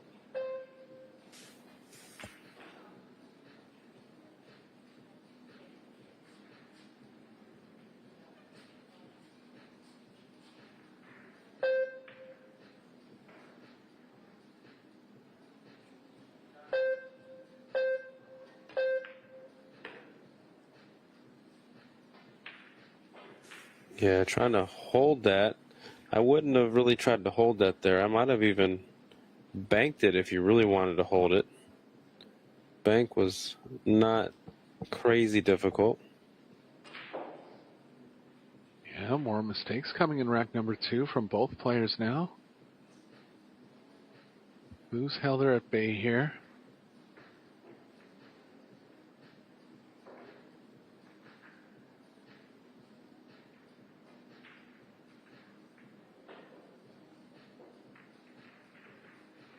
Coco, our referee, originally from China, now residing in Australia. She's at most of the Pro Billiard Series events.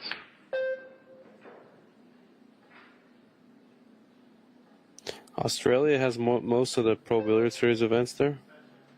I'm just saying that she travels all the way around the world. Oh, I thought you said that they're mostly held there, and I was like, damn, I didn't hear about that. No.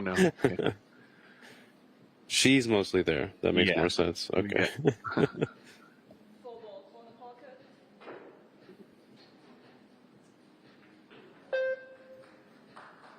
Long pocketing here for Fu. Just avoid the 7 coming back. In between the 7-8, might get lucky, get a window. Oh, she did. Yeah. Hard to believe that was plan. Do you think she planned that? Yeah, I wouldn't have risked it personally, but she overran position on on not crossing over the 7 at all by a lot, so quite sure. Good shot. Another good bump. Straight enough to hold here.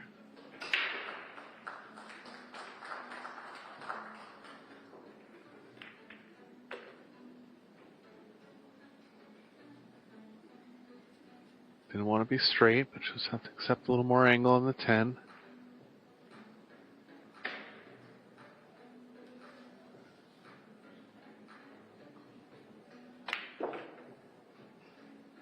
Oh, not afraid to power up this time.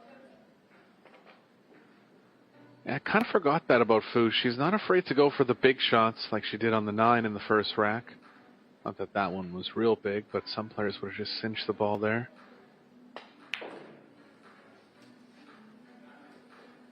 Yeah, she's definitely not afraid to go for it. She played some really crazy shots with Justin Bergman. Not crazy, but kind of like, oh man, that was pretty risky, but she executes so well, it's hard not to go for him. Yeah. Watching her style, I do remember that now. I used to watch her play in the early to mid 2000s. I've seen her play a couple times in the last 2 years.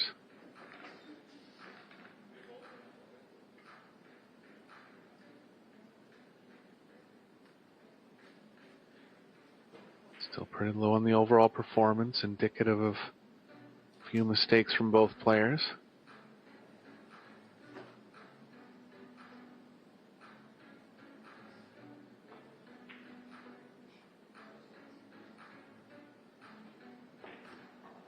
Balls pocketed per inning down at around 1 and 0.6 for Kelly. Just showing that there's been a lot of exchanges in this match.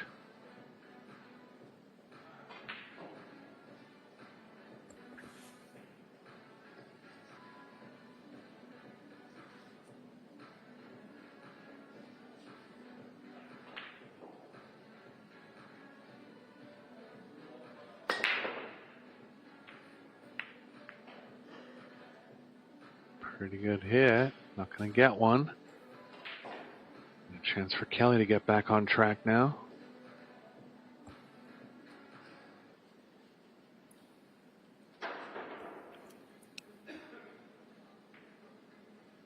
Yeah, the 5 and the 9 both hitting the top point of the side pocket. Could have had 2 balls in the break if things went a little differently, but is she going in the corner, Eric? I think it's the side. Okay. Side's super sharp from that angle, though. You're right, Chris. It is the corner, sorry.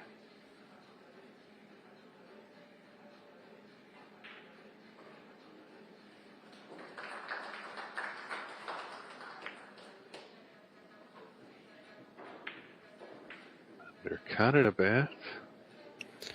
Left to rail first for sure, but can she put any left spin on it is the problem, being elevated over that 9 ball.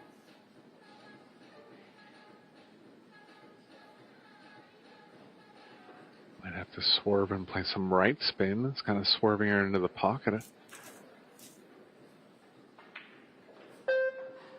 Gonna kick at it. Try hit half ball here. Create some distance.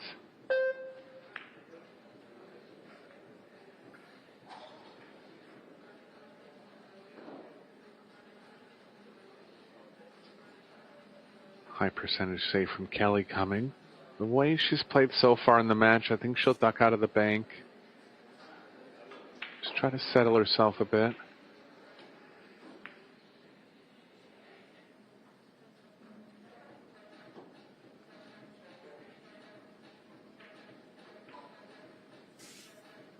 Two rails now for Fu. Cue ball's kind of running into the 6-10 off the 2 rail.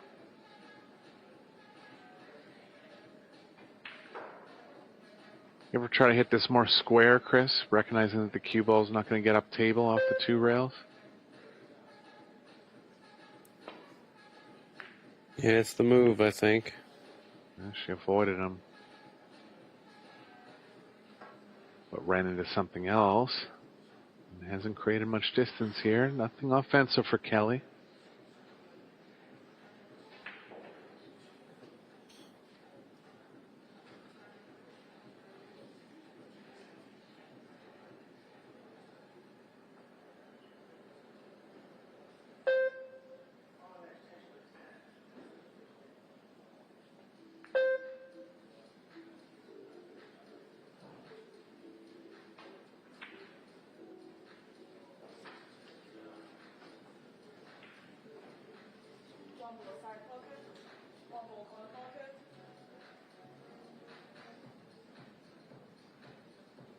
Nothing specific on kick safe here, but balls scattered all over the table, so a chance to get safe either way.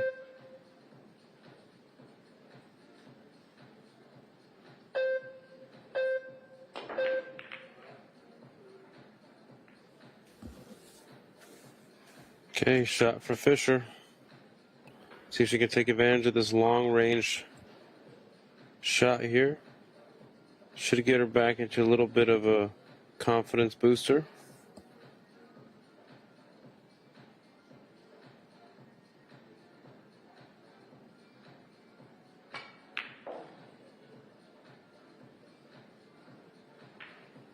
With authority, Eric.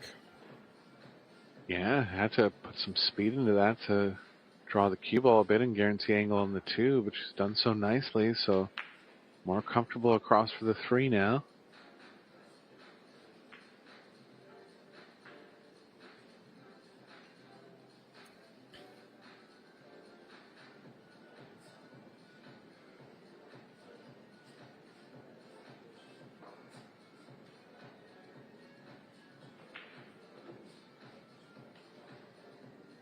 To get an angle on the 5 where she's going to avoid running into the 10.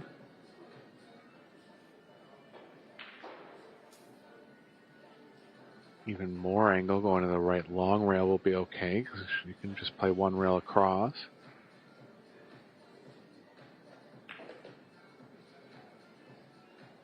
She's going into the 10. You might even just try to stun into the 10 and leave the cue ball there, maybe. Yeah, it might just be straight enough that she can nip back in front of it, and she did.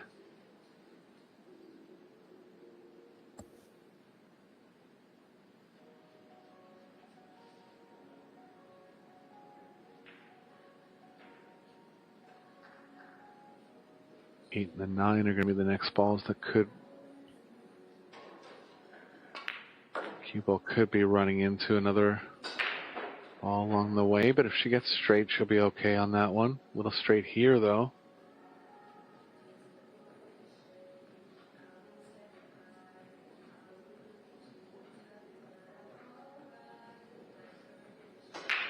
In between here.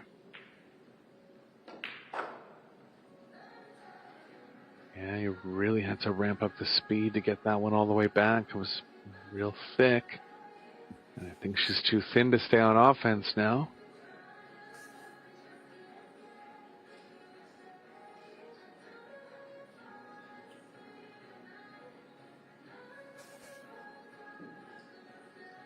Might be worth trying to cut it here. Yeah, the safes are tough, so really could cut the 8 to the right and try to line the cue ball and the 9 up. Wouldn't be mad if she tried to cut it in with just a touch of high right and just played into the 9 also.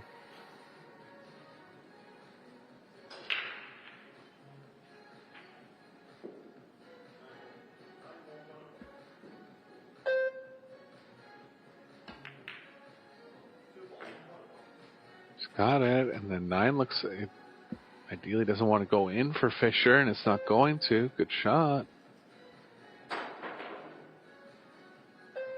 Rail first now. Ball first can work if she wants. Yep, nice well if the angle's there. Good recovery from Fisher here in rack number 3. Yeah, I can't complain about that.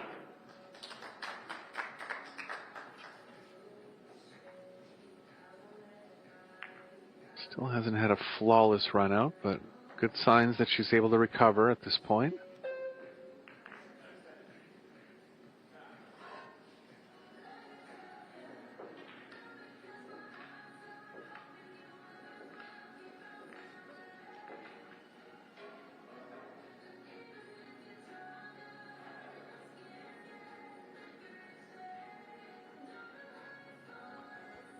Other women's quarterfinal matches getting underway. Brittany Bryant up 2-1 over Chihiro Kawahara. Seo Soa's won the first set against Jasmine Ocean. That's a quick one there. Could have been a 4-0 win in the first set.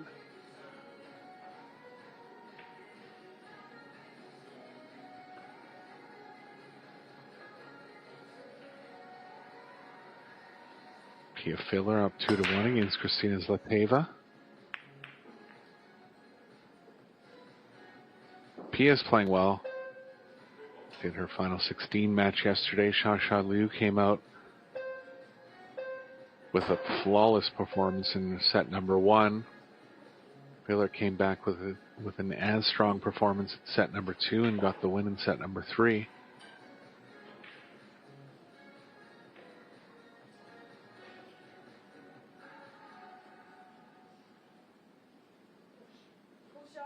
No shot for Kelly here. Might have to push down near the bottom right.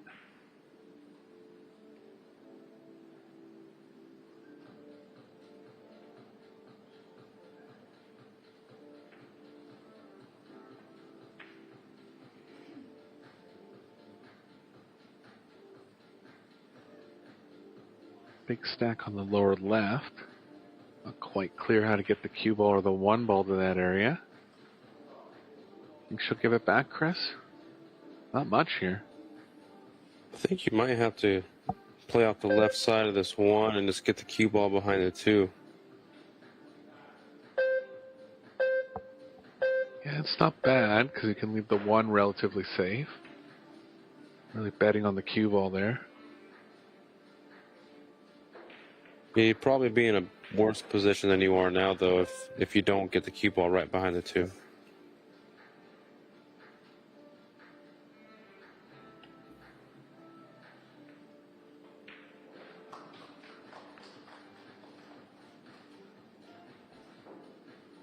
Seems like she's probably going to be in a worse position now.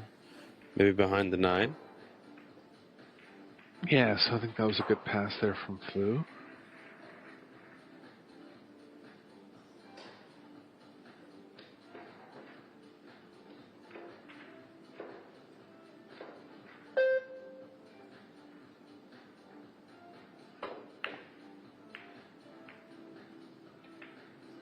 Oh, unlucky there.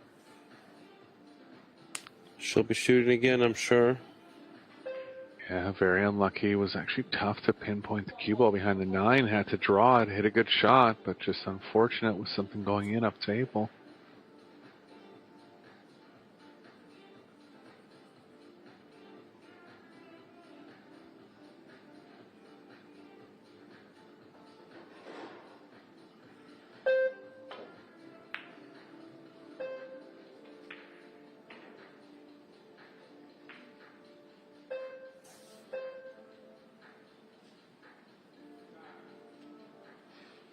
Believe the 3 passes the 10.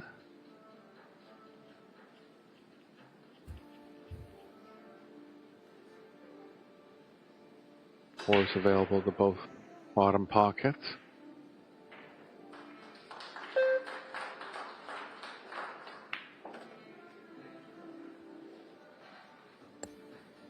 Two-8 combination. The 3 passes the 10. And I think if you'd rather be on the slightly on the right side of middle for the 3, so the 4 to the bottom right, everything looks like it's going pretty all right. Just have to control this 2 ball in the pocket and don't let it stray from you.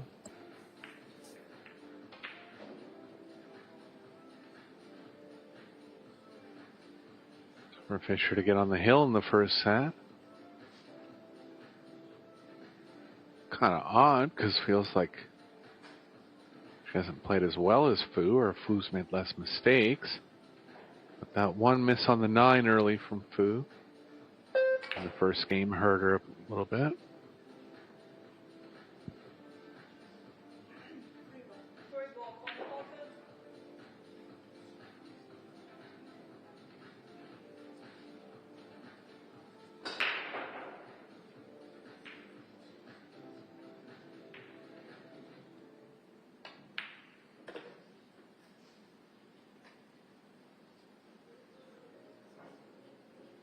In good line now, Chris. Yeah, perfect, actually. Would you just stop and then draw the 5 for the 6 in the low left? Yeah, I think the biggest thought here is whether she wants to play the 9 in the side. But I don't think I'd mess with it, just in case she gets off angle. Whoa. I'm not sure, though. I think that was a little too aggressive trying to get there. I feel like she already had shape. She tried to force it even more. Yeah, I mean, the progression was going to be she was going to have too much angle on the 6, but she could have dealt with that. A big turnover here in rack number 4 in the first set. Was a chance to get on the hill for Fisher. And Fu's going to have an easy clear here.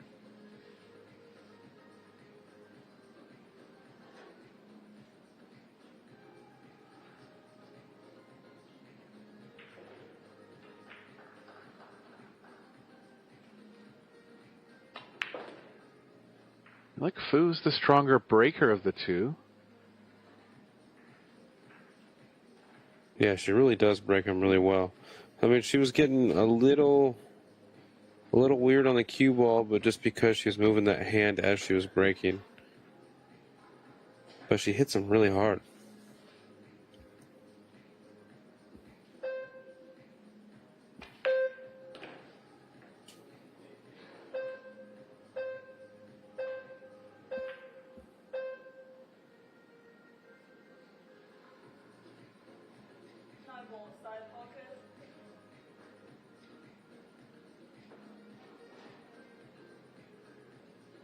No straight here, but she's got options. Just have to accept not getting perfect on the 10.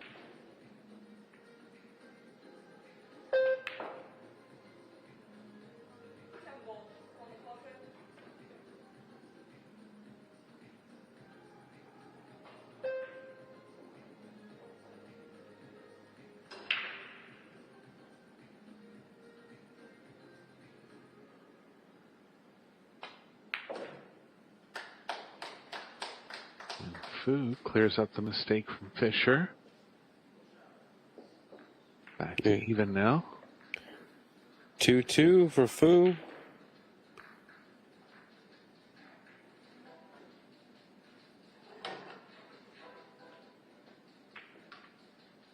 Fu's only broken once. That's why you see her on that 0% break success.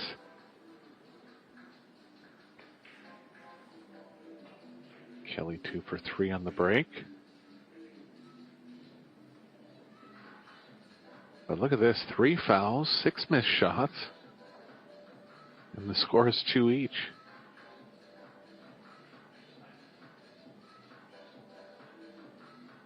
Yeah, kind of a wild first 4 games, but hopefully they'll feel a little more confident next few games and really get going.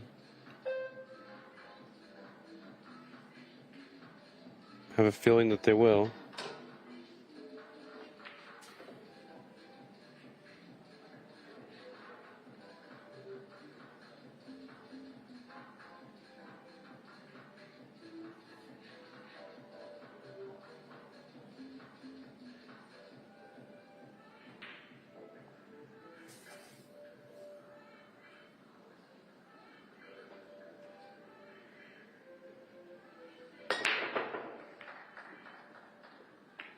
Good pop, ball in the second row down. And a look at the 1 here for Fu. I think she can avoid the 5 and the 3 drawing back. It's going to be drawing towards the 8, but there is a lane there where she can get at the 2.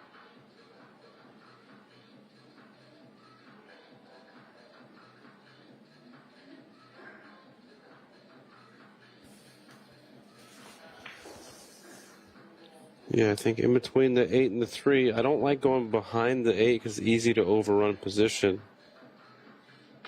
Her cue ball has been really good lately, so I think she's just going to trust her stroke.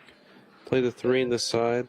Eric, I don't know about you, but I like coming to that opposite end rail and then coming back down to the middle.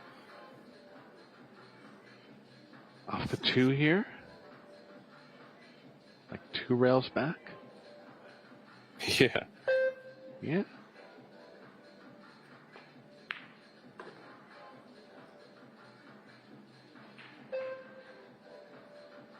Ended up okay.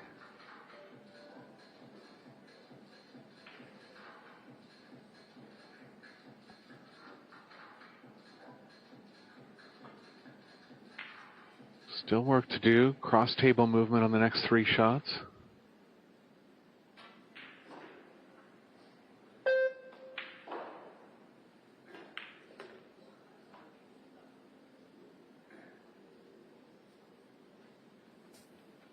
It's a very tough shot, especially on this table.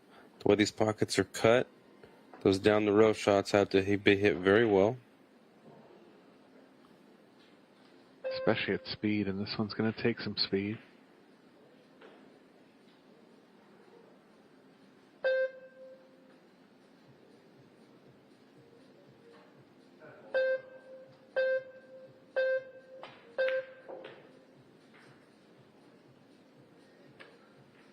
Played. She's going to have some angle on the 5. And one more time across table here.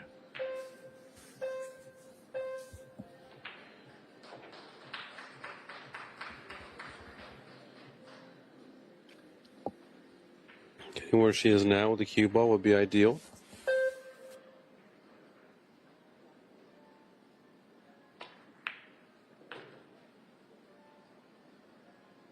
Gonna get there. Not quite. She can come 3 times back. She's the type of player that'll go for these shots. Big shot in the first set coming here.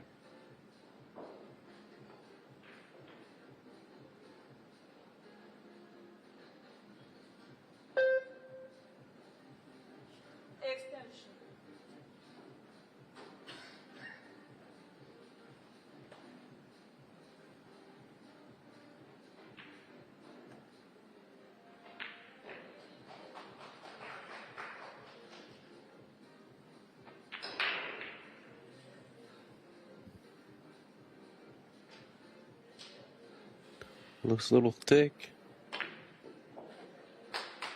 I guess not. Guess not. Shot. Just lasered down the rail perfectly. Cue ball's good on the 7. Shot of the sets there for Xiaofang. We have 5 rails. 1, 2, 3, 4. 4 rails across.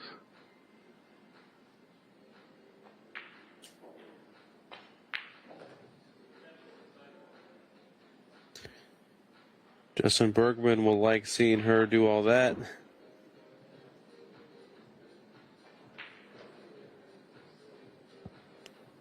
Yeah, it's amazing that they've made it as far as they have in the mixed doubles without having the ability to communicate. They're just kind of pointing to where they need to be if there's any kind of confusion or choice of pattern.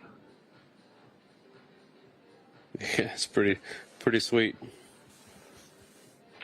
We'll be playing Seo Soa and Victor Zielinski, who are both still in the... Soa's still in the women's tournament. Zielinski's still in the men's tournament. Men's is down to the quarterfinals now. Have a look at the bracket here for you.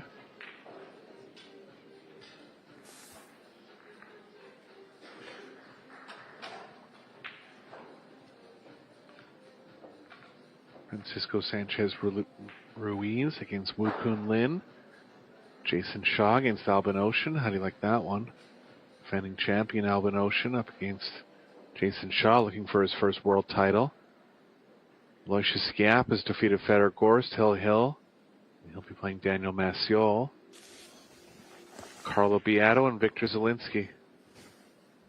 every player over 800, I think, Chris. Wow.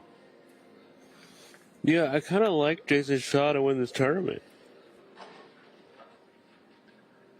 Yeah, he definitely has that English 8-ball experience. His patterns are strong. And if there's one thing missing off his resume, it's a world title. So he'll be gunning for it. For those of you that didn't hear, Carlo Beato won the leg earlier in the tournament and ran all 8 games, shooting 1,000. He's still in. They're on opposite sides of the draw. Ruiz's advantage is that he hits the break real hard. So even if he doesn't make the balls that he's kind of targeting off the break, still has a good chance of fluking one. Any player left can win. Fu losing the cue ball off to the left here. Nothing down, but she's on the hill.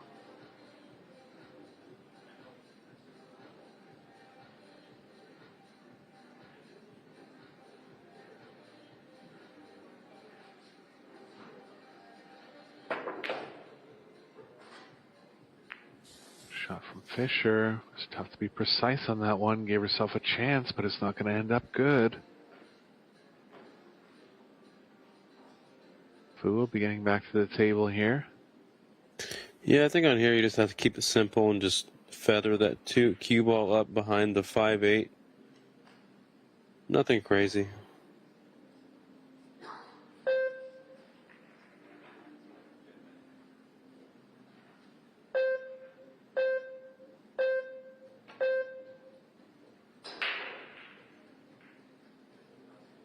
I'm okay with that as well. It's pretty sweet there.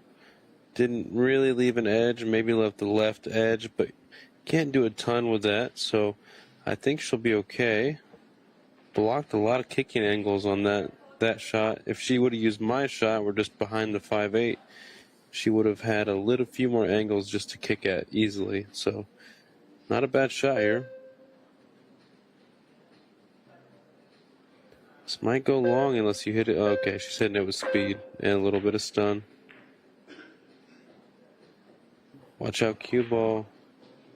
It's ended up good. If Fisher can see the right side here, she'll have a chance to use the 6-7 as blockers.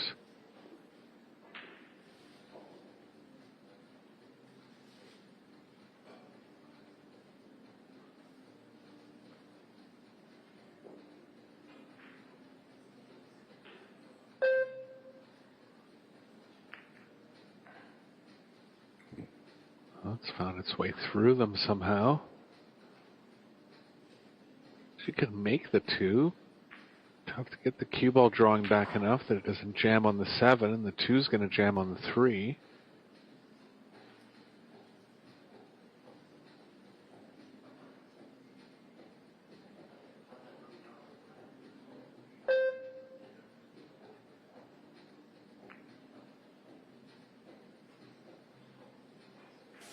Close hit there, Chris.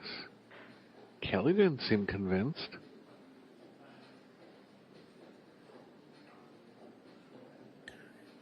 Wonder if we can get a replay. We do have replays on table number 1.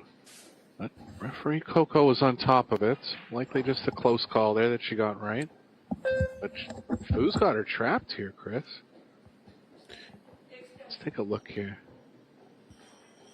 Oh, just barely 2 first. That's close, but I think it was a good call.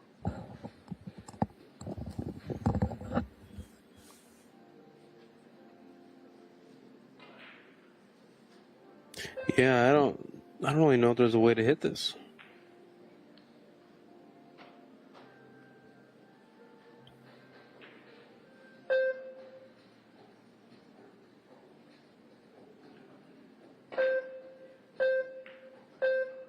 Another close call, but a legal one.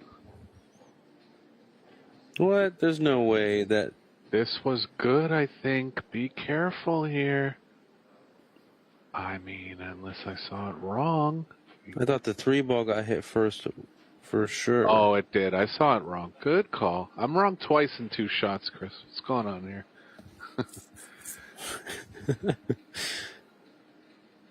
Good job by our referee, Coco. A couple close hits there and the proper call on both.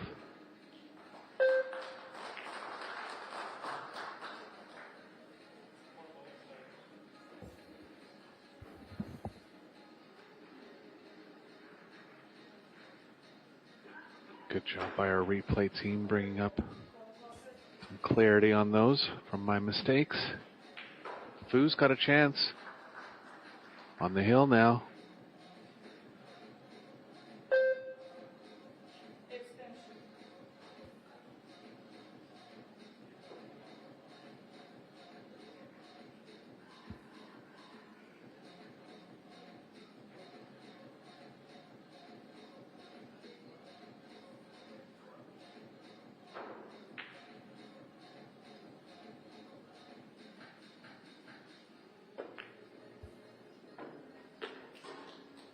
Beautiful shot. Wow.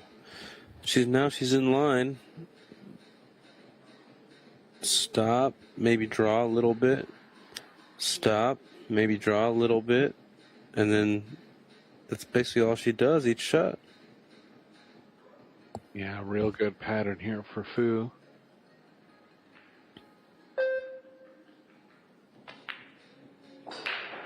Really played a smart shot, giving herself a chance to trap Kelly onto that last foul that she committed. Fisher's just been a little bit off overall in the set.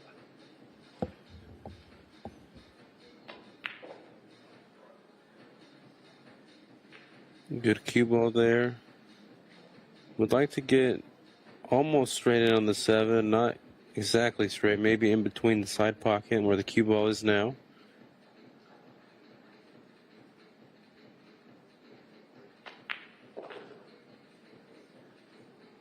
Perfect.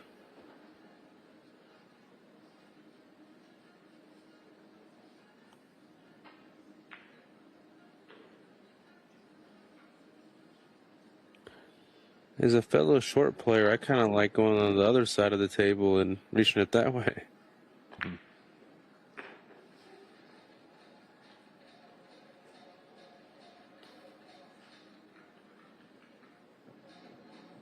A little bit of high left English. If she feels so enticed, she can use low left, come off 2 rails. I think I like just the high left.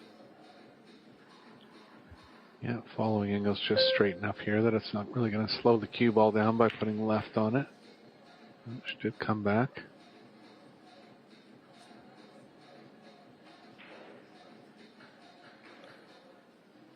One more good shot here and she'll have the first set in the books.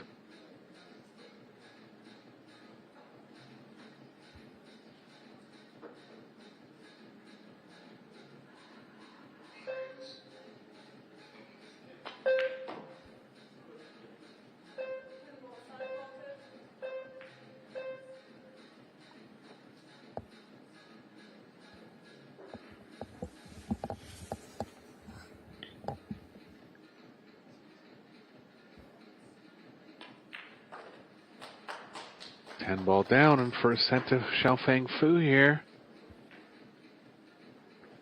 Kelly gonna have to pick up the pace, this quality of play in set number 2. The players will likely take a break. Looks like they have. That'll leave you with a look at the stats for set number 1, and we'll be back with set number 2 in the Seyberts Women's Open quarterfinals. See you right back here.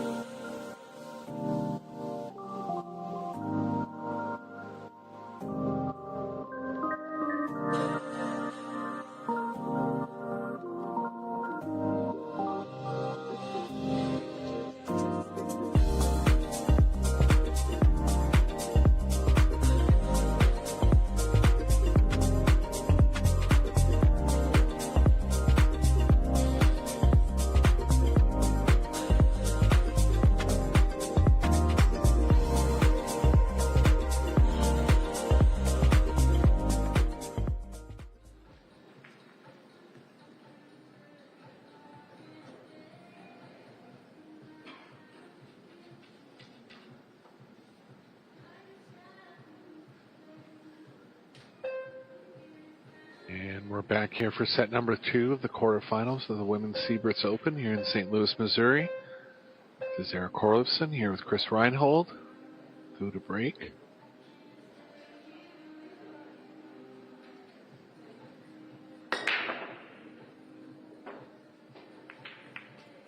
Middle off square, 4 railers got a chance.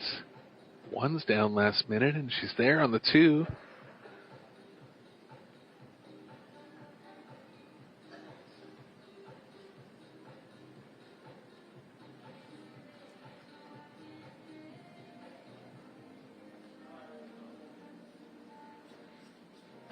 Gonna have to hit the window between the 4-8 coming back. Draw play as well. Always tricky on these balls in the pocket. Can really contact a lot of different parts of the ball to really hone in on where you want to contact here. Not bad. Cue ball's running into the 9 going up table. She can play back to the middle off the short rail. From the 4 in the bottom right.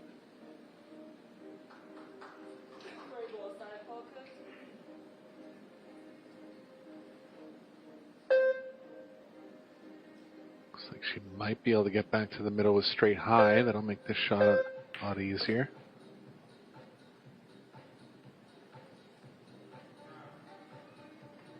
Nicely done. Back into a window between the 6-7 now.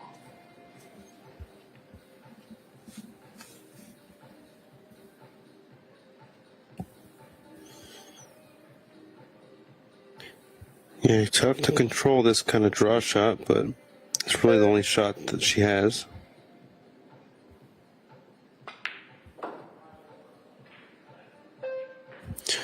Well executed. Yeah, a couple tight positional plays in the first 4 shots here, but she's in good line now. This will be the first break-in run of the match. And more pressure applied to Fisher.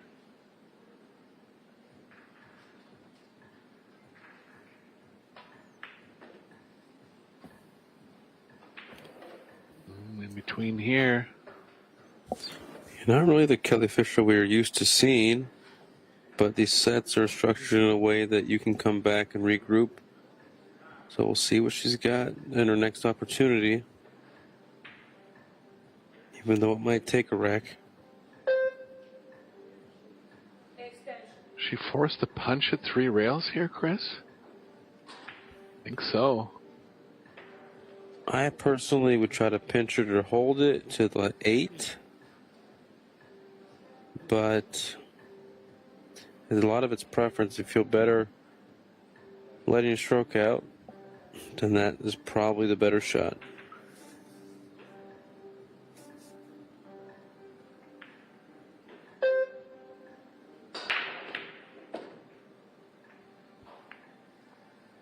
It's always going to be the risk, trying to go all the way around.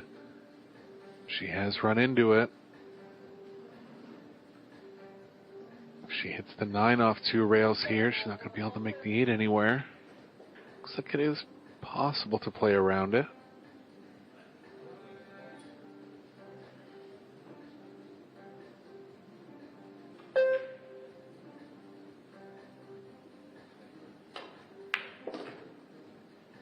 Good shot. Got around it. And the cue ball's going to be okay. Good recovery there for Fu. A little close to her work, but I think she'll rather have that than be frozen on it.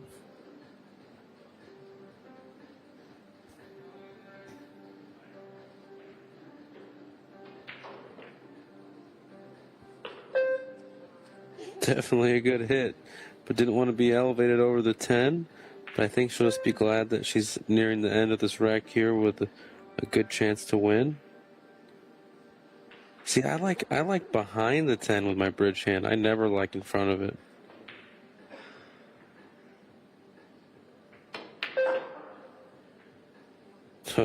Yeah, especially if she's powering up like that, you would think that she would go behind it.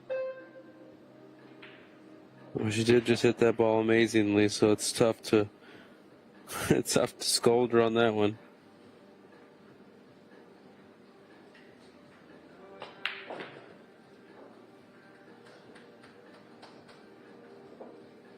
Fired in with speed, or trademark finishing shot. Fu up to 821 in the overall performance now. First shot after the break about equal.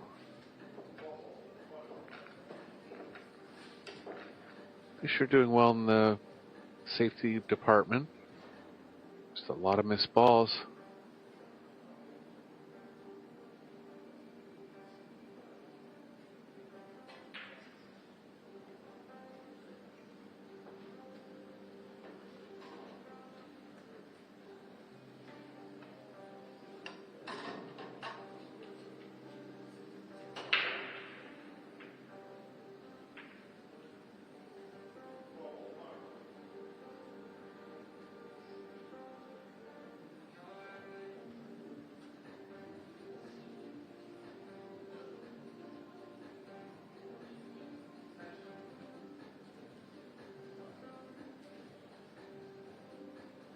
And the break here.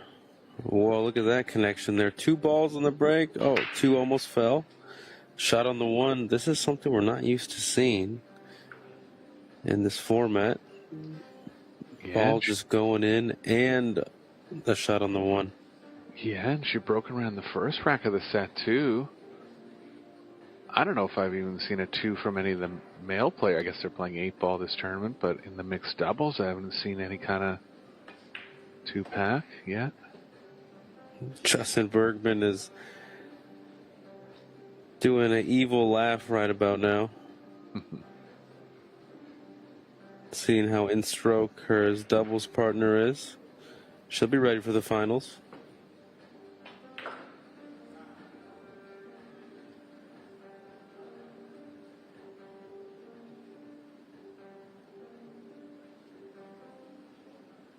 Yeah, I think the women are going to have one more round of play at 7 o'clock today.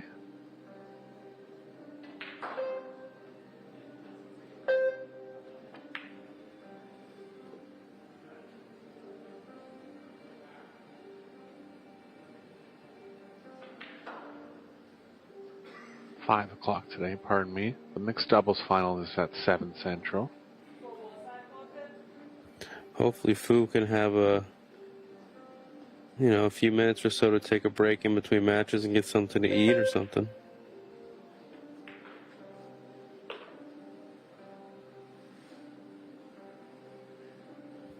One rail up here, and she's looking good.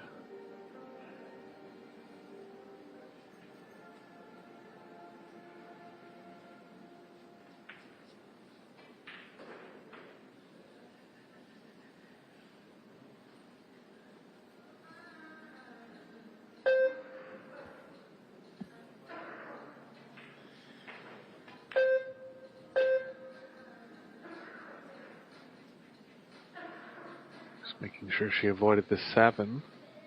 So it's going to lead into more angle a lot of the time. Close to it though. Should be able to manage something here.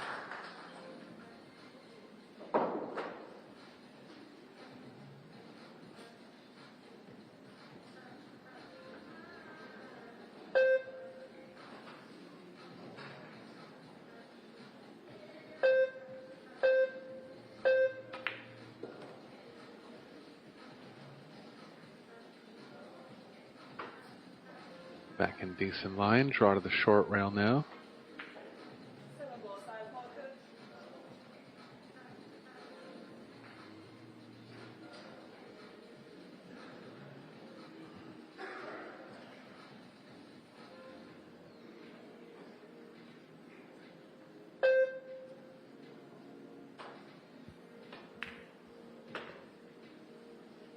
Definitely feeling good about her game right now, I could tell.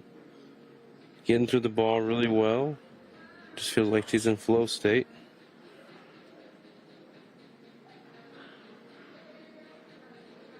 Yeah, the whole set has only been run out 3 times in history on the Pro Billiards Series, playing 10-ball. Late Nika Immonen, Sandrin Pelivanovic, and Fedor Gorst. Over all the sets that we've played, it's only happened 3 times. Fu likely going to be halfway there here.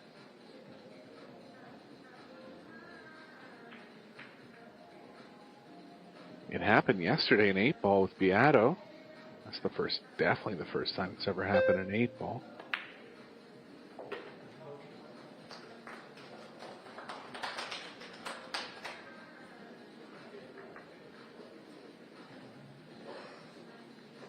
Halfway there.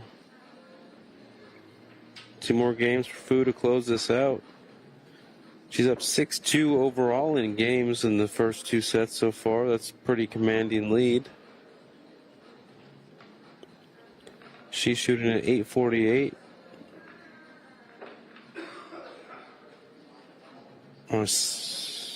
Yeah, 848. Kelly shooting a 667.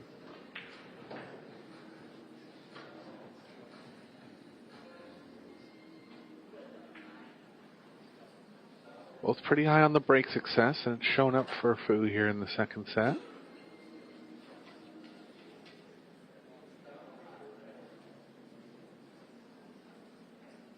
Seo Soa and Jasmine Ocean tied at 1 set each. Brittany Bryant 1-0 over Chihiro Kawahara.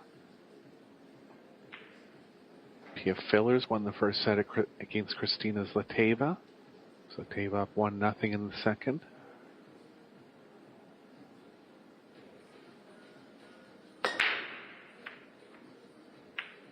Ooh, missed the square this time. And the perfect set. Dream of the perfect set is over. But a good start here for Fu.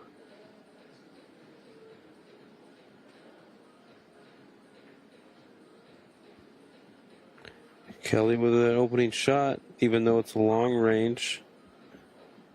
Still has a good shot. I don't know if you could fight the angle with high left and avoid all those other balls, but she might be able to stun, kind of draw in between. Honestly, she's probably just going to try to run into the 8 or 5. Yeah, if she draws it, it's too much speed and she can't slow the cue ball down. But she's going to get behind the 7 here. Bit of a tough roll. Really Definitely. Have to gamble a little bit on that one.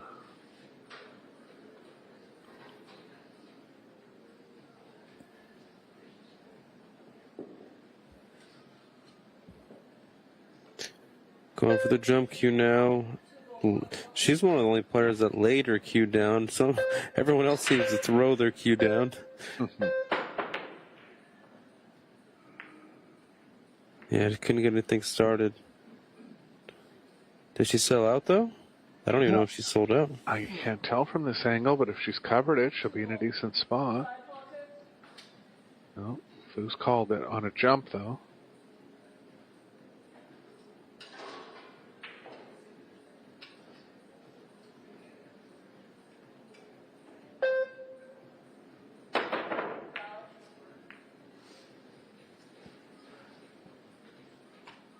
Yeah, it's always tricky when you want to be kind of cueing lower because you don't want the cue ball to be jumping the rail and then you're trying to jump over a ball that's far away.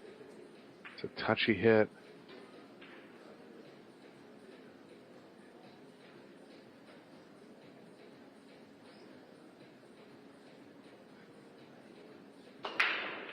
First chance for Fisher in the second set.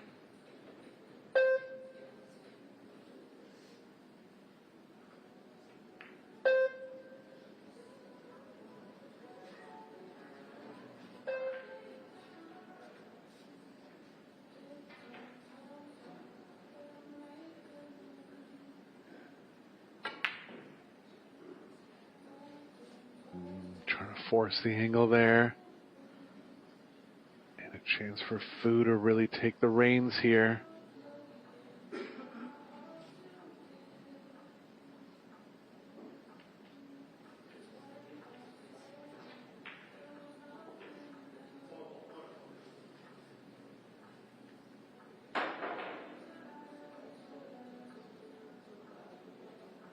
Maybe a little too much force on that one instead of trying to let just like the left spin do the work.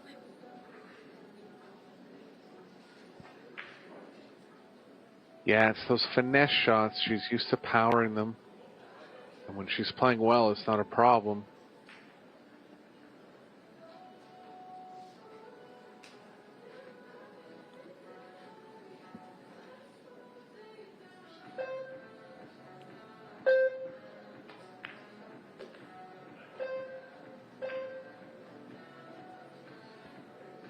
Wrap out of the corner, 2 rails here, 6 in the bottom right.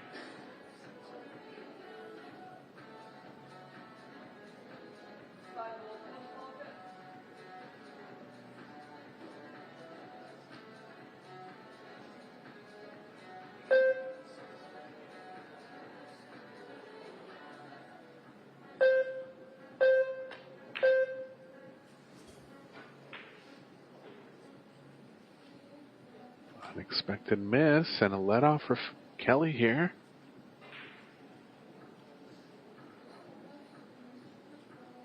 Just slightly out. That's the difference in these 4 1/8 inch pockets. You're going to see some more routine balls miss from time to time.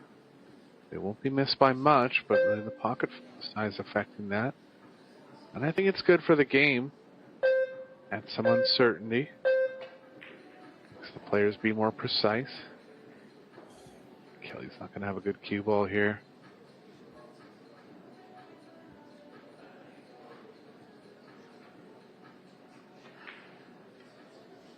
Safe behind the 8s, but a little tough to slow the cue ball down anywhere near the short rail. 6 ball, pardon me.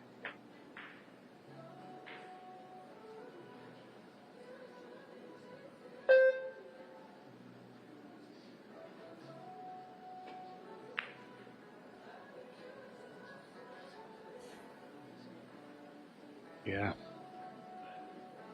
I understand why she didn't want to play the cue ball all the way back over. The 6 was going to end up over the corner pocket, but when you're playing top players, you know, playing safes where you're just leaving the ball in the open, I don't think it's going to work out in the long run.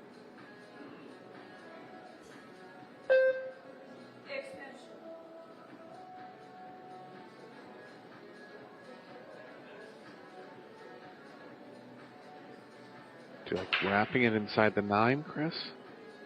A little tough to get the cue ball swinging that tight.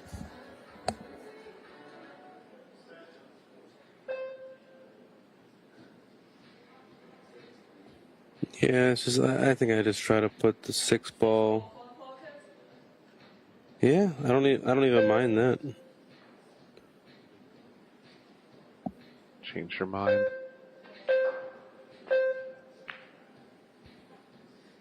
I think that was the shot. Barely missed there.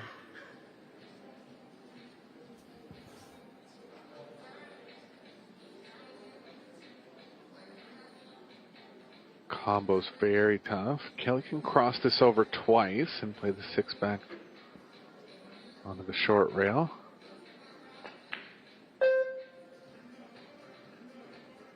Shot.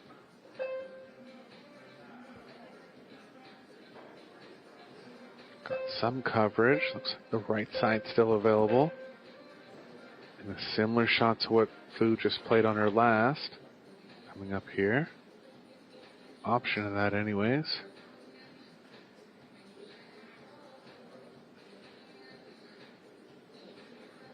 She has to jump. A bit of an illusion here.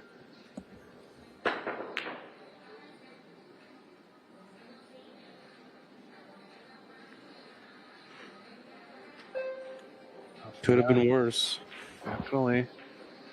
Not available on the side, not available in the top right.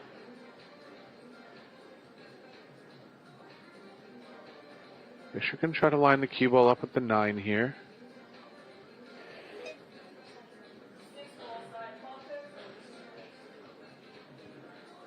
This is extremely tough. I mean, she might be trying to play the 6 past the 9.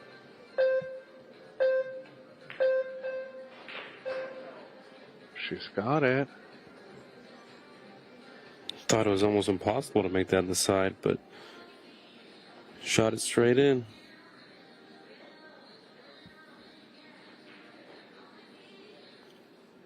Yeah, 7 in the top left looks good. 8 in the same pocket, I'd imagine. Feeling for Kelly a little bit here.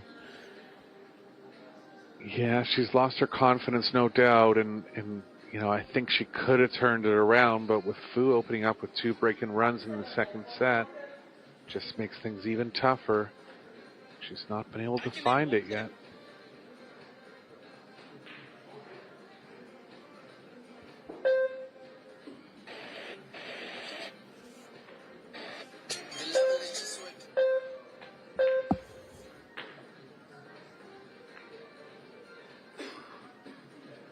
It's fine there. You know, when you make a few good run outs and your opponent misses a ball, things just start going your way. And all it takes is one miss or one out of shape error to kind of turn things the other way, and that's what Kelly's kind of waiting for.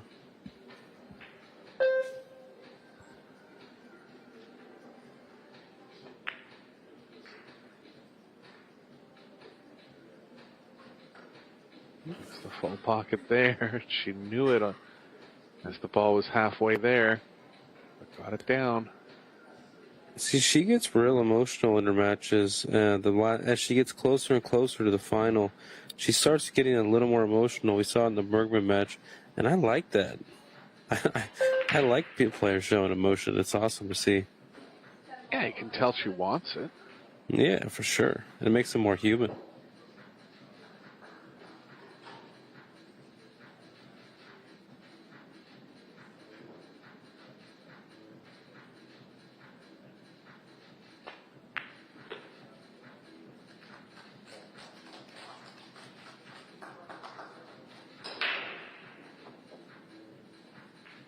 Fu onto the hill now. She's going to have to come back 4 games straight to extend this match. It hasn't shown anything at this point that seems like she can. But of course, being the winner of 75 to 100 major titles, don't put it past her.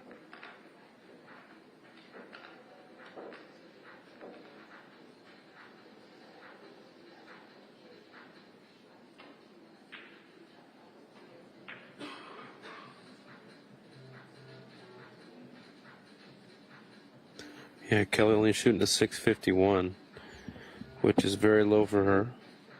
She's usually up in the 700 to 800s, probably at least.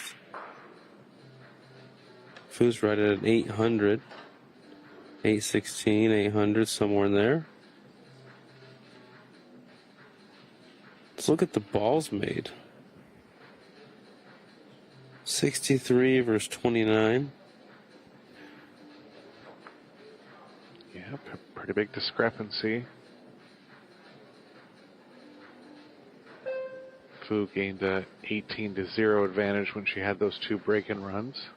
I guess 20 to 0 actually.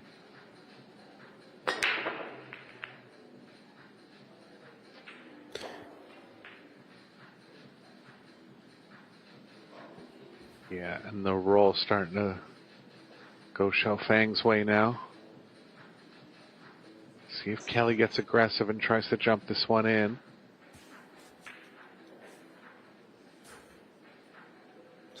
Yeah, I don't see why she wouldn't. It brings position for the 2. I don't like the kick, and I really don't like the push out. You want to create some momentum for yourself, right? Yeah, it's a fine line. You can't get overly aggressive, but I don't feel like this one would be, considering the score line. She is going to push. But definitely one of those spots where you want to try to make something happen for yourself.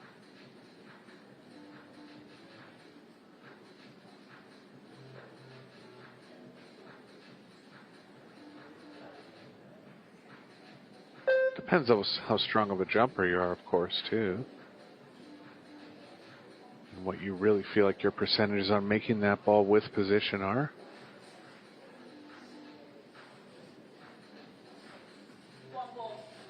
Cue ball behind the 6 here for Fu. It's called the 1, but won't be really going all out at it.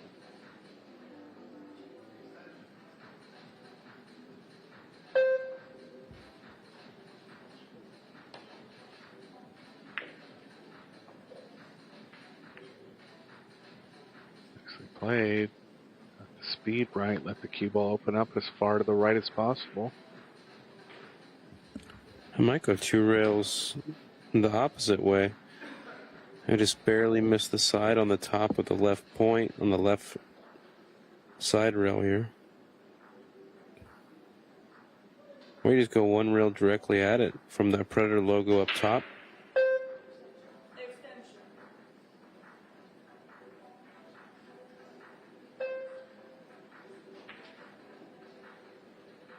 I think the 5 and the 9 block off too many paths. And if you go between the 9-10 and with right English, I think it's too steep of an angle. 3's in the way. Yeah, I think she's going to go between the 5-3-2 rails here. Interesting. 7 might be in the way. You got to be careful.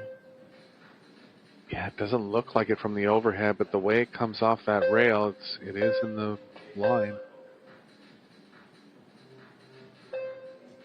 Yeah, I thought the 7 was in the way.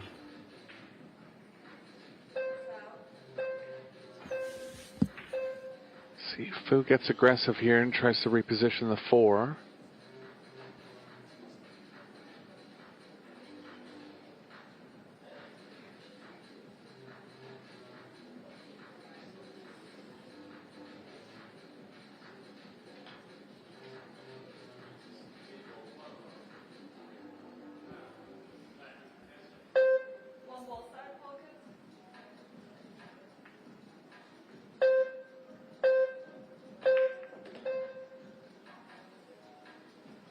Shot. Not perfect, but it is available on the side now. Ooh, sharp there, Chris. She won't have to do much with the cue ball moving towards the 5, so I think it still is a possibility that she might play it straight in.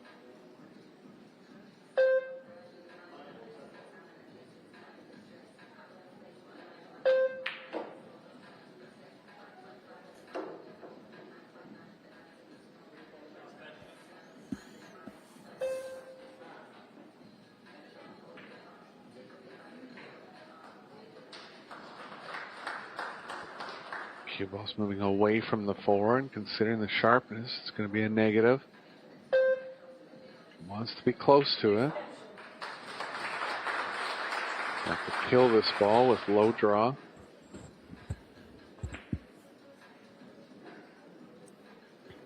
Low draw. I was gonna, but she's gonna follow it. What about high draw? You know, I know. Low queuing. There you go. I was just thinking about that because I say that too sometimes with people that I give lessons to, because like they think they're hitting draw, but they're not actually going as low as they can. Max low. There you go. I like it.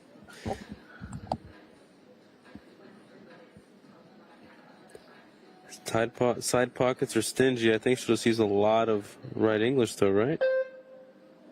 Yeah, tricky to be spinning a ball like this, but I think she has to. Oh. Well, we'll see if this is the break that Kelly needed. She's definitely okay on how the balls are lying here. And this is the kind of rack she needed to get started.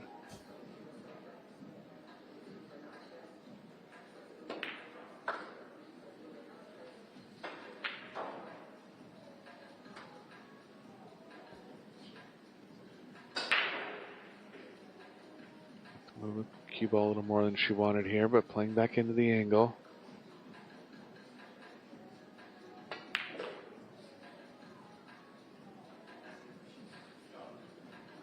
Chance for Kelly to get on the board and maybe start to put some pressure on Fu.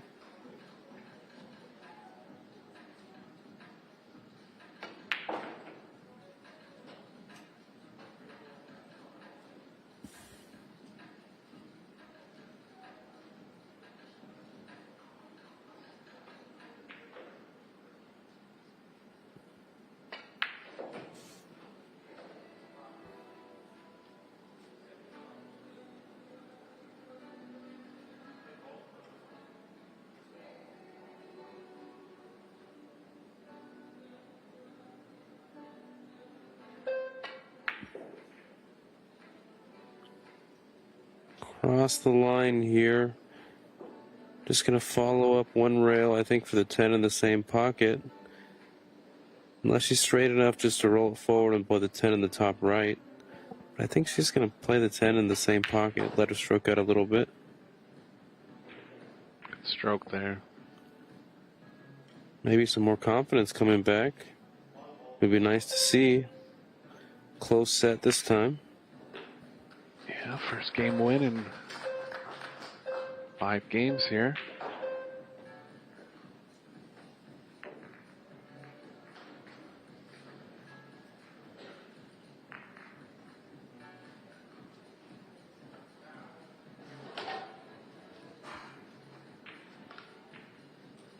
Yeah, just an off match for Fisher, really. 5 fouls, 8 missed shots. But as we've said before, in these short races, none of that matters if she's able to come back 3 games here.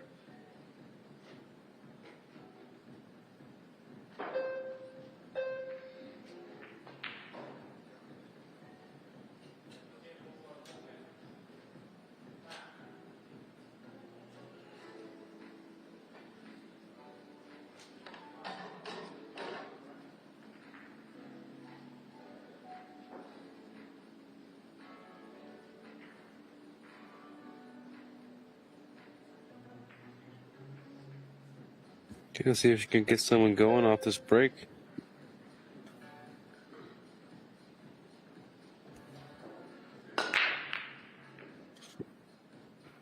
One ball, where you going? Right Over the the left-hand pocket. Wow.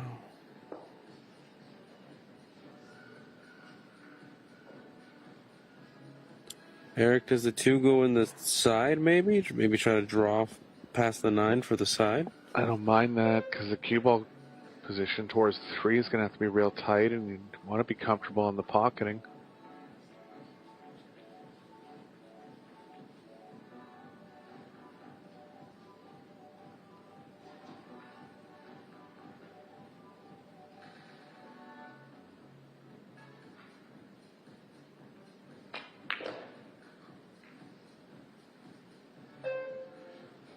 Perfect bump on the 9, and she can get into the short side of the 3 now.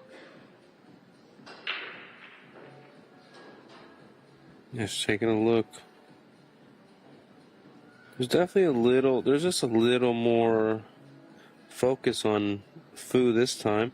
Looks like she's really making sure that she's going to get out this game. Taking just a little more time than she did last set. Yeah, she's played well overall. Kind of been focusing on the shortcomings of Fisher, but she's had her chances. She's taken good advantage.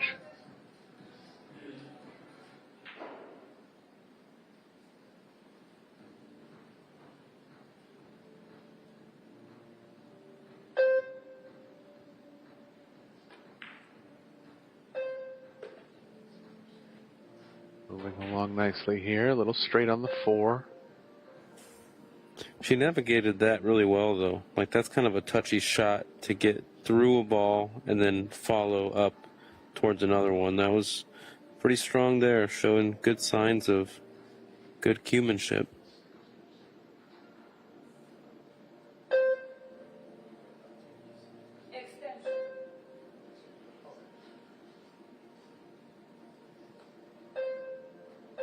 She might be forced to draw straight back and into a 3/4 pocket here on the 5.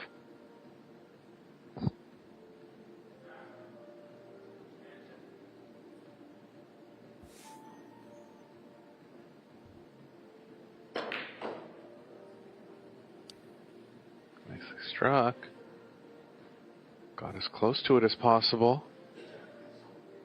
Could consider this a match winner here.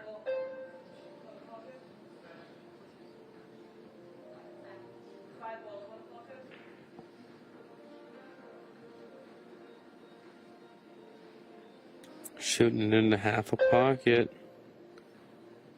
Keep that body still and get through the ball. Biggest things here. Up there. Flinched on it. Yeah. Knew it was for the match, and don't give Kelly too much breathing room. Coming in again in a kind of pretty easy mop-up situation here. Slightly too much angle on this, but she will be able to hold on the same side. Shot.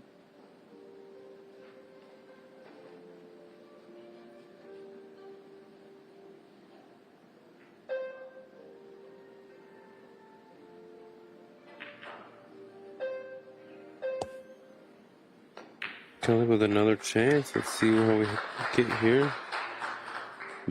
Back to the middle of the table, right where she is for the 8 would be ideal. I think she got almost straight. Maybe slightly on the wrong side, but I mean, honestly, I just try to make it work this rack, and I can get into stroke in the next few racks, you know. But for her, just try to just get through this rack. See, I like just taking a little worse on it, just making sure we get a shot on the next one.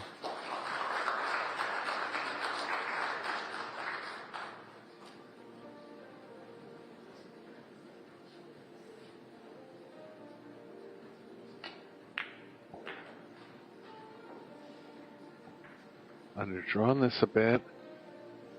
Looks like the cue ball's playing pretty heavily back across towards the left middle. She won't want to be spinning this, but she might have to.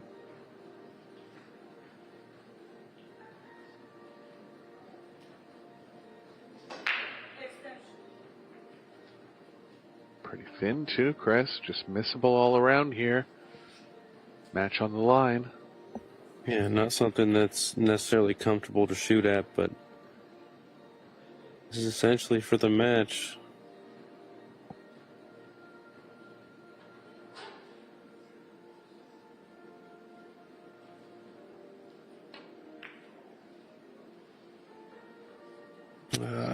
Lightly undercut. And a great chance for Fu to take the match down now.